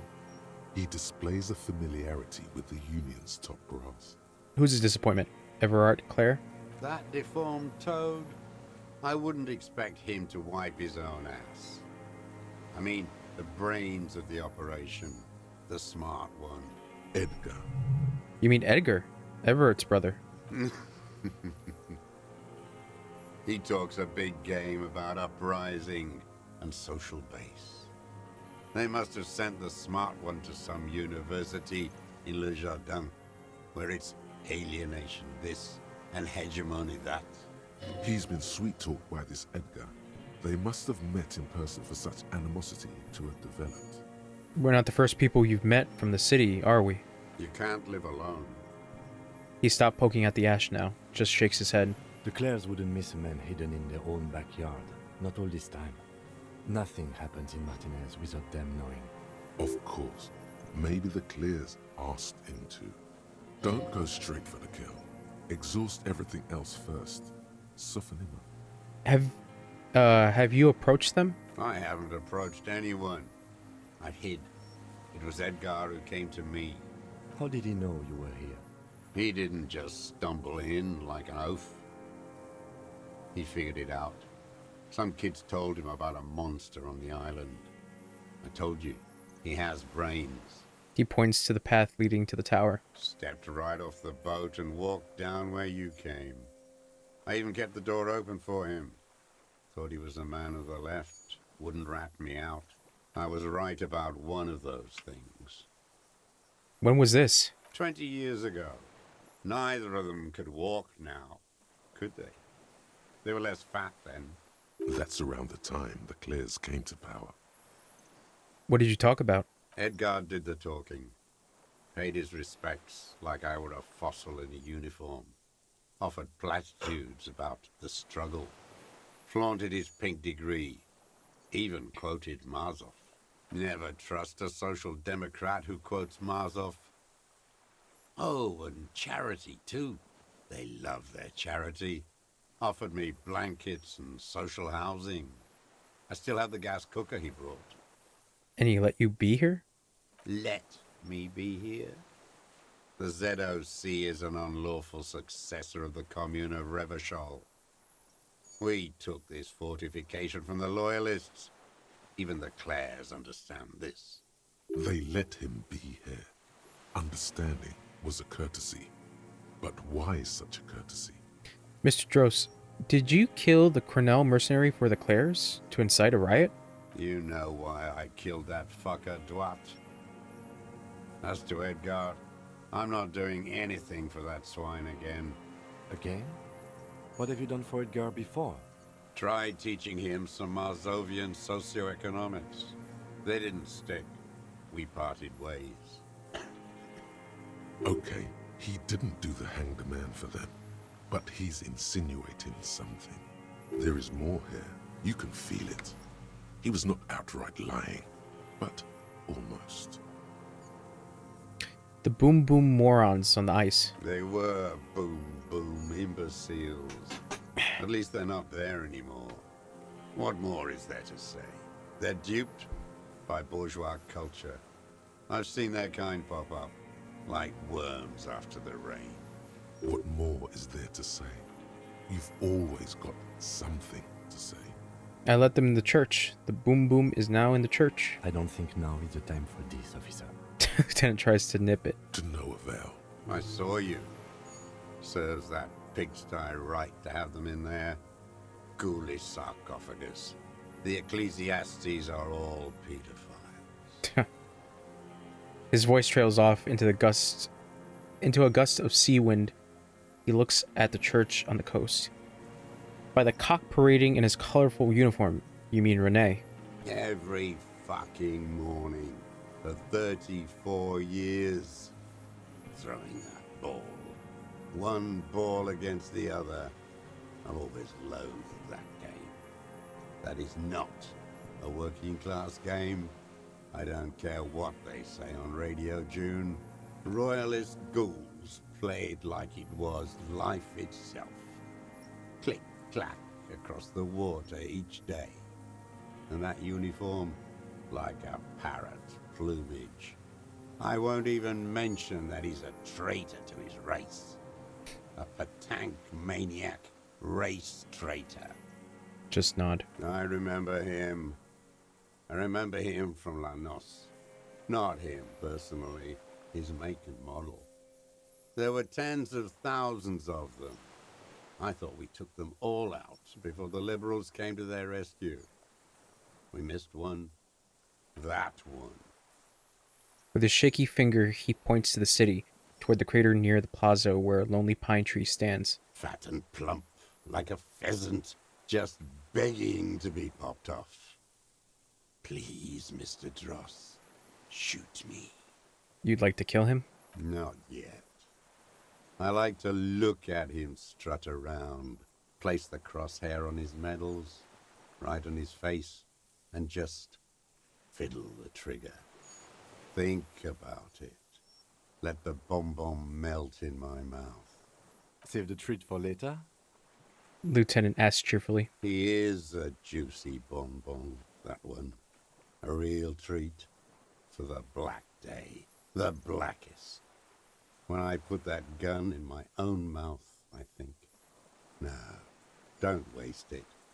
Put this lead in that cock, Rene. For the boys he killed. And then I look at him throw those balls, and I suddenly feel. He lets out a wistful sigh. Better. better.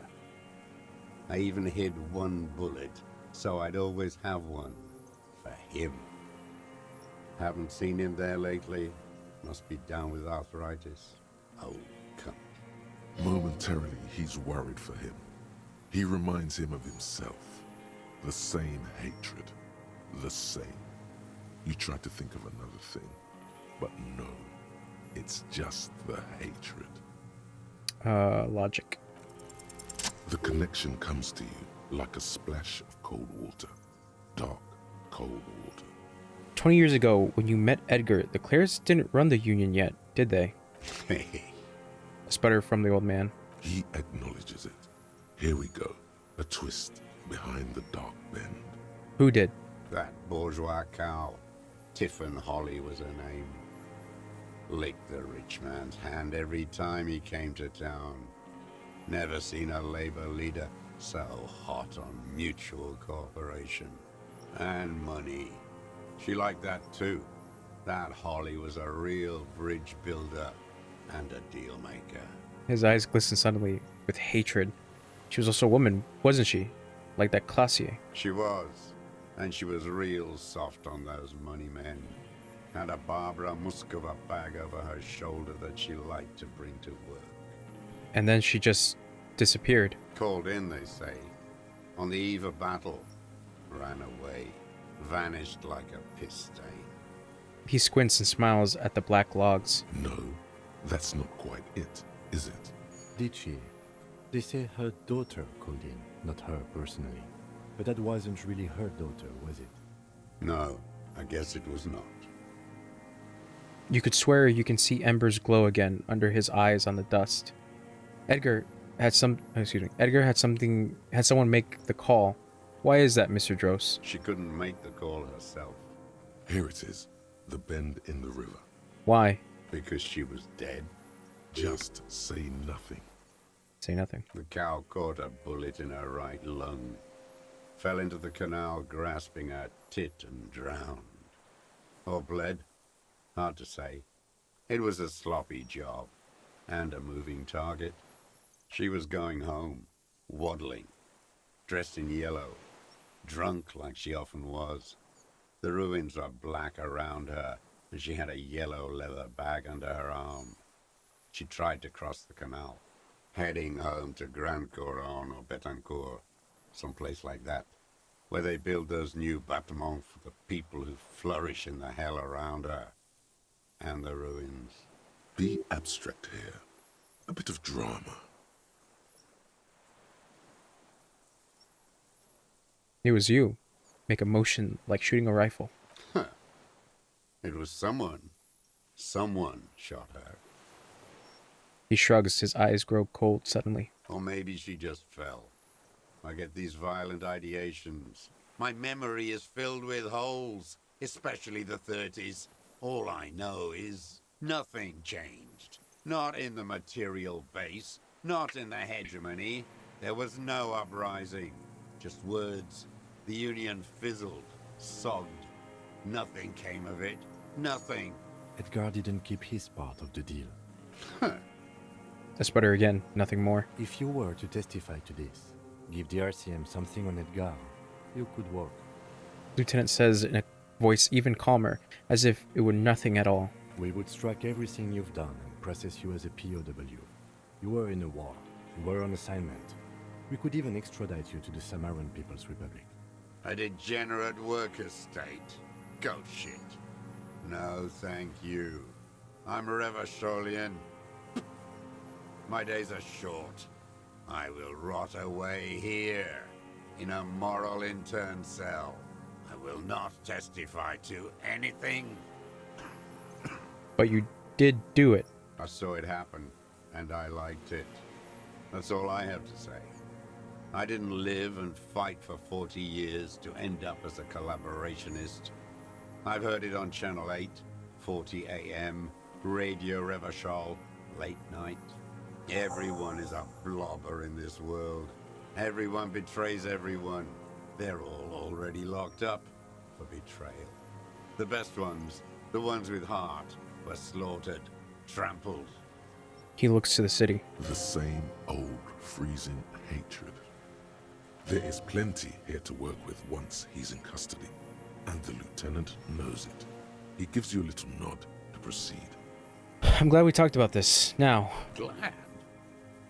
It's all gone. He stares into the dust at his feet, gray and dirty, spring grass all around. I want to ask you about the people you don't like. His lip curls into... Glad? It's all gone. That's it for now. Old man, stay put. I ain't going anywhere. Okay. Making a quick save. Boosting the fuck out of composure. Do I have anything for composure? In my clothes.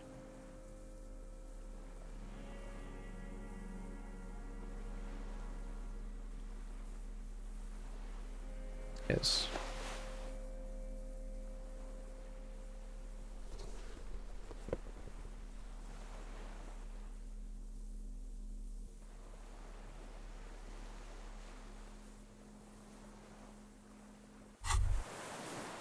Hear that? Magnesium.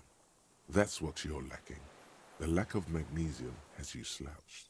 So there's a lack of magnesium in me? Yes, and it's critical. Look at yourself. You're practically devolving into a fish due to the lack of magnesium in your bloodstream. I need to mag it up? You need to get so magged up. You've probably had 2 heart attacks and a minor stroke already. And the only prescription is insane amounts of magnesium. You're saying I need to become a magnesium-based life form? Yes. If you want to live, you need to evolve. You need to transcend the carbon barrier. Go to the apothecary and buy insane amounts of magnesium. It will reverse the damage to your circulatory system.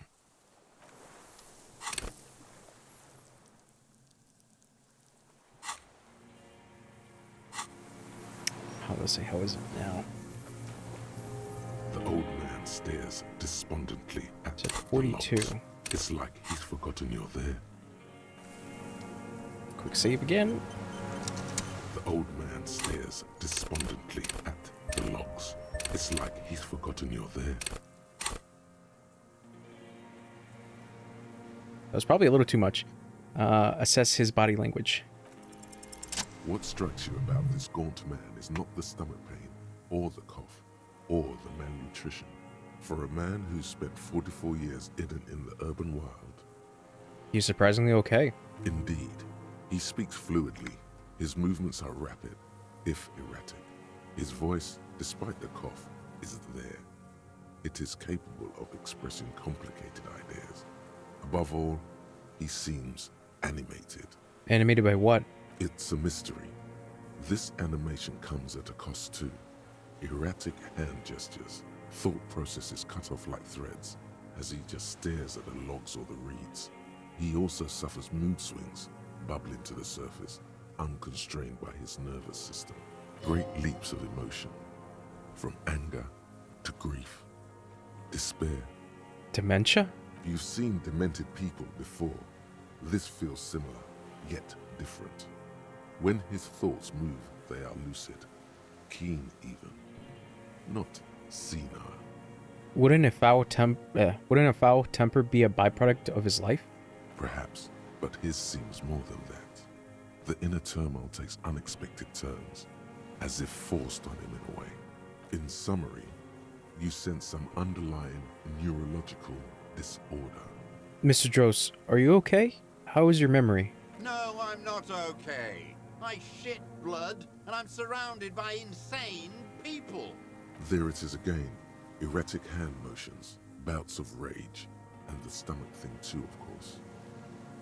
Iosif Leonovich Dross, you're under arrest for the murder of Ellis Courtenaire. What? But you said I would be taken to the... This terror is the sum of all the uncontrollable movements and mood swings he's been exhibiting. Your Wayfarer rights have been suspended. Information provided to the officers on the scene will be used against you by the prosecution. You will be given legal counsel within 1 week and must face court in 44 days. Do you understand? Do you understand? But Do you understand, sir? no, I don't want to. I have to stay here. He looks at the reeds, eyes submerged in growing terror. He's sweating. Beads are forming on his forehead. Your confirmation is not required, sir. Now on to the boat. Oh god, I put too much. First say, does it have room for 3? Not really. We could escort him to the pier, then either one of us can take him inland while the other stays here. But then, who watches him while you're coming back here?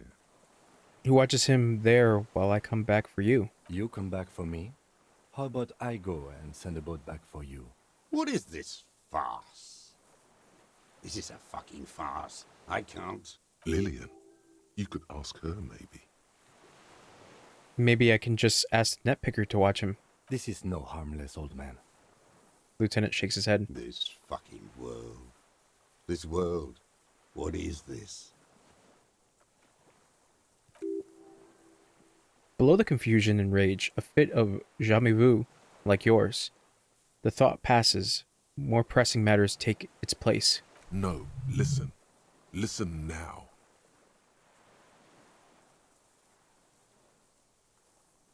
Jamais vu. There it is again. To your north, as it has been since you came to the coast. The reeds whisper, stalks rubbing against each other. But then, in the middle of it... What? Something completely different. It sounds like a bow, very slowly being drawn against the strings of a violin. A very small violin, made of reeds and rushes. Maybe there is room for 3 on the boat. Shush, Kim, do you hear that? What? What are you talking about? Is this really us? Your skin crawls.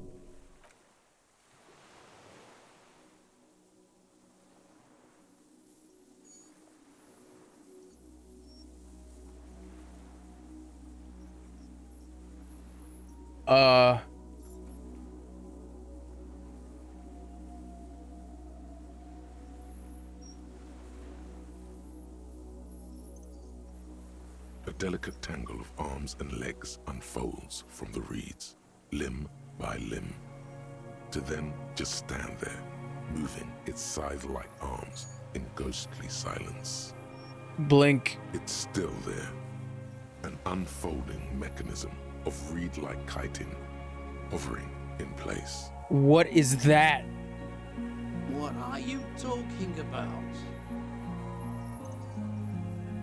The old man looks at the reeds, then at you. The giant stick insect. There's nothing there. He looks confused. The stick insect is over 3 meters tall.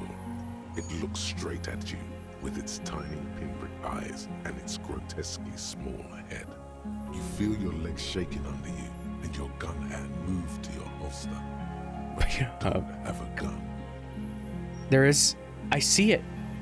Tell me what you see, damn it. Kim. I can't make out one small thing in the reeds. Kim, can you see it? I can see it. 4 simple words, thank God. If he can see, then you're not insane. But that means it's really there, spinning slowly, in absolute silence, its limbs long and slender. Be very, very careful. The lieutenant whispers, then takes a step towards the giant anthropod.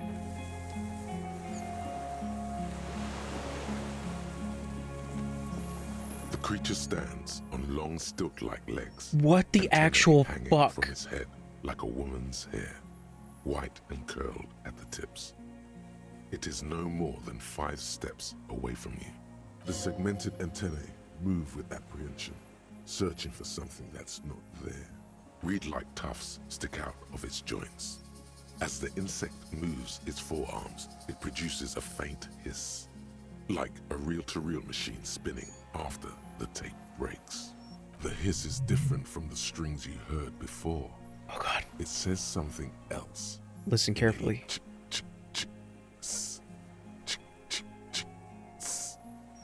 This is the Insulindian phasmid. It is.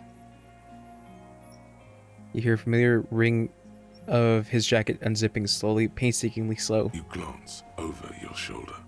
The lieutenant holds a piece of milled aluminium. He begins to pull it open, extremely carefully. It's the camera. No, the flash will scare the creature off. Warn him now. The flash is loud. It won't like that. We need a photo. No one will believe us. He continues to pull the lens open. From the corner of your eye, you see a sudden cascade of motion ripple through the phasmid's limbs. A series of ultrasonic clicks fills your ear. Stop. Let me approach it first. Okay, take the picture. With the sound of metal sliding against metal, the lieutenant reveals the lens. The glass glints in his hand as he begins to slide in an ampoule. You see the phasmid turn to him, its mandible antennae reaching out. The motions are quick, sudden. Something cracks in the lieutenant. He's letting his pride get in the way. The ampoule will produce a loud hiss. You're right. It could scare it away. I need a better moment when it's not looking. I'll wait. I'm on standby, he thinks. His hands sweaty around the machine. The spindly mechanism turns itself back to you, its antennae taking their measure of the air. Say something to it, quietly. Something like, "You exist." A sudden chirrup fills the air. The walking stick moves its whole body, limbs working independently of each other, like the parts of a masterfully constructed machine. It moves just an inch closer to you. Or does it only feel like it does? Something in its body language has changed, just slightly. Approach carefully. Oh god.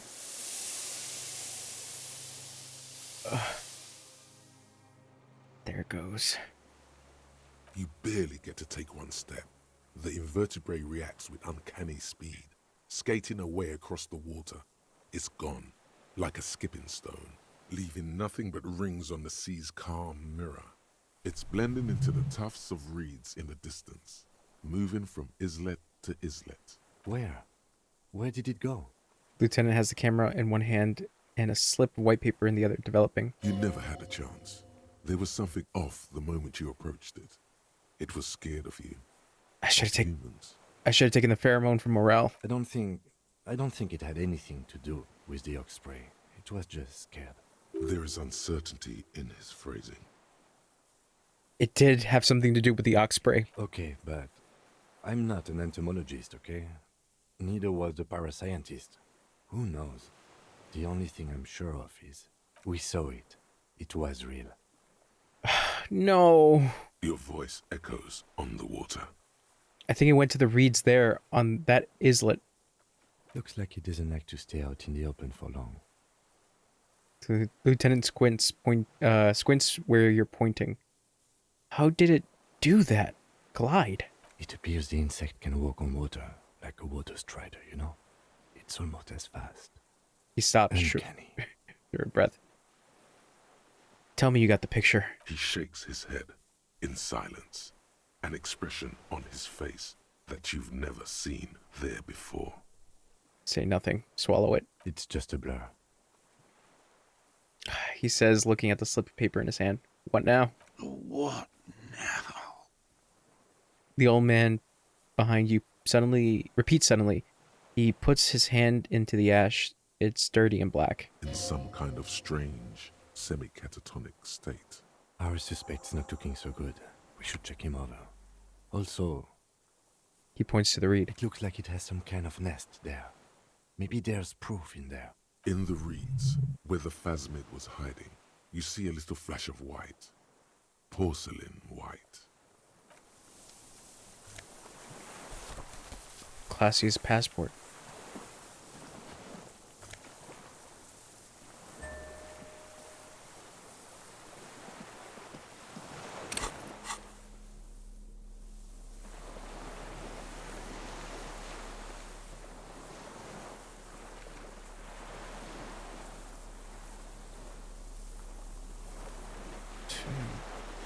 Ah.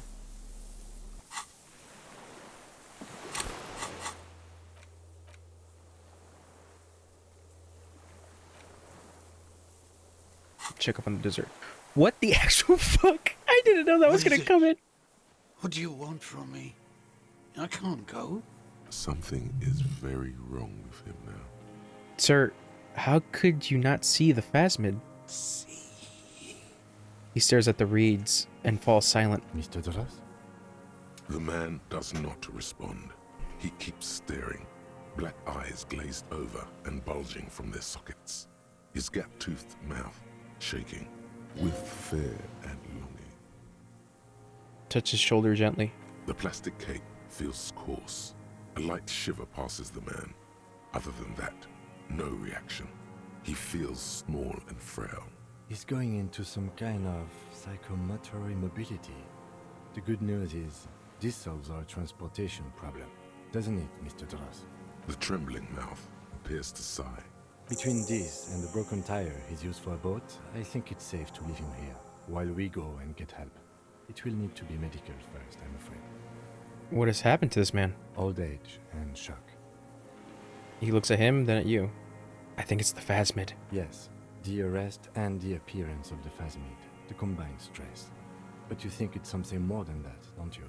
Quite a few things about that health check you did on him make sense now. He couldn't see it, Kim. It's just the reeds for him. That could be part of the shock. But you're right, something is off here. Mr. Duras.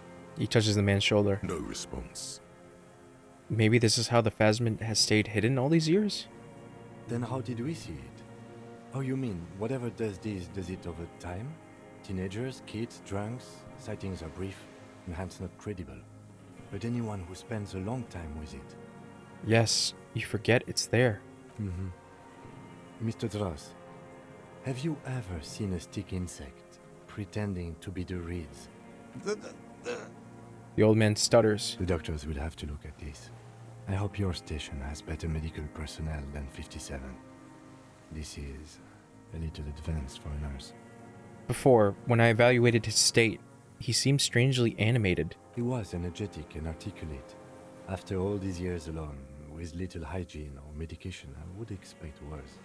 Perhaps this animation is induced by something in the phasmid? It does not seem to be animated now it's left. Honestly, I'm ready to believe anything at this point. Maybe it is psychoactive. I mean, why not? It's 3 meters tall. He takes off his glasses and cleans them. When he puts them back on, he's still staring at the sea. He's been here for a long time. Who knows how much of it in its company?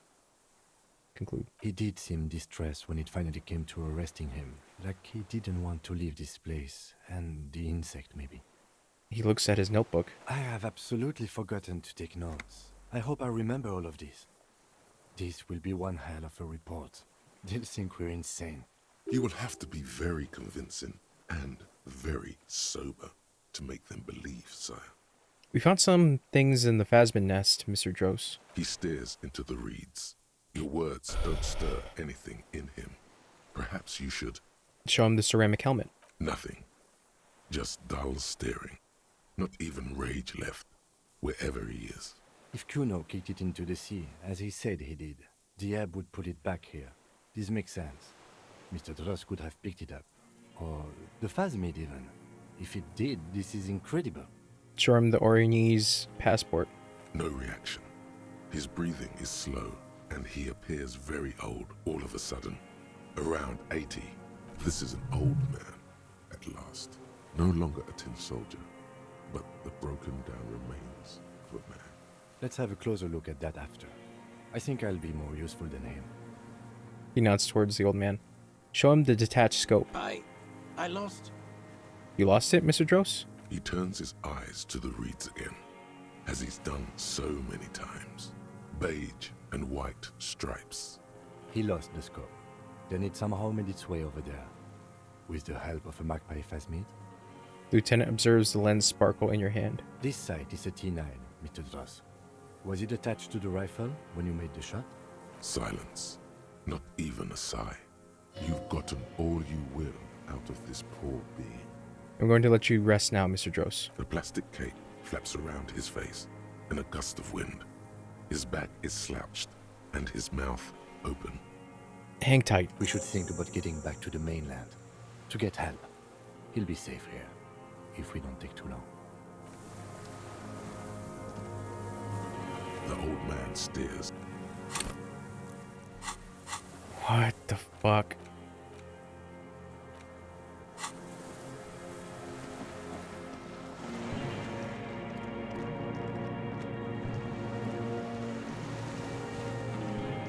What an insane turn of events.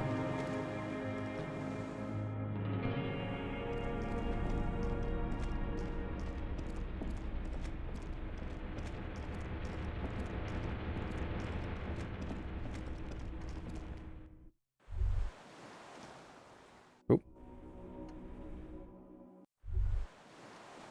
ICM? This feels familiar somehow. Kim, what is the ICM? Insulindian Citizens Militia. It's the official name of the Communards Army. The black and white army of the revolution. Sounds an awful lot like. RCM. It sounds like RCM, Revolutionary Citizens Militia. It does. Why? The RCM may descend from the ICM. May? It's impossible to say. It was chaos after the war. The name was good for getting people to join us. Revachol West was mostly workers and criminals. Nice political thoughts rush through your neocortex. It's going to be hard to say them. Carrying around all that weight on a busted crutch is making you pant.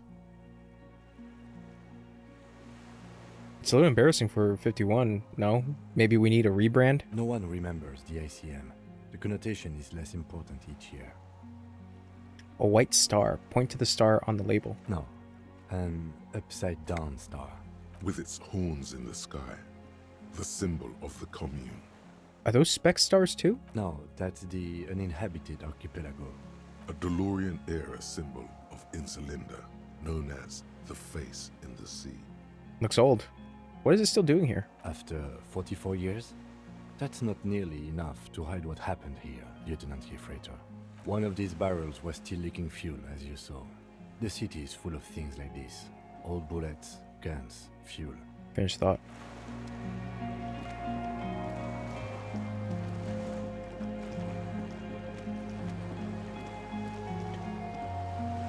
The skiff is swaying on the waves by the dock. Let's return to the mainland. Let's. We are done here. The skiff rocks gently under your weight as you get in. The ride back is uneventful and quiet. But for the sound of conversation on the water, there is someone inland waiting for you. Two men and a woman stand on the concrete square of a nameless village, looking at a small yellow boat as it draws closer. The sea is calm. You reach the jetty and climb out of the skiff.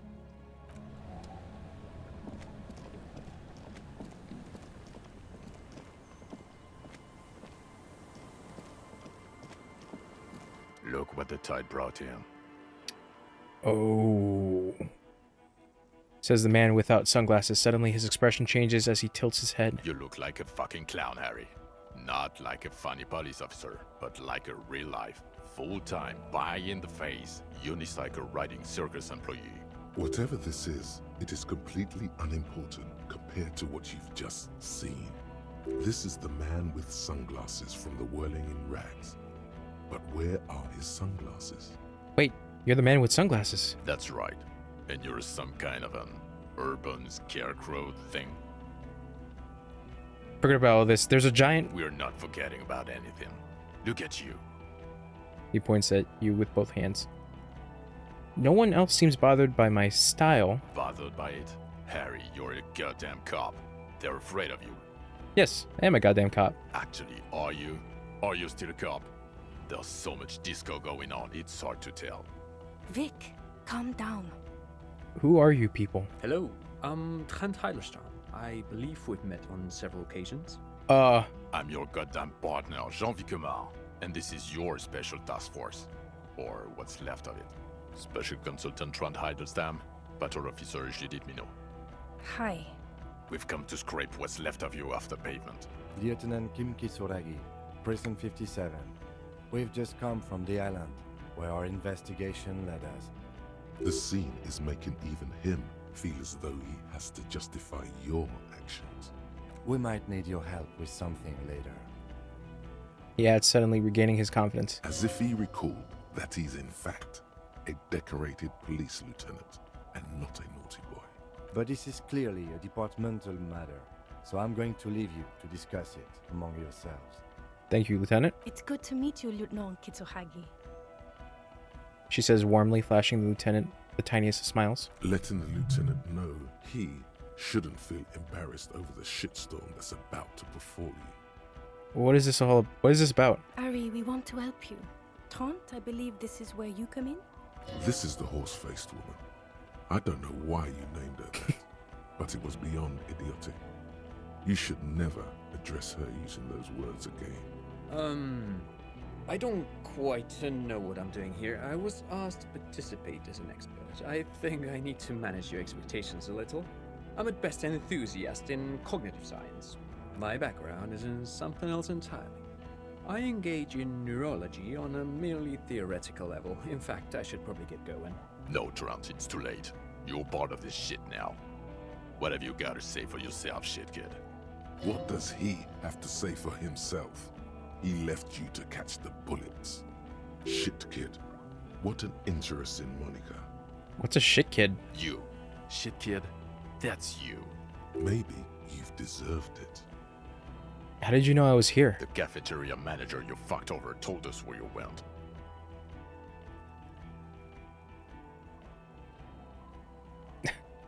Damn you, cafeteria manager. You've betrayed me for the last time. Speaking of which, the giant aerograffito in front of the building. The one that's burning. Did you do that?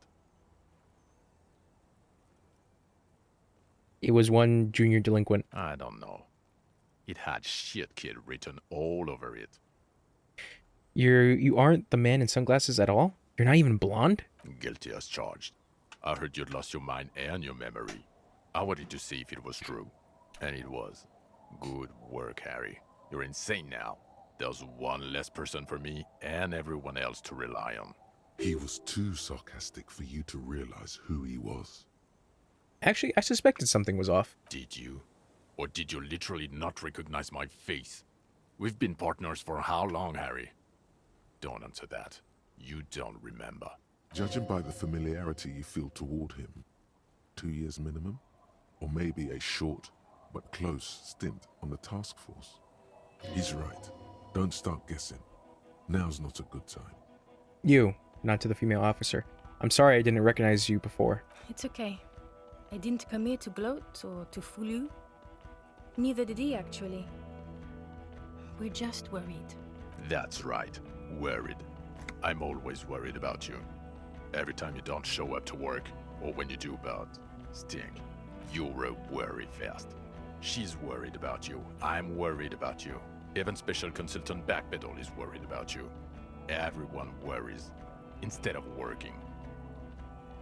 So, Trent Hiddleston turned out to be Special Consultant Trent Hiddleston. Yes, I'm Trant Hiddleston. I never said I wasn't Trant Hiddleston. Wait, what was up with the kid then? Mikhail? Mikhail is my son. Oh yeah? What's up with all the interesting history? Spying on me? No, I was just interested in the Feld building and the Martinez beachhead. And Mikhail wanted to see Martinez. It was a coincidence. Him being there with his son, it was not a coincidence. It's difficult to see, but he was worried about you. And also interested in the Feld building. So what are you special consulting here? What indeed? I was asked to share my take on some of the more obscure theories developed in Königstein in the 30s, like partial psychotraumatic amnesia, group personality theory. He's here to see if you're insane. He's smart. Let's move on. Duped again. No one say who they no one who they say they are. Yep. Duped. Hey, here's a brilliant idea. Don't be a morbid drunk and you won't be duped so easily.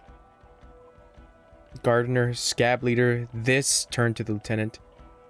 Tell me at least you are who you said you were. Yes, I'm still Kinkisuragi, still a lieutenant from Precinct 57. Still caught up in this crossfire, too. You mentioned a task force. Yeah, Major Crimes Unit, under Lieutenant Dubois and Vicomar. Ring any bells? Refresh my memory. Who else is in this? Refresh your memory? It's a goddamn Major Crimes Unit. There's you, me, Jude, Tron fucking Idlestown, and Guillaume Baby. He stares at you. I'm technically just a civilian advisor. Oh, fuck you. You're part of this shit show. Yeah, first, who's Guillaume Bevy? Oh, that's an interesting story, actually. Guillaume Bevy is a police reporter who joined our team. He was really good. Then he left because he lost faith in your ability to lead the unit. Other people have left too. Good, smart people. People we won't get back. Only me and this really patient patrol officer are still here. And Tron because I'm forcing him to stay. Okay, so what does this unit do? It's a major crimes unit. We clear the desk of cases so Precinct 41 doesn't look like the worst station in town. We are shit tier now, Harry. Because of you. The 41st isn't... He trails off, not wishing to finish the sentence. Where have you been all this time? There was a mercenary tribunal. God damn it, Harry. He shifts his weight, crosses his arms, and looks you in the eye. You told us to fuck off. You said we're cramping your style. Your detective god. Fuck everything. All we burn. Detect or die. Wait, so you let me face a squad of trained killers alone just to teach me a lesson? It wasn't like that. Fuck you, Harry. We didn't know there was gonna be a tribunal, did we? All will burn, Satellite Officer Vicomar. Make no mistake about it. Here we go. Alcoholic delirium. Visions. All must pay. None of this is ringing any bells. The bells aren't ringing because you have brain damage. Trant, this is where you come in. How bad is it? Well, he doesn't have visible tremors, he talks without slurring, he can drive a boat, he's standing, reasoning. All good signs, but complete retrograde amnesia, episodic and semantic. Meaning, you forgot both who you are and the definitions of money, Isola, hell, and so on. As displayed in the station call, our interactions with him, and I don't want to be a snitch, but also mine with him before when Harry did not seem to know who I was. It's all very interesting. Interesting? Yes, interesting. I have my theories, but I would like to hear Harry's thoughts first. Harry, what do you think happened to you? Neurologically, psychologically, and why not socioeconomically? Wait, socioeconomically? You think I'm so poor I lost my memory? Not when you phrase it like that. But I don't think critical theory... I know everyone thinks this is far-fetched pink academia, but still, I don't think it should be off the table here. What? He lost his memory because of capitalism? No, not like that. I'm not talking Vrede for school here. But Harry, I asked you, what do you think happened? I drank so much I lost my memory and now I'm slowly recovering it? He is. He's getting better. And I can confirm that he drank a lot of alcohol prior to it happening. I believe he drank. People do that, especially this one. What they don't do is forget their whole life because of drinking. But Detective Vigmer, he has blanked out before. I have? Yes, a couple of times. After some of the more serious benders. One was after the two drunks case, the other when we looked into that mural. Interesting. So at first he dipped his toes into it, prepared. That's where he would have gotten the idea, yes. Practice. And then he used alcohol to get there, so to speak. What do you mean? Well, here's my theory. What if this is an absolutely normal reaction to the world we're living in? What if this is not a significant anomaly at all? Something to be explained, approached as a defect? Look at the sensory input here. He gestures towards the scenery. Look at the ruins, the neon. Listen to the radio, the multitudes, the people. Live here for 40 years. As a police detective, he's like a magnetic reader on the world tape, to borrow a known metaphor. Harry's been pushed flat against it. Total input. Hardwired to the free market. He just needed for it to end. Okay, Trent, thank you. That's absolutely meaningless. I'm glad we brought you. Will he or will he not be able to work in the major crimes unit? Is he a cretin now? I want to know that. He's not a cretin, and he is able to do work. If not in his previous leadership role, then as a line detective. Leadership, now. I'm ready to lead again. No one even mentioned that. I misphrased my question. It should have been, is he able to put his clothes on and use the body? Or do we need to get him on a disability pension? What now? Now nothing. Now we're just going to stand here. Just stand there? Yeah. Just stand there. It's cool. Really? No. Now we discuss that. What the fuck did you do to a motor carriage? Why is it there, Harry? Lie. Just bide your time. Ask something. Then lie. Hold on. In the ocean? Yes, in the ocean, under the sea. Our work vehicle, with fish and clams and other sea shit.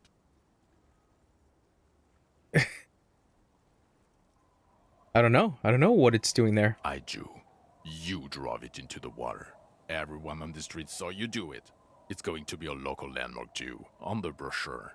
Thank you for fucking us, Harry.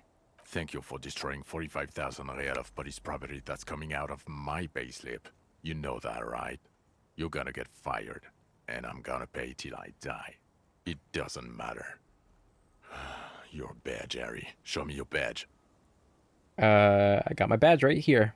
In a rush to demonstrate your badge, your eager fingers can't sustain a grip on the smooth plastic, and the badge slips out of your hand. Catch it. Oh no. I don't have my gun though. Not today, badge. Behold, my badge. And your gun. As if having your badge and gun are natural states, not achievements. I'm on it 24/7. I'm tracking it down right now. But you haven't, because you're drunk. You lost your gun, and you're drunk. You're a drunk, gunless bum. I can't smell it. I'm not drunk. I haven't started drinking again. So you forgot to drink? I don't buy it. Why do you smell like a corpse then? He's wounded. It's been a long week, and he's handled an actual corpse.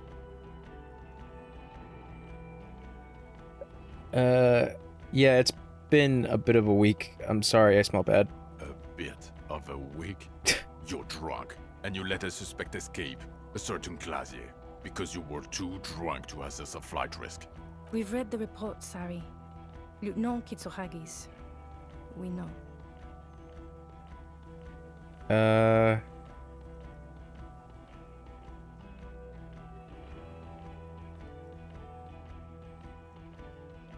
Not taking her in was the right thing to do. She gave me a vital clue that led us to the island. Oh well, if she was nice. I'm not even gonna get into the other suspect, who also escaped. Yeah, Ruby something, or the fact that you're Everclare's little peony now, doing I don't know what for him. That's small-time stuff. That's nothing. That's a humorous anecdote, compared to the 8 people who were gunned down. The streets are literally red with blood, Harry. It was fucking mass murder. He did everything he could. We did everything we could.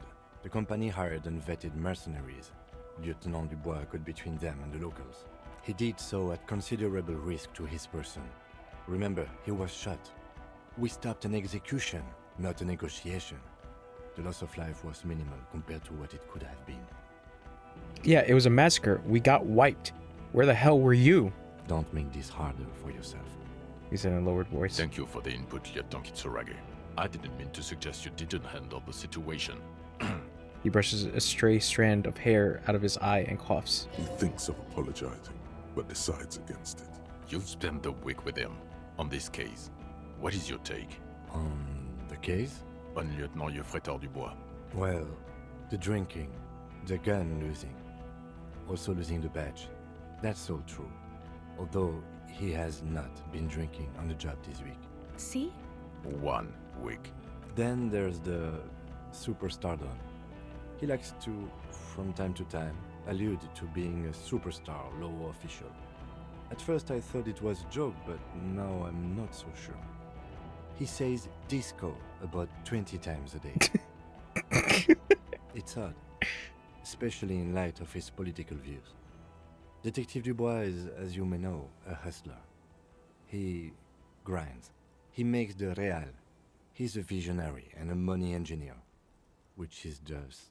He shakes his head. Other still, he is also a Mazovian socio-economist who believes in liquidating the ruling class. How he reconciles these 2 points of view, I do not know. But he is vocal on both of them. I don't remember, okay, making that choice. And then there's the motor carriage in the sea, something I was not present for. But despite all this, he is a great detective, one of the best I have seen, in fact. He can talk human beings into telling him everything, and he doesn't stop. In all the time I've spent with him, he has not once stopped pursuing leads, however far-fetched and tangential. He is tireless, madly driven. Well, except that one time when he stopped to sing karaoke, which, by the way, I have to disagree with you, Mr. Vicmar, was a valiant effort. He really sang his heart out. Okay, he did something. Other than that one time, he has tirelessly worked on the case, and he solved it. We have a confession, a murder weapon, and the perpetrator, locked on the island right now, awaiting transportation. He apprehended a revolutionary brigade who stayed hidden for 50 years, ever since the revolution, who's probably committed other murders over those years. Oh, and he also discovered a new species. A new species? A colossal stick insect, 3 meters tall. It's on the island, camouflage as the reeds. It unfolded from them. I did not, unfortunately, get a photo, but I believe it may have been the Insulindian phasmid. I know this sounds fantastic, but I'm a 4 times decorated lieutenant of the RCM. I do not make up encounters with cryptids to spice up my day. I am very, very serious. This must be like such a mindfuck coming from Kim. I don't doubt you, Lieutenant. If you say it was the Insulindian phasmid, then it was the Insulindian phasmid. Boom shakalaka. Lieutenant, is it somehow connected to the case? He pays you no heed. Detective? Yes, I believe the pheromone it emits may be responsible for the killer's mental degradation. Oh my god, God, I was stuck on the word degradation. The old man was not aware of the phasmid's presence. Exhibiting a strange, atypical dementia, he fell into a stupor after its appearance. He became near catatonic. So it is connected. We could order a search. I could get people from EPIS on the island, entomologists, doctors. There must be signs of it in the reeds. If we found the Insulindian phasmid, well, that would be absolutely exceptional. What? There, you need to make your case now. The floor is all yours. He prepared it well.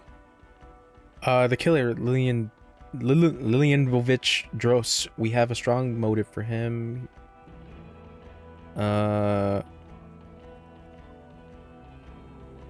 And consequently, Kuno's dad. So what do you say when I take this hot shit back? I also started a nightclub in the church. What was that? It sounded like you set up a nightclub in the church. Yeah,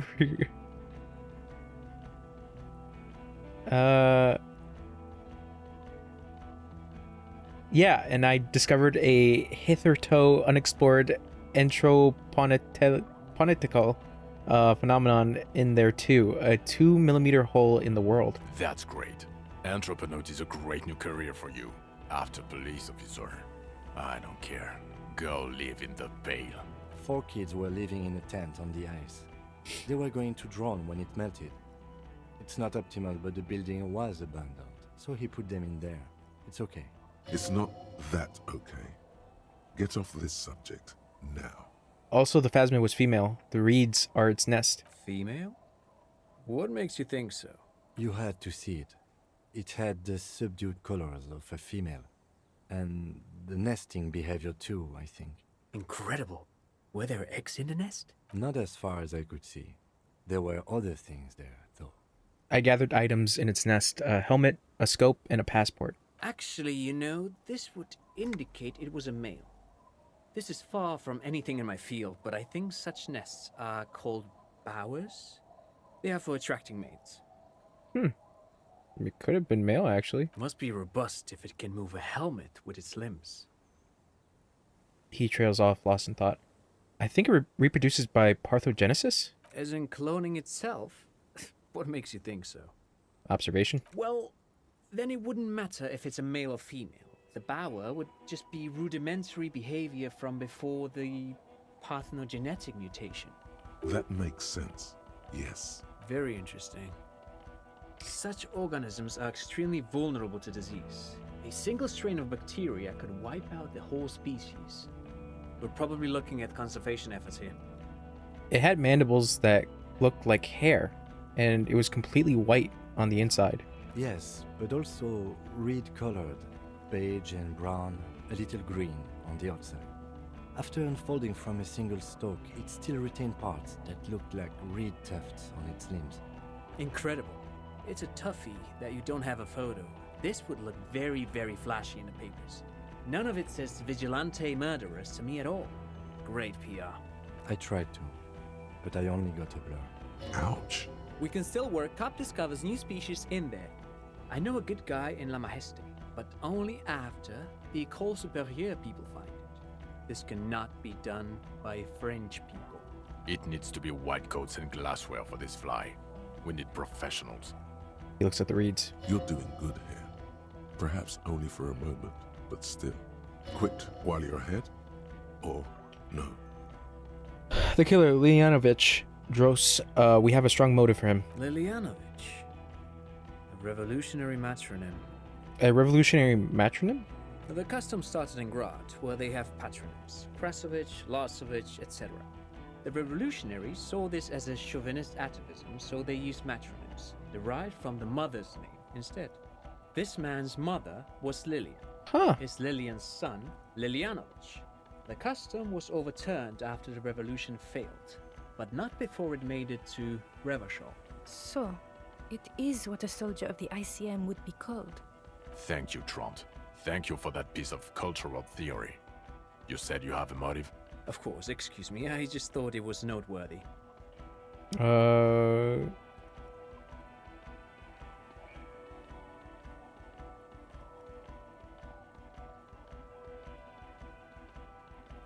He killed him in an act of rage induced by the Phasmid's semiochemicals. Possibly induced. But even without that, these men spent 50 years on the islands in the bay, in solitude, loathing what Revachol has become.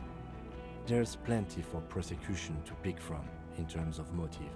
Also, we have a sniper's nest with full view of the room in which the mercenary died, right on the island, and 2 officers on the scene that Mr. Dross confessed to. It's a clean win. Oh, it's way more than that.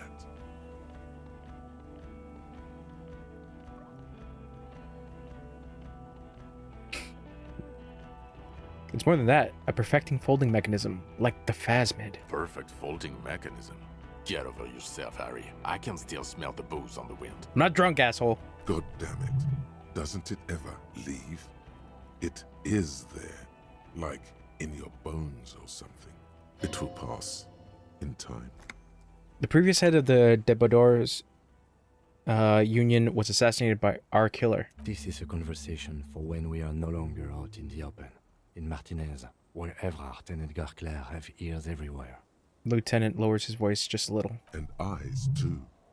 Your return from the island must not have gone unnoticed. Understood, of course. But a case against Everard would be big. I would prefer not to partake in anything union-related, for political neutrality. There was also a dead man on the boardwalk, a missing person I found. Yes. Fallen through a gap in a boardwalk. Drunk. How did you know I found him? The body was transported to Precinct 41, our morgue. I had Tilbrook and Mullins take care of funeral arrangements and family stuff. You're not the only cop in the world, Harry. This all comes back to us. Still, good work with the missing person, Detective. It's still a point for you. No denying it. I also looked into the mystery of the doomed commercial area. I don't know what a doomed commercial area is. Rue de Saint Ghislaine 10, a commercial building where all businesses go bankrupt. I looked into it. Why? That's not what you were supposed to do here. There was a fridge we needed and a possible witness. He was just chasing a lead and ended up advising a local shopkeeper. It was okay. Of course. Call it community outreach, right? Dodged the bullet there. For a moment, it seemed like you were just wasting time. I confiscated drugs from Kuno's dad. Who's Kuno? You don't want to know. You're right, Lieutenant. I don't. You snorted the drugs, I know you did. It's alright. I'm in. At this point, anything is but the drink. So what do you say? Want to take this hot shit back? Point to yourself. I don't want to, but you discovered a new species and solved the murder. He shrugs. So I have to. Jude? Anything that ends the trial is okay with me. A quick nod. Agreed. The public relations potential of this is too valuable to let go. Okay. We have vehicles in the square, and the perpetrator needs to be taken into custody. Let's go. Now you will finally get to know who you are. Wait, I have a few questions before we go. About who I am. The man looks westward, impatiently, jingling his car keys in his pocket. Who am I? Who are you? You're a gym teacher, Harry. What? Well, obviously you're not a gym teacher anymore, but... But before? Before you were a cop, you were a gym teacher in Coron. It's getting really cold outside. Should we maybe... That does explain a lot. Harry, it explains everything. The running around, the jumping, the bicep girth, your inexplicable facial hair. The collection of fallen sportswear I've amassed. Some of your more old-school wording choices. Your posture, even. The constant stretches. Also, this guy. Just everything about this guy. And this guy, too. When was this? When was I a gym teacher? In your 20s or late 20s. You've really let yourself go since then. You said in Coron? I was a gym teacher there? Yes, you taught gym in Coron. I believe that's the term. Taught gym at a high school. You were a high school gym teacher. The smell of sweat and glue. The worn floorboards. Coron is just east of Jamrock. It was a short walk every morning to the baseball field or the sports building. High school. Harry, your goings-on with Kuno, Andre, Acel, the whole thing on the ice. That's why you are so juvie.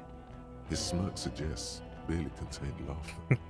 Why did I join the RCM then? The regular. You found some chick. She inspired you to fight the big fight. Be more than you are. All that. You, every morning, walking from Voyager Road to teach gym. She, leaving for the academy with her spring coat on.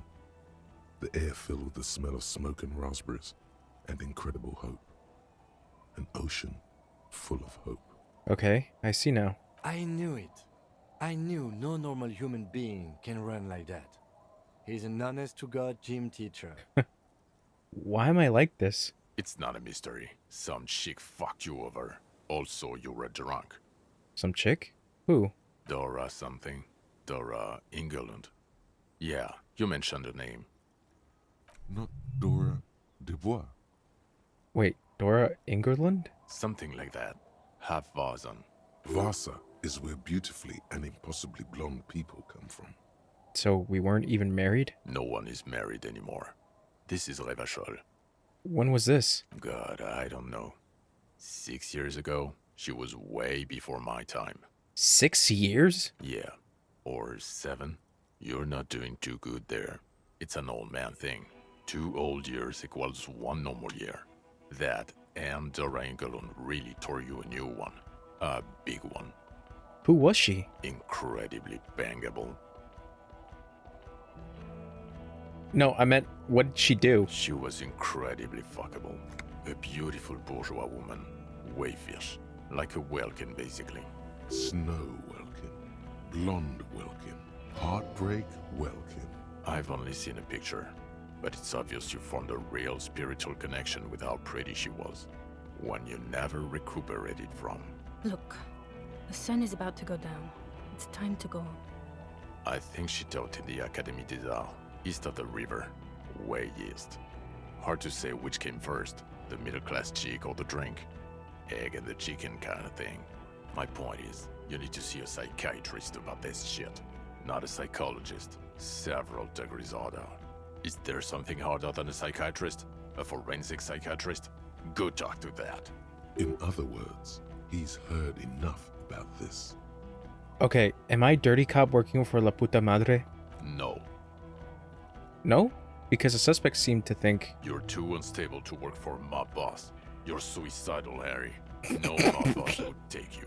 I'm so shit that nobody else wants to take me in. I assure you, I wouldn't consult for a corrupt unit.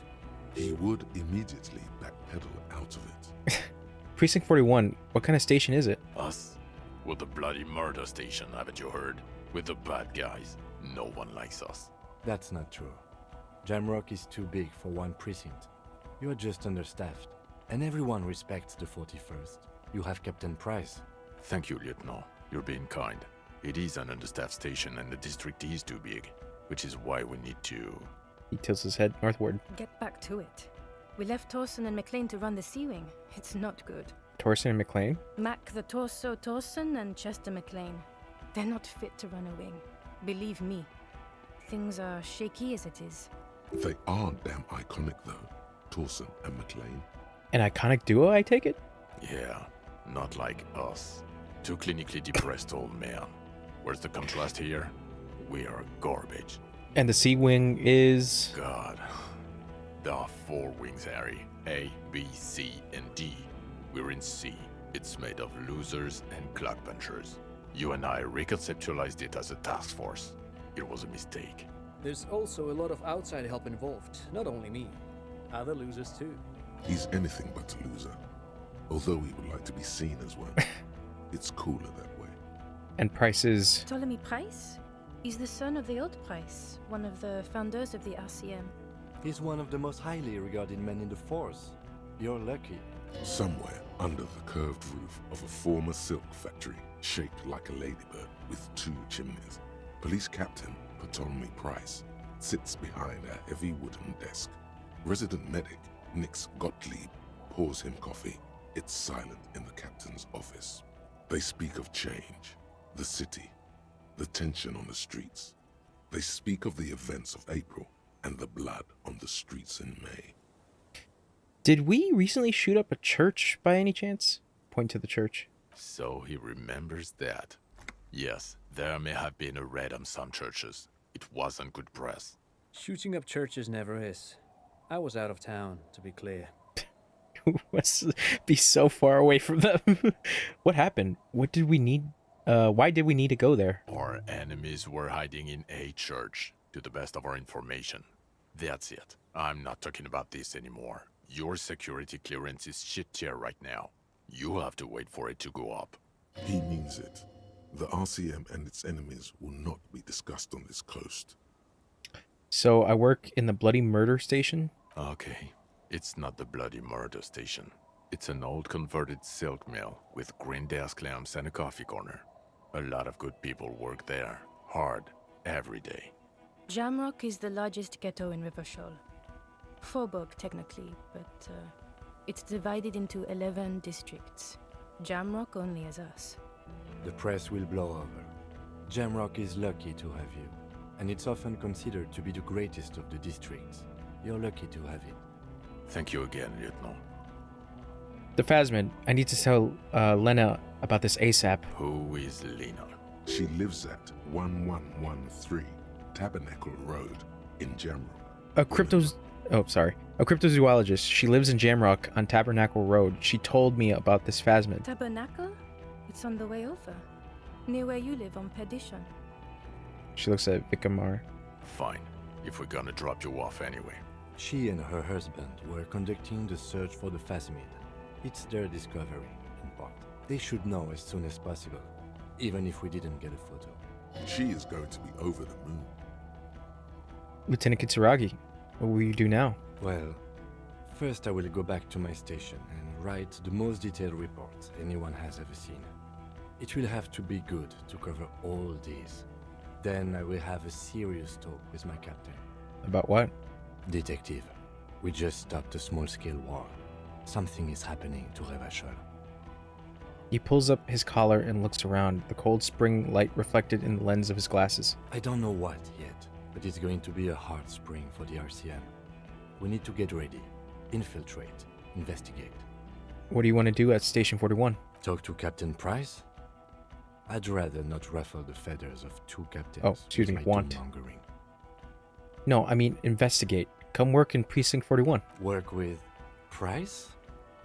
I'm flattered, but I don't know if I... Would fit in. And crazy enough. Can take the stress. He doesn't know how to finish the sentence. This truly came as a surprise to him. Not a bad one, but he's at a loss.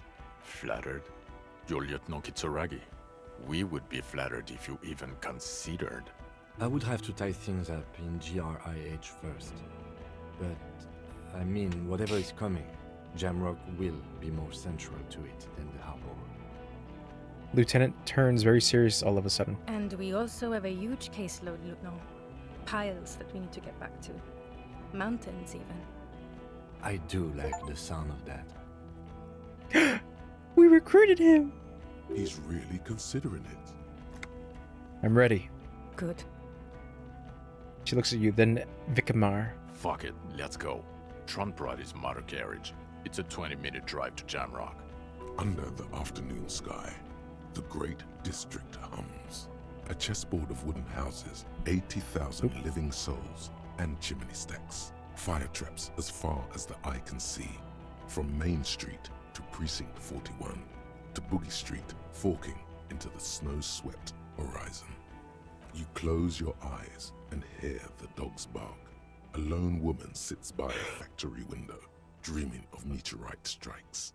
On Rue de Saint-Jérôme, a square bullet slides into a square-shaped chamber. In Old South, a man without eyelids smiles. Spring has come. It's time. Dawson? Yes. McLean? Yes. Heidelstein? No. Vicmere? Yes. Dubois? Of course. Really? Nick Gottlieb looks up from the list. I hear he's quite unstable. You say that like it's a bad thing. Captain Ptolemy Price points his pen at the doctor. It's dim in his office, and the curtains are drawn. Harry's our man. He'll pull through, and when he does, he'll side with Revachol. Understood. Gottlieb returns to the list. Minnow? Of course. Wonderful. Then can we please just go back to Jamrock now?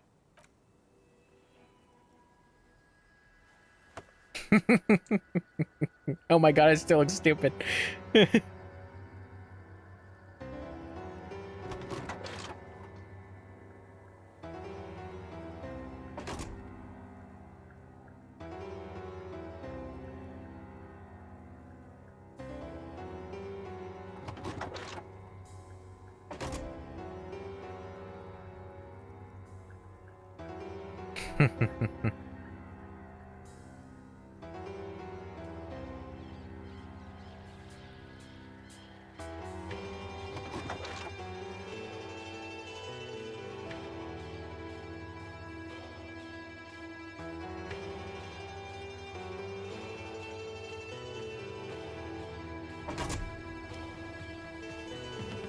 Fuck, dude.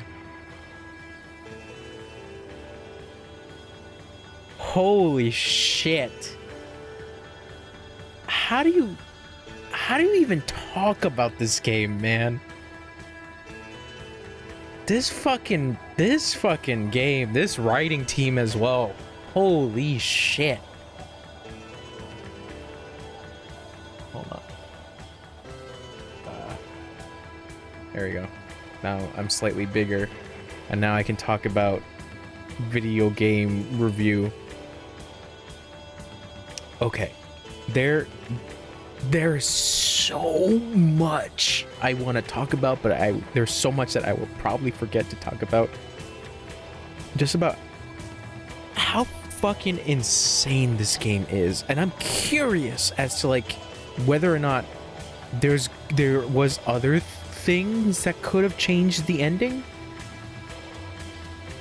But there's such an interesting discussion to have with the themes of this game, and particularly the societal aspect of it and the political aspect. This game is woke. This game is too woke. I genuinely think that this game is truly a phenomenon of writing. Because it is a lot of people on the writing team talking about like what they wanted to put out there and what their ideas are and were at the time. I'm curious, they probably haven't strayed away from their thoughts, because I would assume after the fallout with, you know, Zaum. But oh man, dude, like there's so many things that like it's crazy just to think about it. Ancient reptilian. Kuno. Julian Champignois. Kim Kitsuragi. Okay. So I'm trying to think, because it okay, let me start with like the story itself. Why I think this story is just incredibly well written, and why I think it, oh god, like I'm trying to think of the words, like why I think this game affects a lot of people that have played it. Because that's also the thing. A lot of people have heard of this game at this point, and it was an indie game. It was, I believe, on Kickstarter at a point, and it was incredibly ambitious for what it was trying to do, and it really succeeds at achieving what it wants to say in its writing. And I think, you know, the story itself is, for me personally, you've got me with a murder mystery. A murder mystery is the most enticing thing you can give a person. And you being a detective is, you know, you're in the driver's seat of this. But what I like about it is the fact that your main character has no memory. So you're basically thrown into the den of the lions and just like figure it out. While you do have, you know, your partner with you, you do have Kim, but even Kim is just like, I don't really know you that well, so I don't know how you work, but yeah, we'll kind of go from here, I guess. So yeah, I let me start from the top of the story. With you being presented this murder case of a dead mercenary found hanging in a tree, well, hanging from a tree, behind a motel, Holiday Inn, hostel. And it is up to you to basically figure out the person responsible for this. But the other thing that, like, you're thrown so many, you've given like red herrings, you're given like a bunch of like twists and turns. There's so many subversions of like what you expect, and it's just like, where are we going with this? And it's like, I can't believe this game went in that direction. Because, you know, you have this case, your main character has no memory of his previous life, who he is. You're piecing your memory, trying to piece it together, and, you know, all the while trying to keep your shit together as well. And it's such a fascinating thing to put the player in this world of just like, figure yourself out in a way. Like, how do you want to play it? Do you want to play it as a drunk, drug-riddled cop? Or you gonna try to play it clean? Because how other people talk about you seems like you're kind of a shitty guy. And it's like, oh, okay. So you have that. You have that bit of the game, of that story of just like trying to figure yourself out. But then, you know, you continue on with the journey of trying to figure out this murder, but then you also get to learn about the world itself. And that is where you as a player, and I think also that's what they want to kind of convey with Harry not having his memory, is that you're thrown to like a lot of terminology and a lot of like history, fictional history in this world. And it's like, okay, there's a term I've never heard of, or like there's a made up like label for something, and it's like, okay, it only exists within this world, but it has some ties to, you know, our reality, which is really fascinating. And just like, you know, that's what I really do like about this game. It's like it's taking little bits and pieces of our world history and kind of like, you know, sprinkling it in to kind of add flavor to this world. So, you know, you have your world building, and you have these weird, just eccentric people within this world, and they all have their own story to tell. You know, it kind of gets into like characters, but like with the story itself and how it finishes the main narrative, because like I was saying, is that like you're being sent around to different places to kind of verify different people's alibis, and then even then you're kind of given red herrings at some points where it's just like, where is this going? And then to have it just like come to the conclusion of this really interesting narrative about times changing, and whether or not times changing can be viewed as a positive and or a negative. And it's really dependent on somebody who has a history with the changing throughout the course of, you know, just governmental change. Because with Linianovich, Mr. Dross, you know, him showing up at the end is just like, who is this? Who is this guy? And then he starts to talk about himself, and like the way that he speaks, there's a real cynical and real like nihilistic view on just like this world in general. And it's just like, damn dude, what the fuck did you go through? And like, it's because he is basically a byproduct of the war that happened in this place. And that's also the important aspect to the story, is that like this world is kind of a reconstruction of civilization that was kind of forgotten, and you see it because these people are living in ruins. And it's just like, damn, like the government doesn't do shit. And it's like, yeah, the government doesn't do shit. Like that's why, you know, you have that bit of explaining the world of like, yeah, so we have a police force, but they technically are a militia group that tries to keep everything in reins within Revachol.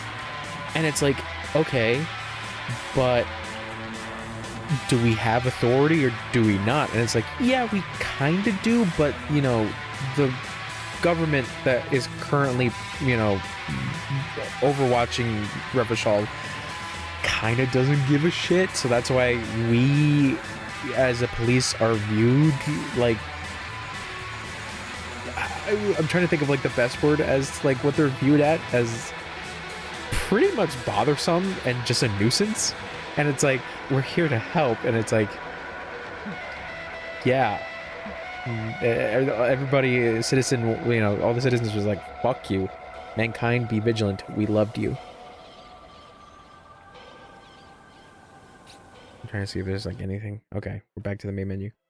So yeah, you get that bit of just like this world is essentially broken, and it's really unfortunate, and it's fractured, and it's a really like really cool way of like symbolizing your character. Just like, yeah, you're basically kind of like this world. You're fractured. There are a lot of issues with you as a person, and you know, you come to that ending like I was mentioning with Dros, and he is basically a man out of time. He is somebody who never forgave the way this world turned out and has such volatility towards it.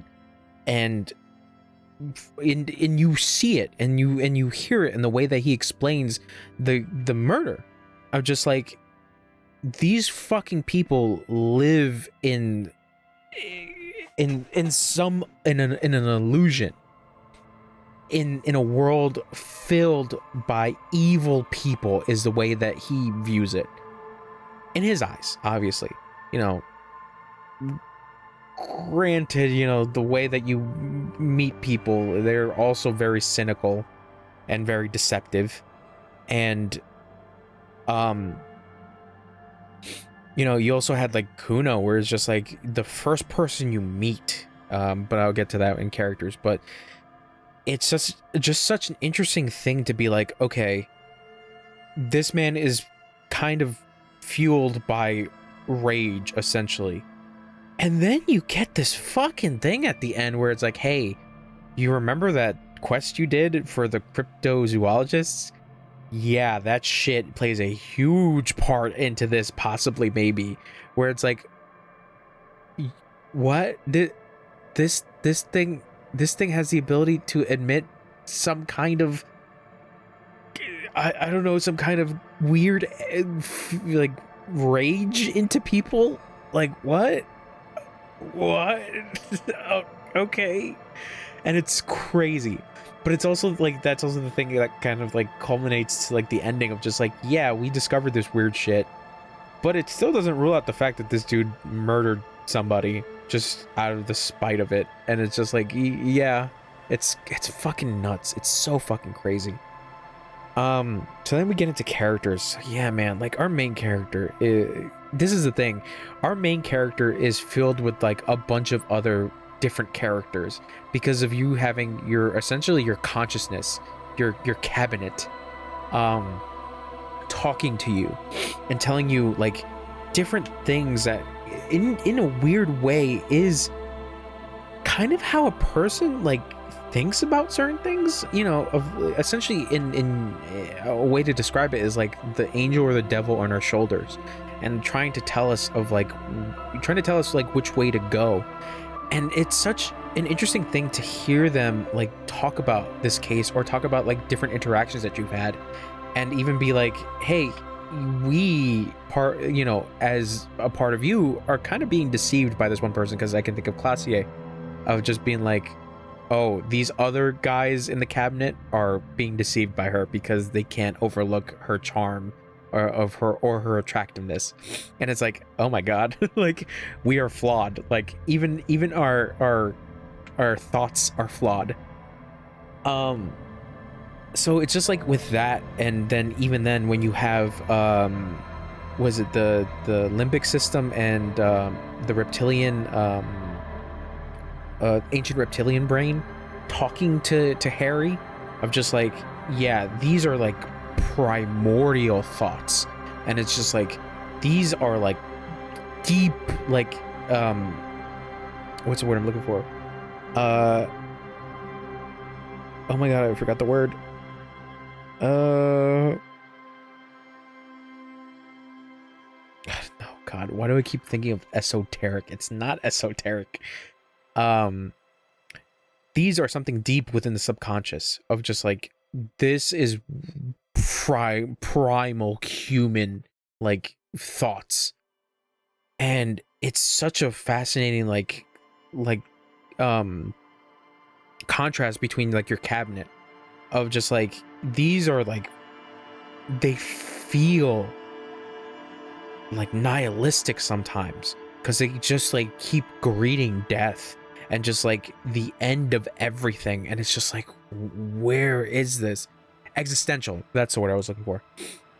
And it's like, this is fascinating every time you go to sleep and these things are talking to you, basically telling Harry to like, let it go back to the existential primordial soup. And it's like, Fucking what? You're just telling me to give up?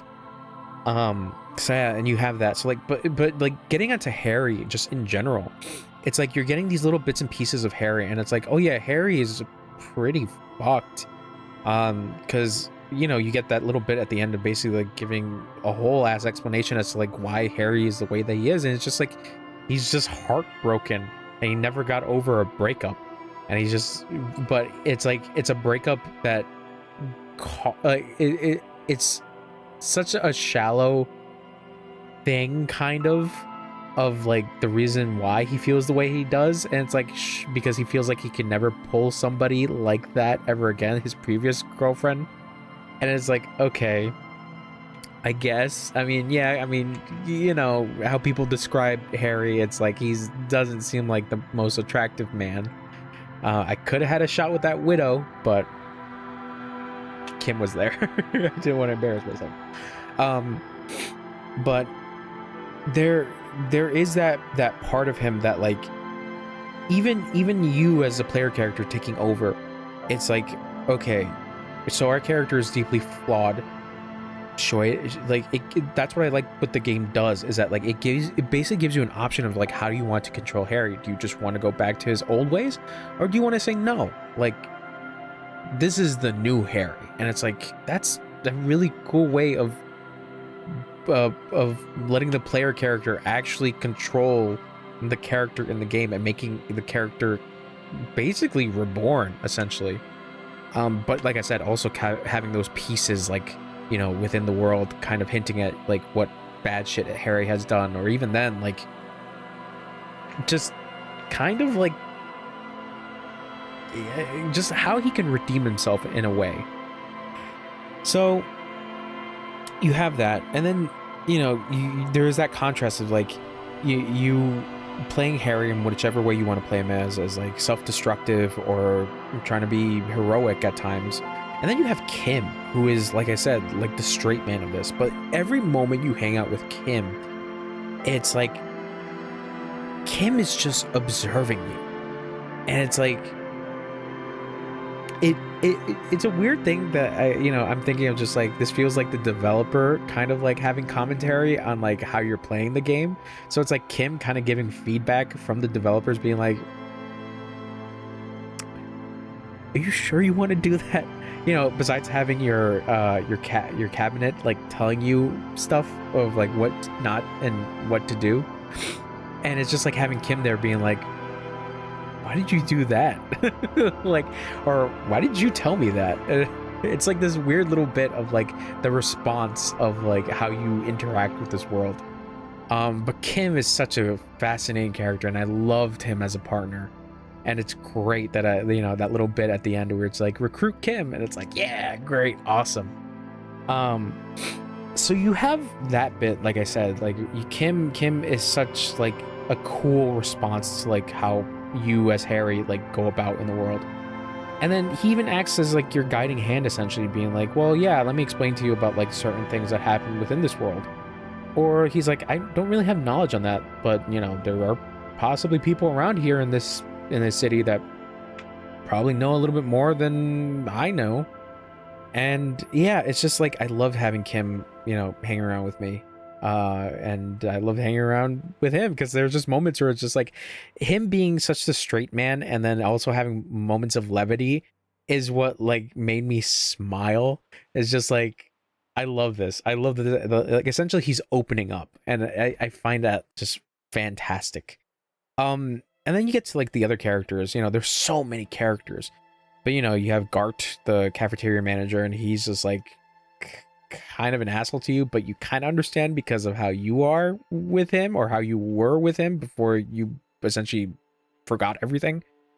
And then you have Classier, which is like, you know, the main suspect of just like, all right, she deceiving me, and then you get like thrown into a loop every time she tells you something, and just like, okay, you go here and then you go there, and it's like, okay, what you said doesn't add up. And it's like, well, you know, I could have been lying, you know, I don't know, my memory's a little foggy. And then you have, you know, the Hardy Boys, and then Elizabeth, the lawyer lady, if I'm remembering her, Lizzie, yeah. And then you have the Hardy Boys, and then they're just a weird group of just like of ruffians, but they essentially get to do what they want, because even then, you know, that's how this world is that like society is basically kind of fucked in its viewpoints, you know, with the union, where it's like, okay, you think about a union, you think about a workers union, and it's supposed to be this unifying thing that allows workers to have rights, but it's been perverted to become essentially a mob. And it's like, fuck, dude, like it is crazy. And the reason why like everything is so fucked is because like this union kind of does whatever it wants. So then it enables these the Hardy Boys to do whatever they want, or even like say whatever they want, because even then, you know, you have Hardy coming out being like, yeah, we fucking hanged him, cop, what the fuck are you gonna do about it? And it's like, whoa, what the fuck are we doing? But then it gets into like this whole web of lies, and it's just like, all right, where do we go from here? But yeah, just like the Hardy Boys and Titus Hardy, they're just crazy group, because it's just like they're so aggressive to you, because you kind of understand it from that mob aspect of just like, fuck the police, thinking that they can come to our territory and tell us to work with them. Fuck you. And it's like, holy shit, okay, this is gonna be really rough. And then you have Everard Clare, the head of the union, and you know, you also have his brother, which we never interact with because I think they say that he's off somewhere else. But you have Everard Clare, where it's like, oh, he is one of those people that like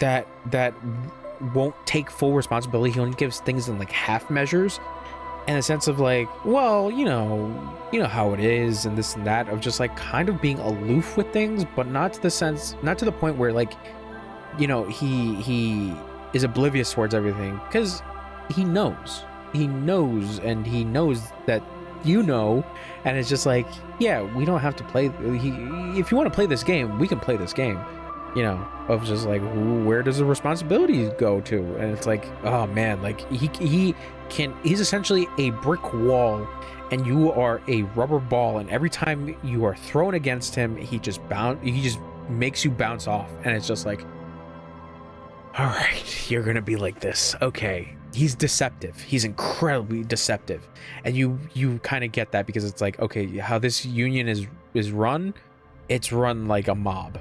So it's like, okay, this only makes sense, because like you have that fucking quest you get from him where it's like, oh yeah, make those people in the fishing town sign it, and it's like, because we want to make a youth center. It's like, we want to do some good for the youth.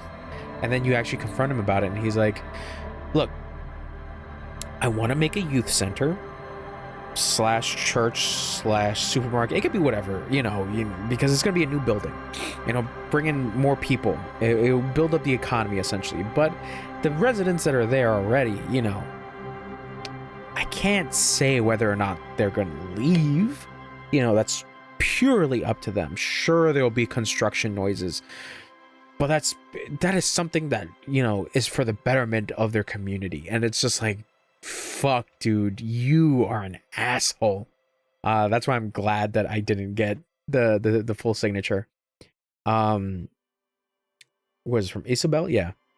So it's like, you have him, and you know, continuing on different people. Lizzie was also interesting, because it's just like, okay, she's essentially like Everett's guard dog, where she, you know, is a lawyer, and she's able to like know you know, anything that the cops will try to do to get anything on the union, basically protect the union with our ironclad lawyer.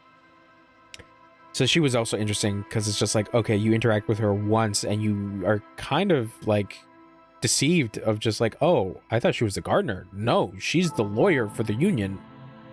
Okay. And then, you know, you meet a bunch of other weirdos, the cryptozoologists, where it's just like, okay, this is kind of an interesting little thing. All right. And then that becomes an actual plot point where it's like, what? they fucking what? But then now I think about it, it also makes sense as to why Lena also felt like there were like gaps in her memory, because after this thing left, she gets like little bits and pieces of like, oh my god, like it's starting to make sense now as to like why she doesn't have a full image of this thing, but she knows that it exists. Shit, god damn. So yeah, and then you know you get Classier, who is very deceptive. I talked about her before. Ruby was also kind of like a fucking red herring, where it's just like you work for La Puta Madre.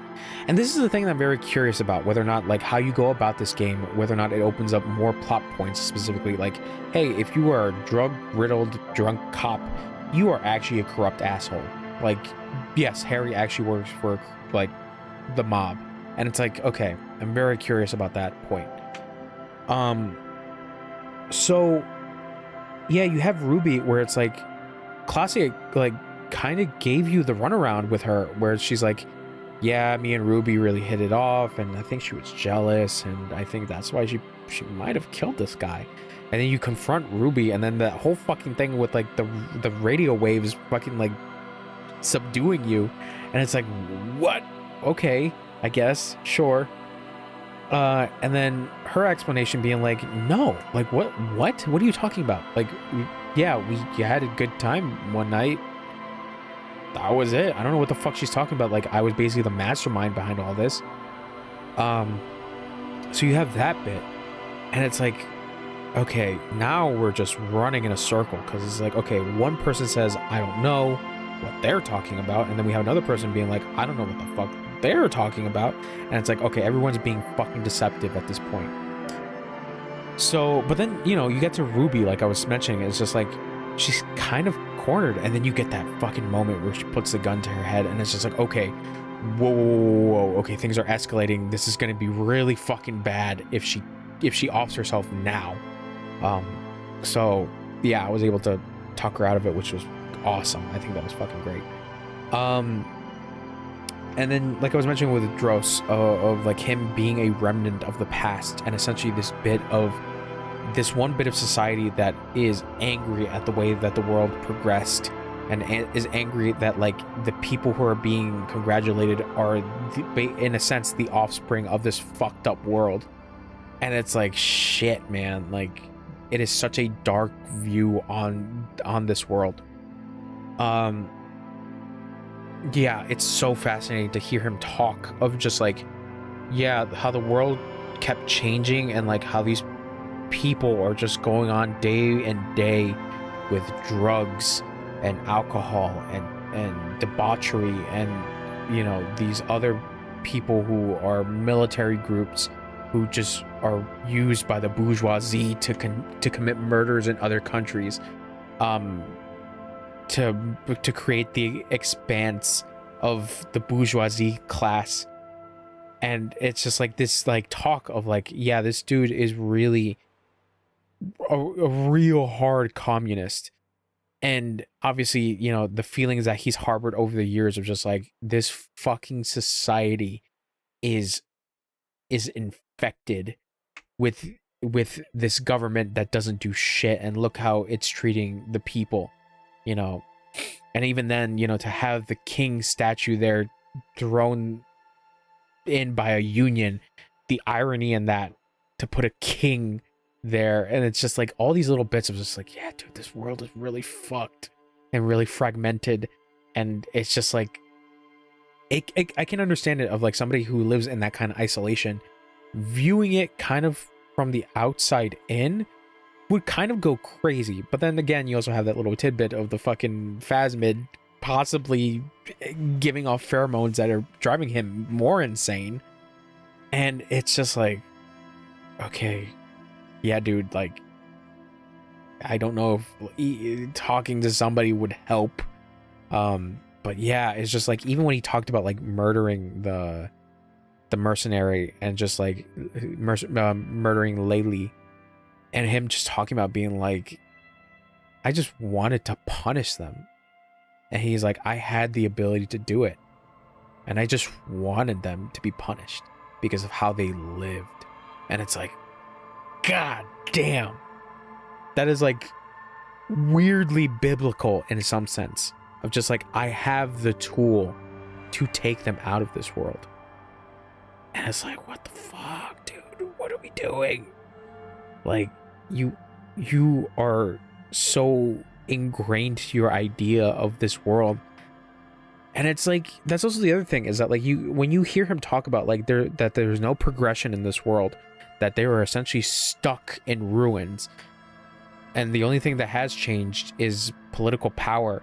It's just like, yeah, I can kind of see how you're very nihilistic in a way, because it's just like there was no hope for this world. Shit, man, it's just like, god damn. So then you talk to other people, the lorry drivers, you know, that one dude that was just like, hey man, I just want to do my job, I don't want any troubles. And then you give him the troubles and he's like, damn dude, really giving me the troubles? Mañana as well, where he's just a really weird dude, and he's just like, yeah, I work with the union, and he's like, I kind of work, you know, I kind of do whatever Everett asks me, but yeah, I kind of don't like confrontations. So you have that, you have a bunch of other people. It's hard to talk about like everyone, but you know, the main crew, the main cast itself, the people who are on like the main storyline is like I said, like really interesting. You know, you meet with your task force, and these people are also like super interesting. I'm just like, yeah, it's hard working with you, Harry. It's like, damn dude, we're really that bad. We're really that fucking bad, and we kind of have to make it up to them. Yeah, I just really enjoyed that tidbit.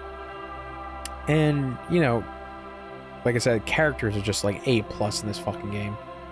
And then you get the setting and the setting in the world and everything. There's obviously, like I was mentioning before, there's terminology and like very specific things that I'm pretty sure I didn't catch.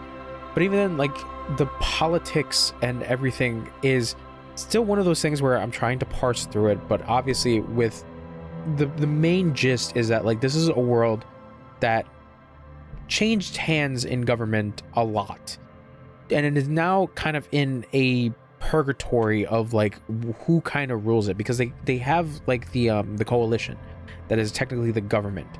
But even then, they have the RCM, which is not government backed. It's only a militia, where it's like, oh, you kind of leave it up to them. You kind of isolate these people to fend for themselves and wait for some kind of change while nothing happens. And then it's like, it kind of makes sense as to why these people kind of turn to drugs and alcohol and debauchery and all these other bits that, like, you know, in hindsight, it's just like, yeah, no wonder some of these people are kind of fucked, and kind of are assholes in the way, you know, that they interact with other people. So then, you know, having that little bit of just like, okay, there is this, besides the murder, there is this little bit that is happening with the union and the shipping company, where they're kind of in butting heads, and basically the company has sent somebody to kind of talk deals, but the union is like, no, we're not going to talk to fucking somebody. But then you know, like I was saying, is that like the union is essentially a mob, so it's like they're trying to incite something, while at the same time Everard and his brother were probably going to, you know, reap in whatever valuables they were going to able to get their hands off if something dire were to happen, how they can essentially exploit it. So you have that bit where it's like there's a union fight and everything, and then you get hit with like, okay, there are mercenaries here now, because of the mercenary group that was supposed to basically protect Joyce, the union, not the union, the company representative. And it's like, and that's also another thing I wanted to add to character, is that Joyce is also interesting because she kind of gives that like explanation as to, like, you know, business is business, and especially in this world where it's like, yeah, we're always going to butt heads with unions, and it's just like that's kind of the norm at this point. But she's like, I'm surprised how long this has gone on for. And even then, how far it escalated to a fucking hanging. And it's like, okay, shit. All right. So then, you know, and then you get a little bit more bits and pieces of the world from her, which I found really interesting, where she really opens up to you, surprisingly. Because she is a liberal. And that's what I'm saying, is that, like, there are different fucking varieties of, like, you know, of how socialism works. And even then, you know, the communists, the liberals, the moralists, and it's like these fragmented pieces of this society. Yeah, it's fascinating with that bit. But like I was saying, with the setting itself of being set in like this port essentially, and the remnants of like where a war happened, like fucking what, I forget how long it goes, but like more than a century ago. Right? No. Well, a long, not a long time ago, but still, like, it's still feeling the after effects. Because even then, like, the more I think about it, it's like, no, because there are still people from that war, from that period. But it happened, like, I want to say 50 years. Yeah, I think so. I think, like, roughly around 50 years. It's not 100 years, but even then, you know, the war is still something that is kind of still there, and this town is a byproduct of it. Yeah, it's just like all those little bits of like the lore essentially being sprinkled in, of just like, this is why this place is kind of like the way it is, kind of the way it is. Because it sucks. Because society sucks. So you have that, and then the setting is so interesting. I really liked everything about this port of just like, okay, yeah, shanty town essentially, apartments, a motel, you know, a big dock for the workers there, and you know, it's just like an interesting place to look around, and it's just like, oh, there's like little bits and pieces of history, you know, like the statues, the fucking sidewalk, you know, has a fucking giant crater in it that's never been fixed, that's still a remnant of the war. Yeah, the setting is fucking cool. You know, just learning about the world is really fascinating. So music also pretty fun. I really do like the Anadic music. That's pretty fun. And then like even your karaoke, or like the world, its idea of music, you know, even disco existing, and you know, interacting with like the skull punks, or the wannabe skull punks, is just like, oh, this is where punk is kind of coming into. It's really interesting, like the changing of hands with like art and music, and specifically ideals. But yeah, the music I think is pretty good, for the most part. You know, you kind of get used to it because it's your everyday listening to the music. I'm trying to think. And then music, gameplay. The gameplay is pretty fun. It's a little clunky controlling with a controller, but I do like the idea of, you know, like I said, your cabinets upgrading, you know, certain stats, even your clothes affecting your stats, investigating specific locks behind stats, and your, what is it,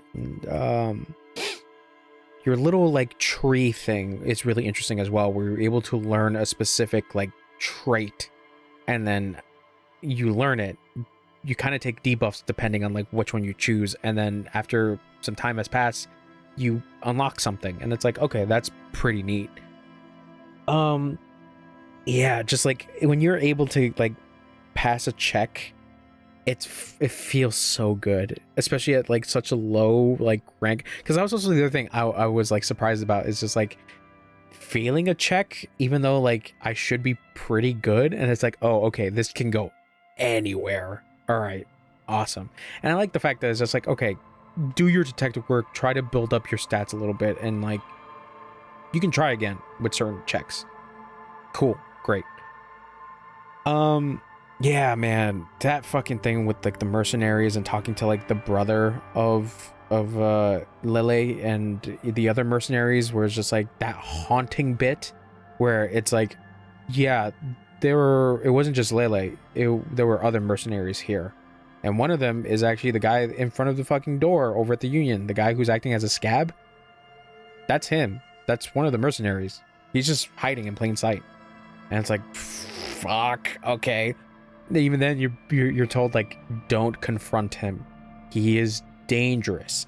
On top of that, there are the other mercenaries that kind of just went into hiding, and it's like, okay, fuck, all right. And then you're trying to stop a war, and unfortunately, you know, in this playthrough, I wasn't able to save people. People got hurt, people died, so it's like, shit, man, like, it's bad. It's really bad. But it's like, what do you expect? I think at this point I'm kind of going into my final thoughts, but it's like, what did you expect when the Hardy Boys are going around being like, yeah, fuck that motherfucker in front of everyone in town? And it's like, yeah, the wrong people are going to hear this shit. And obviously it happened. The wrong people heard that shit and they were fucking pissed. Fuck, dude.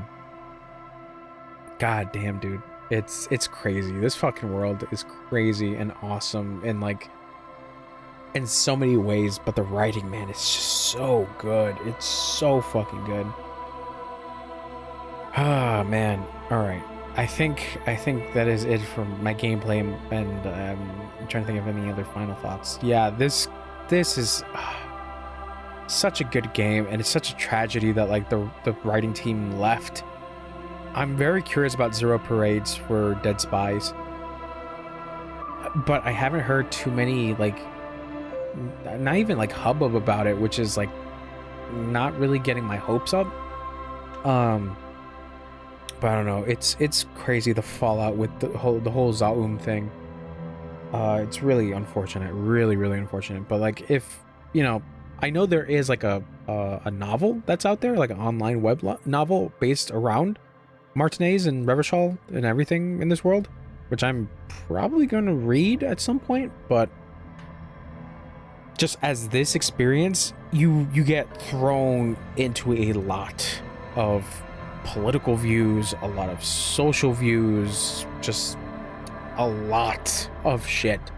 But it's great. It's great because I think it's kind of the point of this game, is just to overwhelm you with this fragmented world. Awesome. I think I'm pretty much, like, done with my overall thoughts, because, like, I can't really think of anything more. Like I said, there's so many characters that I probably forget to mention, but I just want to say, top notch. They were all fun. All the side quests were fun. You know, they were just, like, great bits of writing. Obviously there were some side quests that I didn't do. It's just like, I wanted to get my gun, but obviously I kind of jumped the gun, you know, the non-existent gun, with trying to do the story stuff. But either way, I'm glad, you know, I'm still happy about, like, the ending that I got. It's still pretty good. I am very happy about it. Yeah, I'm gonna have to rate it a 10 out of 10. It's fucking awesome. This fucking good ass game. I am such a sucker for, like, story focused games, and this is the epitome of story game, and it's fucking great. I loved my time with this game. I'm glad I actually got to come back and finish it. Awesome. Just fucking fantastic. All right. I'm done. That's it. Thanks for hanging out with me. I'll be back with something else. Revachol. Disco.